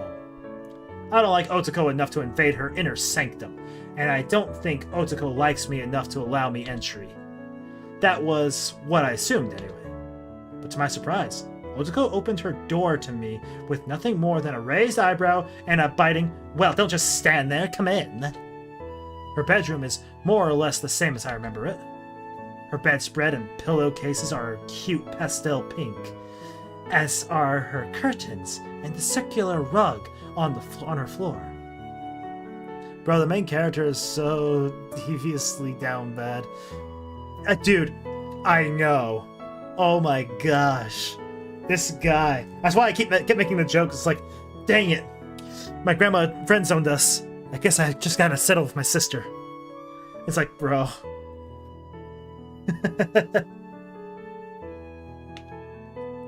There's an old worn strawberry plush on her bed, lying amongst the pillows. I think it's a holdover from Otoko's childhood.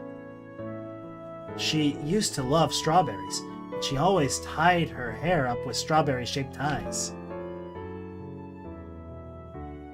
Habsburg dating sim? Oh, I only threw up like 2 times during this. Nice! That's an improvement. Nice. You know, actually, uh-oh. Ethan, why do you keep bugging games you play, man? Quit it. I'm sorry! Gah! It's my special talent. It just kind of comes out.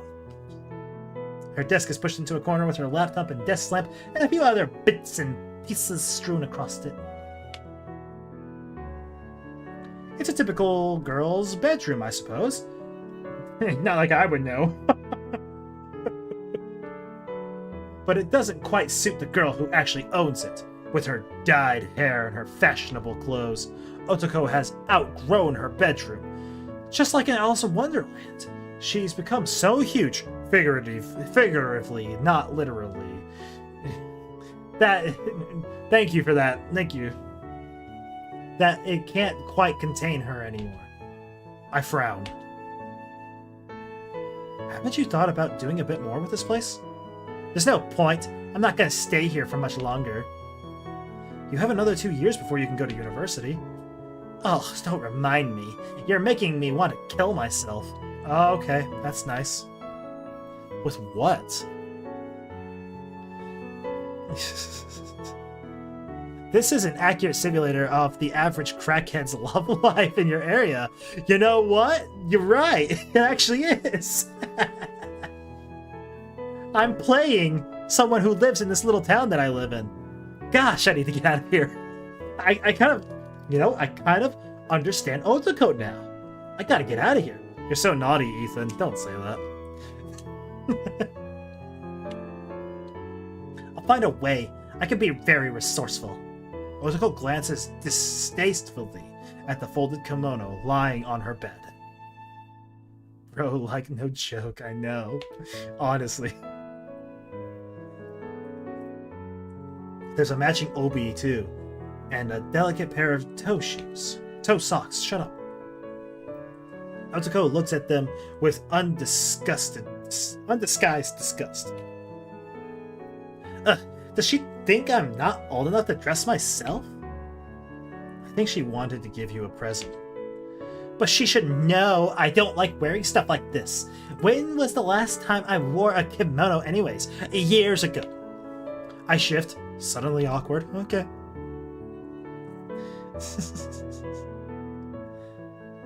Plus, I think you scared off Shredneck, Ethan. He finally had enough. He probably had to go do his workout for the day. Me and Eva saw a dude that was dating his mom.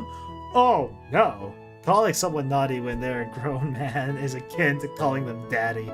No! Okay.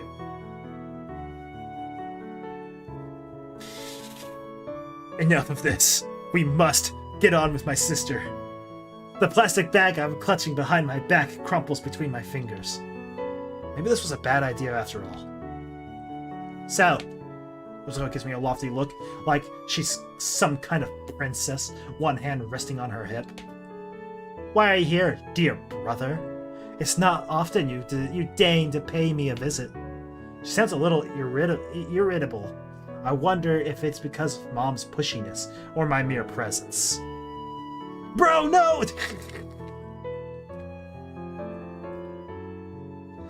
Maybe it's both. Don't talk like that. Crap, I practiced this little speech in my head on the train coming back from my grandmother's home, but saying it out loud is more difficult than I imagined. Quote, no! Get on with your sister, no! Why do I feel so nervous? It's only Otoko, for goodness sake. I've known her almost all my life. Not like she's a fire-breathing dragon.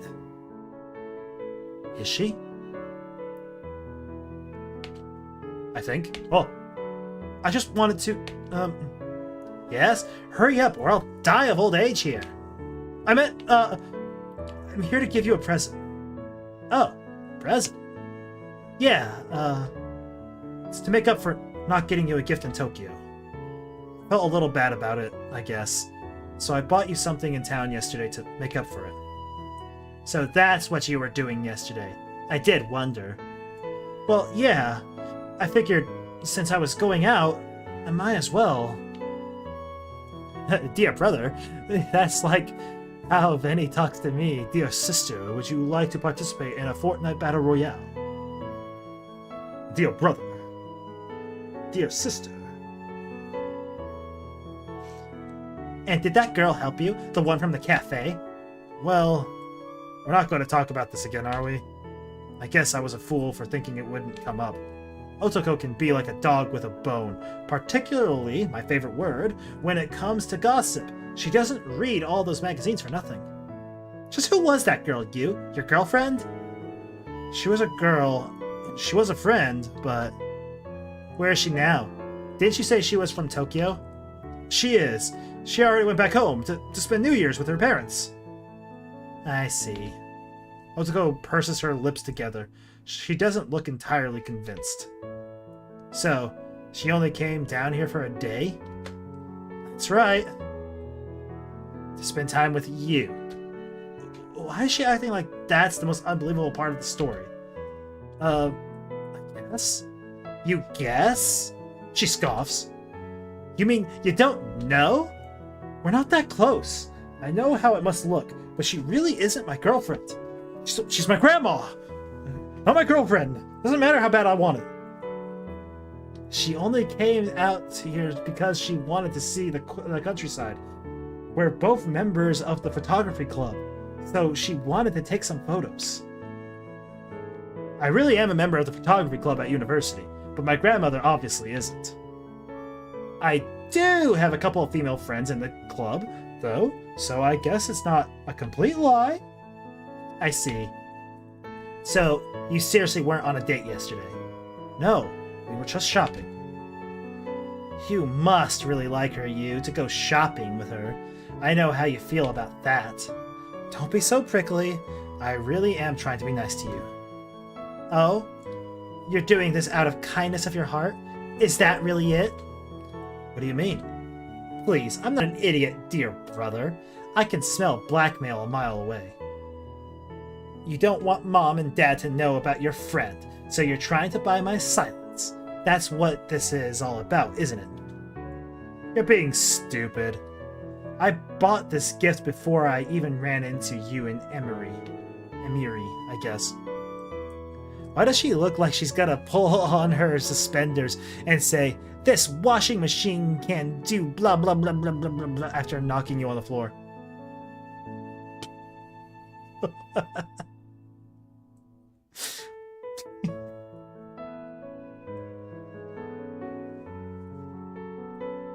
You're not wrong. That's exactly what she's about to do. This isn't going very well. I bought that gift hoping that I could somehow reconnect with my little sister, but that gap between us feels even larger than ever before. Not the floor. Oh!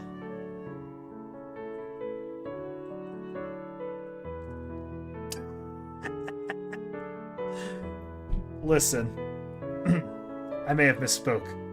Bro, you're down bad too. No! No! Though I'm standing in her bedroom, largely a relic of her early childhood, it doesn't feel like we're bonding. In fact, it feels like the exact opposite. How can I convince her? I'm not lying. You can believe whatever you want, but that girl wasn't my girlfriend. I didn't buy you a gift to butter you up. I bought you a gift because I wanted to. And why would you want to waste your time on me?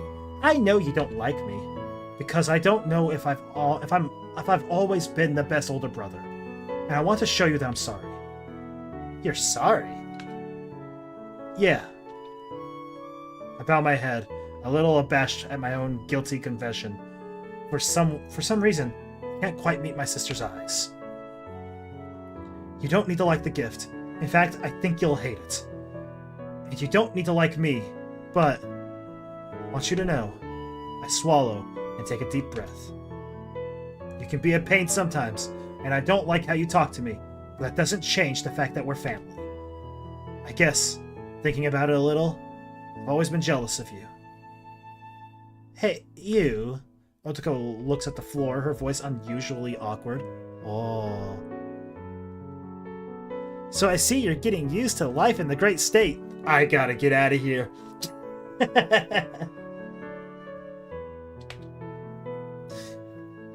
You don't need to hit me with all this mushy stuff, really. I don't care if you have a girlfriend. I was just trying to annoy you. I figured. But what I said is true, you know? I was jealous of you. It's obvious Dad likes you the best. I always get better grades than you, but no matter what I did, Dad praised and spoiled you instead.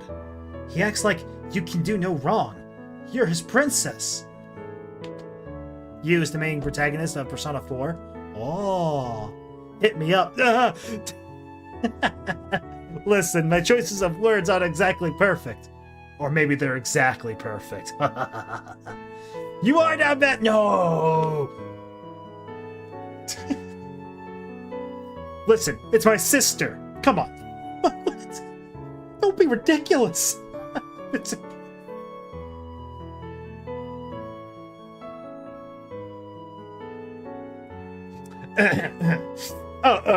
You want to be Dad's princess too? Not really. but I'd like if he'd be a bit more faith in me. It doesn't help that you're so confident. You're pushy and headstrong, and I guess I've always been in your shadow. On last strike, and then I'll have to revoke your computer privileges. No, not my computer! Poor Ethan got friend-zoned by Grandma and now his sister too. Dude, I don't even know if my sister wants to friend-zone me. I'm pretty sure she just hates me outright. That's why I used to bully you when we were kids. And that's why I've been so cold to you lately. But I think it was wrong of me. I was being immature, so... I pulled a carrier bag from behind my back and handed it to my sister. Here, take it. I don't think you'll like it, but I'm no good with women's fashion. And I guess it's the thought that counts? Plus, those hairpins were pretty expensive. Not that I can tell Otoko that, even if she does end up hating them. Telling people just how much money you've spent on them is a pretty gosh move. They're almost $200. Not that bad. Bro's lucky for that. Hi, Gentalia, welcome back. Grandma Fred zoned us since last you were here, so we're trying our sister next. Still, I can't help but worry that the girl in the antique shop swindled me. She said the beads at the top of the pins were real topaz and jade, and I'm beginning to have my doubts. I'm not a professional jeweler, and I wouldn't be able to tell the difference.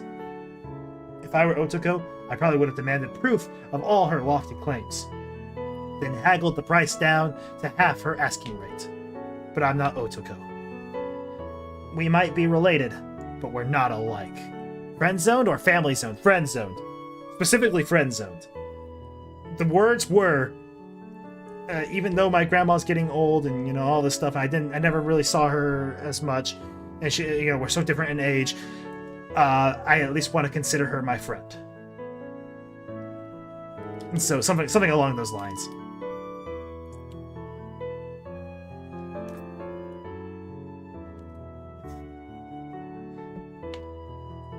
Well, you're acting totally weird today, but whatever. I guess it'd be stupid to turn down a free gift. Otoko accepts the carrier bag from me. Her fingers grip it slowly, tentatively, as though it contains spores from a deadly mushroom. Maybe she thinks this is some weird, underhanded attempt to poison her. I know I haven't been the nicest to her in the past, but it's not like I want to kill her, really. I do. But like, she's your grandma. Listen. You had to be there. Come on. Think about it.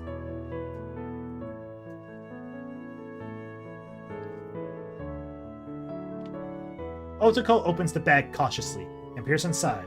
Her eyes narrow. No. Oh! No. Come on. Come on! She blinks. I will not do it! Whoa. She's actually surprised. And then, very slowly, she extracts one of the antique hairpins from the bottom of the bag. She turns it over in her hands. What is this? It's a hairpin. It looks ancient. I think it might be, yes. How strange. It's made of uranium. That's right.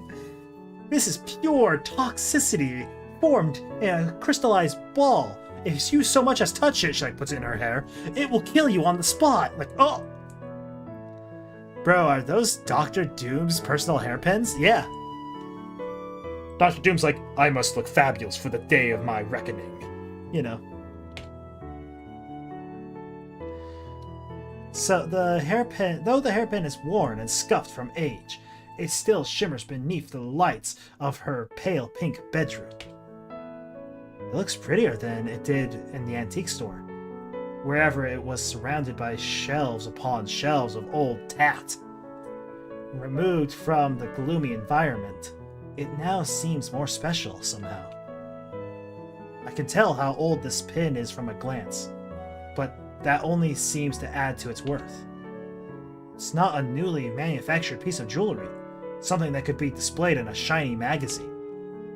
It has some real history. Dr. Frederica von... Get it? Yeah. Oh.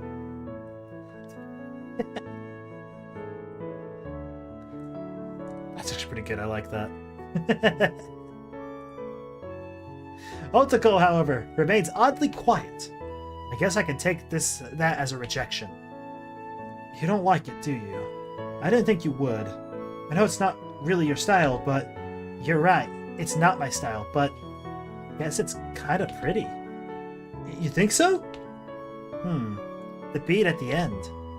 Looks like it's made from something precious. The lady at the store said those hairpins were made from topaz, and some from jade. Bet that these cost a lot of money. Not that much! Can we talk about the look on her face? She's like, oh. Meant it like a girl, lol, but thank you. Oh! I don't want her to know the truth. That would be much too embarrassing. Well, it's a bit of a pointless gift. I mean, I can't wear these outside. It wouldn't go with any of my clothes. I figured. It would have been much better if you bought me a bikini, and more cost-effective too.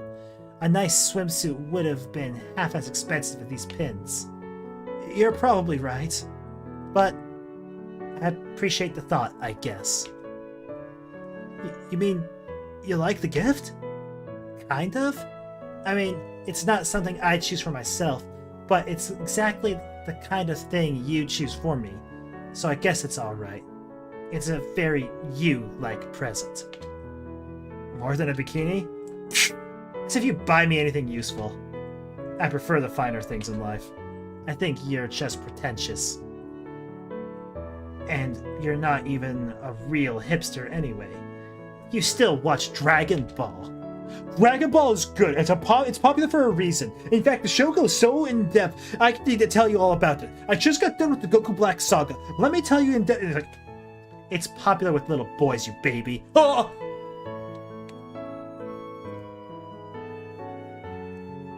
She looks like she's going to put that uranium ball into her mouth like a child. She's like, well, I wonder how it tastes. Well, no, you can't.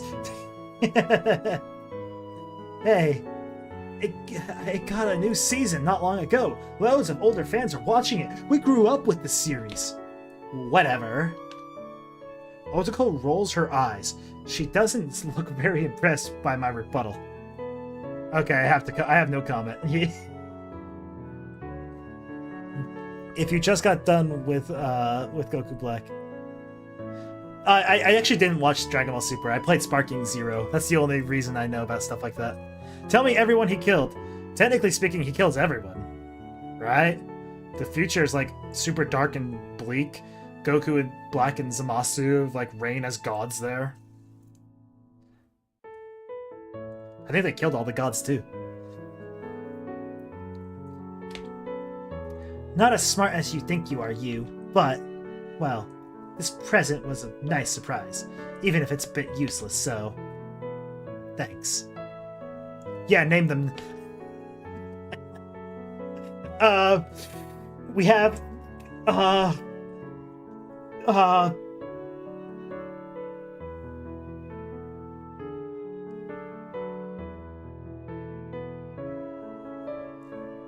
You mean that? I wouldn't say it if I didn't. Well, thank goodness for that. I was starting to sweat a little there. I never would have thought that my picky little sister would respond to my presence so positively. Well, I guess her reaction isn't completely positive. But at least she thanked me. That means more to me than she may ever know. But Otoko does look adorable. Well, yeah, even the brother said that she's really, really pretty. That was what made it really uncomfortable at the beginning. It was like, dude, quit talking about your sister. It's really weird. That was satisfactory. Thank you for your participation. Thank you. I'm glad. I'm glad my answer worked for you. Maybe my wish wasn't so impossible after all. Well, hey, Otoko shifts from foot to foot awkwardly, which is unusual behavior for her. There's something I want to tell you. What's that? It's just that, I know I can be a little mean to you sometimes too, you. I guess that's what siblings do. But, I don't know. You said you were jealous of me, but I thought I was the one who was always jealous of you. Jealous? What do you have to be jealous about? You're way more confident than I am, and you've always been so popular. It didn't whatsoever, but go off, I guess. I had such a great answer. You didn't answer the question. I know, and it was great. Maybe, but you've always done better than me in school. My teachers are always sighing and asking me why I'm not more like you. It gets tiring. I blink at her. Surprised. Oh. I'm so used to Dad praising Otoko to the ends of the earth and back that I can't imagine anybody telling her to be more like me. Who would want to be me anyways? I mean, honestly. I don't always want to be me.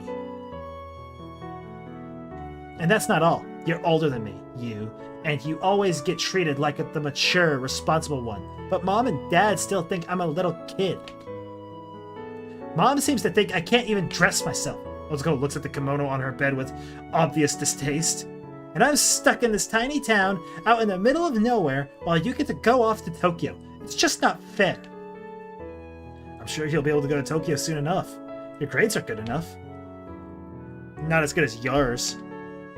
Yeah, but being confident can go a long way. Compared to you, I'm a loser who still watches Dragon Ball, remember? Well, you've got that right. Otoko grins at me, her eyes glistening with childish mischief. I smile back at her. I can't help myself.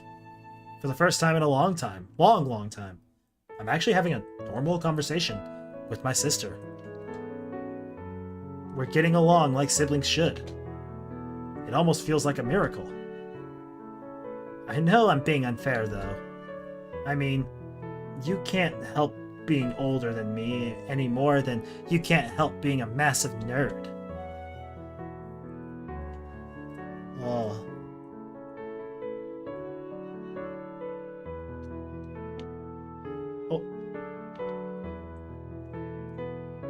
This town isn't all bad, you know. You have a lot of friends here, and it's not totally barren. I'd want to escape, though, too. Honestly. Not for college. I never even got into college. I was trying to. I got through this little program that was going to help me get into college. And, I failed. I did so well on, like, the social bits, though. And then, like, it came down to, like, math. And I was giving the right answers, but it wasn't the way they wanted me to give it. So they were just like, you gotta redo this whole entire thing. And I'm like, I'm not doing that. So I just never got into college. I guess. But Otoko doesn't sound convinced. Oh well, I'll get older eventually. Then you'll wish you were a teen again. Maybe. I never thought of it like that before. Well, whatever. I can't wear these pins with my normal clothes, but it would be a shame to waste them. I want to get a bit of use out of them at least. So what are you going to do? She's going to wear the kimono. She taps her finger against her nose. You'll just have to wait and see, my dear brother. I wonder what mom could be. I wonder what could be taking Otoko so long. It's already gotten so late. You're worrying too much, Hisaku. She'll just be doing her makeup. Don't you want her to look nice?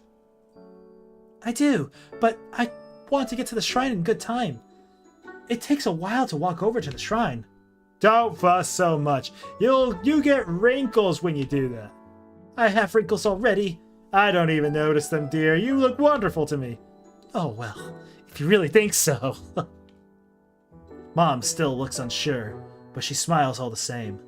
I guess she's allowed Dad's silver tongue to talk her over.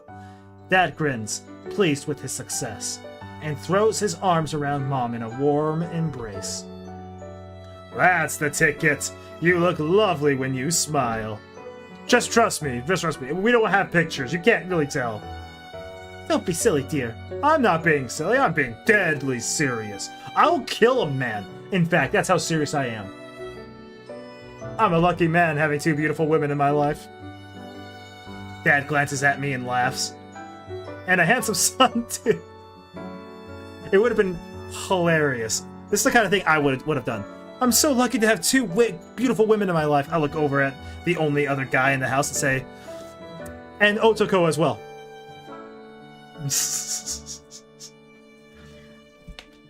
Thanks. By the way, you. Dad's eyes sparkle. I think I know where he's going with this. It's the same tired old joke he always uses whenever it happened to cross his mind. I grit my teeth together, trying to prepare myself. You're quite pretty yourself. Have you ever thought about being a male model? Ha ha ha ha ha ha. And then he laughs uproariously. I love that he thinks he's funny with that. I bite down my lower lip to stop myself retorting. I know my dad's a good man and he means well. He just says stupid things sometimes. He's not the most tactful of parents. I love him. And speaking of models, I can see a vision of loveliness coming down the stairs right now. I turn my head. So does Mom. There, standing in the entrance hall. There she is my younger sister. She's foregone her casual clothes, and she's wearing the kimono Mom picked out for her. It's not really Otoko's style. The kimono's a little strayed, in plain colors, without much of a pattern to set it off. It's very safe. The kimono smooths out the curves Otoko is so proud of, rendering her whole body straight and flat like a plank of wood. I'm unused to seeing Otoko dressed so demurely. Her arms and legs completely covered, and it comes as a bit of a shock. She almost looks like another girl, rather than my sassy sister. Her makeup gives her true identity away, though. No matter how modest her clothes, she's retained her false eyelashes, her mascara, her eyeliner, and her hair, too. Otoko's hair is auburn, like fall leaves, and it's obviously dyed, a little darker at her roots than the tips. Wood plank, haha, she's a wood plank, point fingers and laugh. And skewered through the side ponytails she so often wears is a hairpin. The hairpin is scuffed and faded from age, but the small drop of jade at the end shimmers brightly all the same, like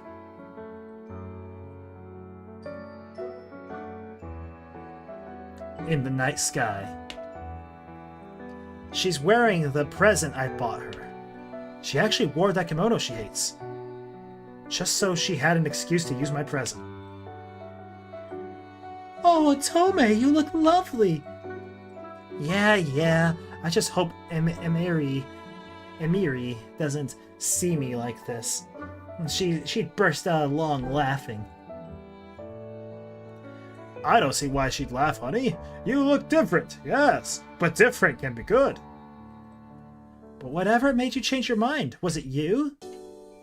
As if he could ever talk me round. I just decided to dress like this because I wanted to, that's all. But despite her protests, her cheeks are flushed pale pink. I don't think she's telling the truth. She did this for my sake, didn't she? Maybe it was her way of apologizing for always making fun of me. And that hairpin is gorgeous! Where did you get it? It was a present. It looks rather expensive to be a simple present. Was it a gift from a boy? Not telling. I wonder. Well, Otoko is around that age. I expect her to have a boyfriend or two by now. Otoko's face heats up. She glares at the floor, scowling. Whatever. Are we gonna go? Are we going or not? Or what? Whatever. Shut up. That's what I would say. I know I'm gorgeous, but you don't need to stand there gawping. Of course. We should get a move on. That's right. We wouldn't want to miss out on the festivities. I can hardly wait. As the four of us prepare to leave the house, I glance over my shoulder at Otoko. She's having a bit difficulty with her wooden sandals. She's trying to balance on one leg, sliding the sandal onto her feet, but her constricting kimono makes it difficult. She nearly overbalances, and then she swears under her breath. That's about what I'd expect from Otoko. She isn't sweet and simpering. She might be wearing a kimono now, but she's a far cry from a traditional Japanese beauty. I don't think Otoko will ever change her ways, but I don't think she needs to. She's happier the way she is, and I guess I'm happier she's the way she is too. Though we've never seen eye to eye in the past, I don't think I'd trade my little sister for the world. Blood is thicker than water. Hey, you. Why are you looking at me like that? Is my eyeliner wonky? Oh, no. It's fine. I was just thinking. About what? Well, I should probably thank you, I guess. Why? For wearing one of those hairpins. It means a lot to me. Like I care. I'm not doing this for you. You sure? I'm always sure. I just didn't want you to feel bad because you spent a lot of money on something stupid. I appreciate that. Whatever. Shall we go? We're gonna hold Mom and Dad up. You should really check your DMs, Mr. Ethan Escada. The yums.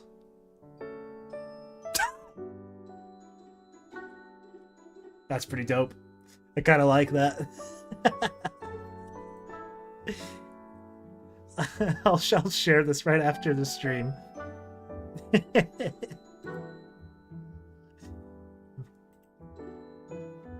Ugh. The two of us leave the house, stepping out briskly into the cold night. The stars are up are ahead, twinkle brightly. I wonder if I could name all the constellations. If my grandfather were with me, I'm sure he could. But I have something more precious to focus on right now. My sister, Otoko. No, wait, that's not quite right. I've been making one crucial mistake for a long, long time, and it shouldn't be too late to try and make amends. Hey, what is it now? Are you gonna say something mushy again? No. Well, maybe. Ha, I knew it. I was just thinking. In the end, I'm pretty happy that I have you for my sister, Otome. Oh, hearing you call me that feels a little weird. Why? Isn't that what you want to be called? It is, but you've never bothered remembering before. I know I haven't. It's easy to get stuck in old habits when I've known you for so long, but I'm going to try and do my best. I don't want to upset you over this. Well, thanks. I appreciate it. I guess we'll just see how long this change of heart lasts. The two of us walk together through the street, the soles of our shoes falling against the ground. The hairpin skewered through my sister's hair sparkles beneath the moonlight. So breathtakingly beautiful, it's hard for me to look away. All things considered, I think this is going to be a very good New Year indeed. Whoa! Yo! Grandpa's here now. Ah!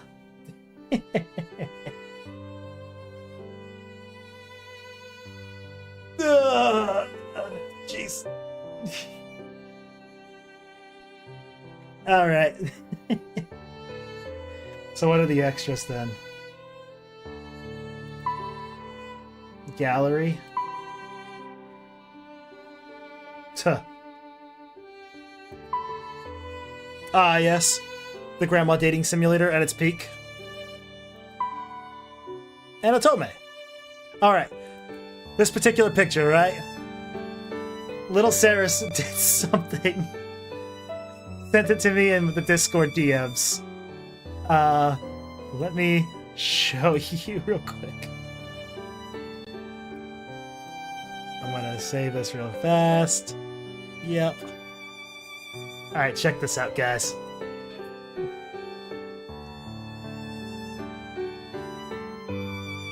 Where is it? Alright. Gotta add a new picture real quick so that way you guys can see this. It's beautiful. We're gonna go here. Check this out. Look how dope.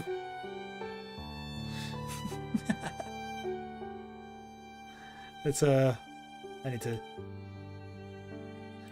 to move this a little.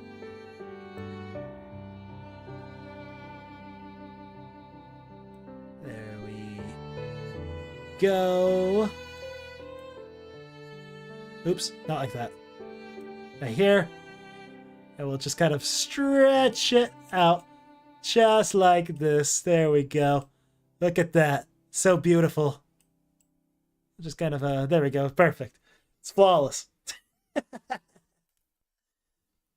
How perfect is that?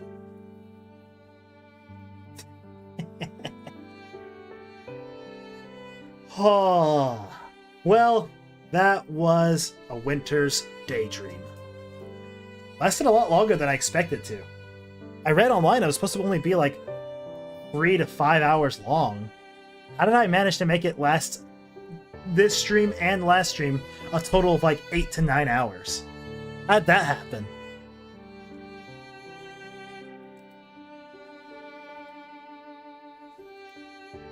That's crazy.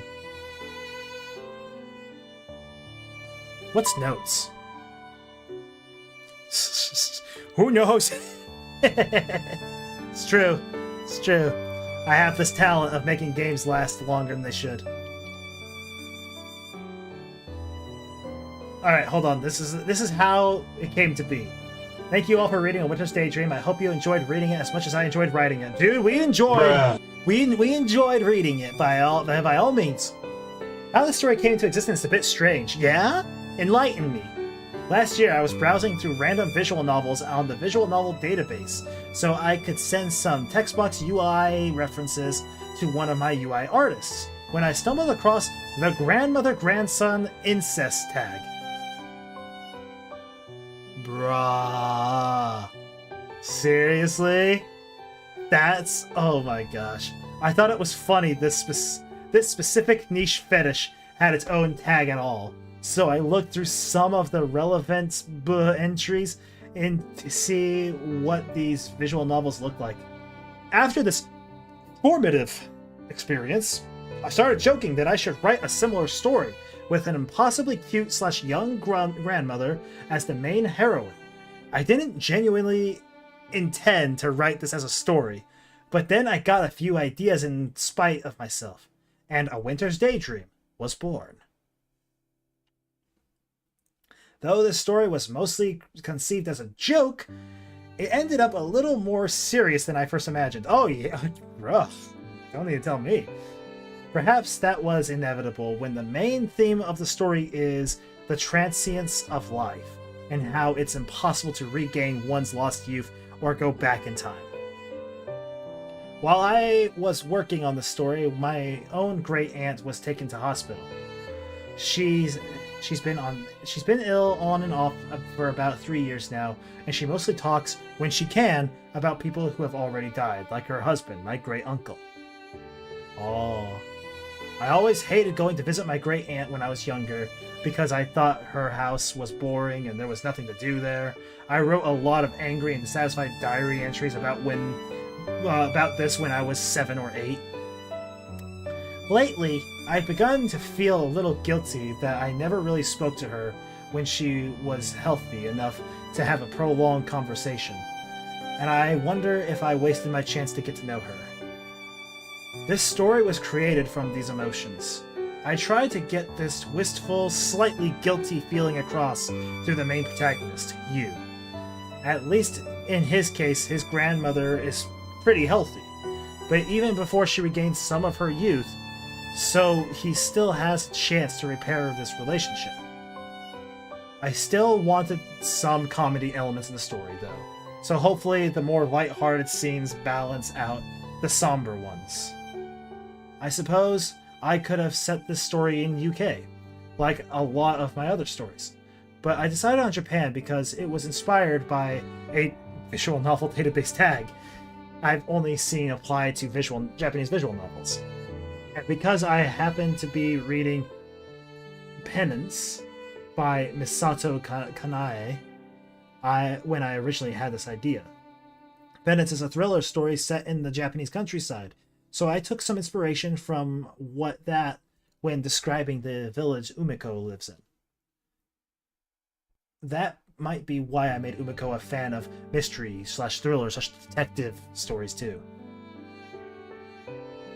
In the end, I hope the story was able to put some smiles on people's faces, despite being relatively short. I enjoyed writing it a lot, and I hope you enjoyed your time with it too.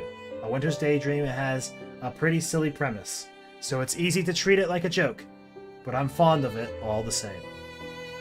Well, I'm glad. The more serious themes are definitely touching, for sure. I mean, because I can at least relate to that as well. That I visit my grandparents so infrequently. Bro looked at hentai. He really did. Bro was just like, bruh. I need some inspiration. I need to look at the hentai. Bruh. Bruh. But I enjoyed it, despite how silly it is. Oh, Winter's Daydream. We had some funny jokes here. But I think that'll be it for now. Let me go ahead. We'll quit this. And we'll go back over here.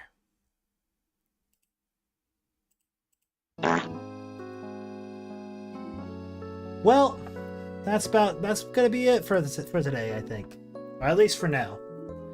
Of course, at 8 o'clock we are going to be doing another stream. I believe we are doing RoboCop tonight.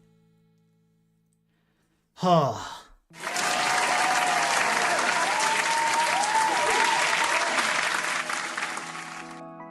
And that'll be, I enjoyed it. I hope you enjoyed my new series, Ethan. I'll check it out. I definitely want to see it. I want to see you rage at Mario. But yeah, I loved it. I don't regret it. It's really kind of a cringy story at times, but I think that's kind of the point. And us making jokes about it is even funnier. We survived the game. Too many jump scares. It's true. There was so many jump scares. Even a ghost showed up at one point. Did you see that? That was nuts. Absolutely insane. But we're gonna wrap it up for now. I'm going to go and take care of a few chores around the house and relax for a moment. And thank you for your hard work and making me puke twice. See you next stream. See ya, Yodi. Hopefully you won't puke nearly as much this time. Oh. Gah.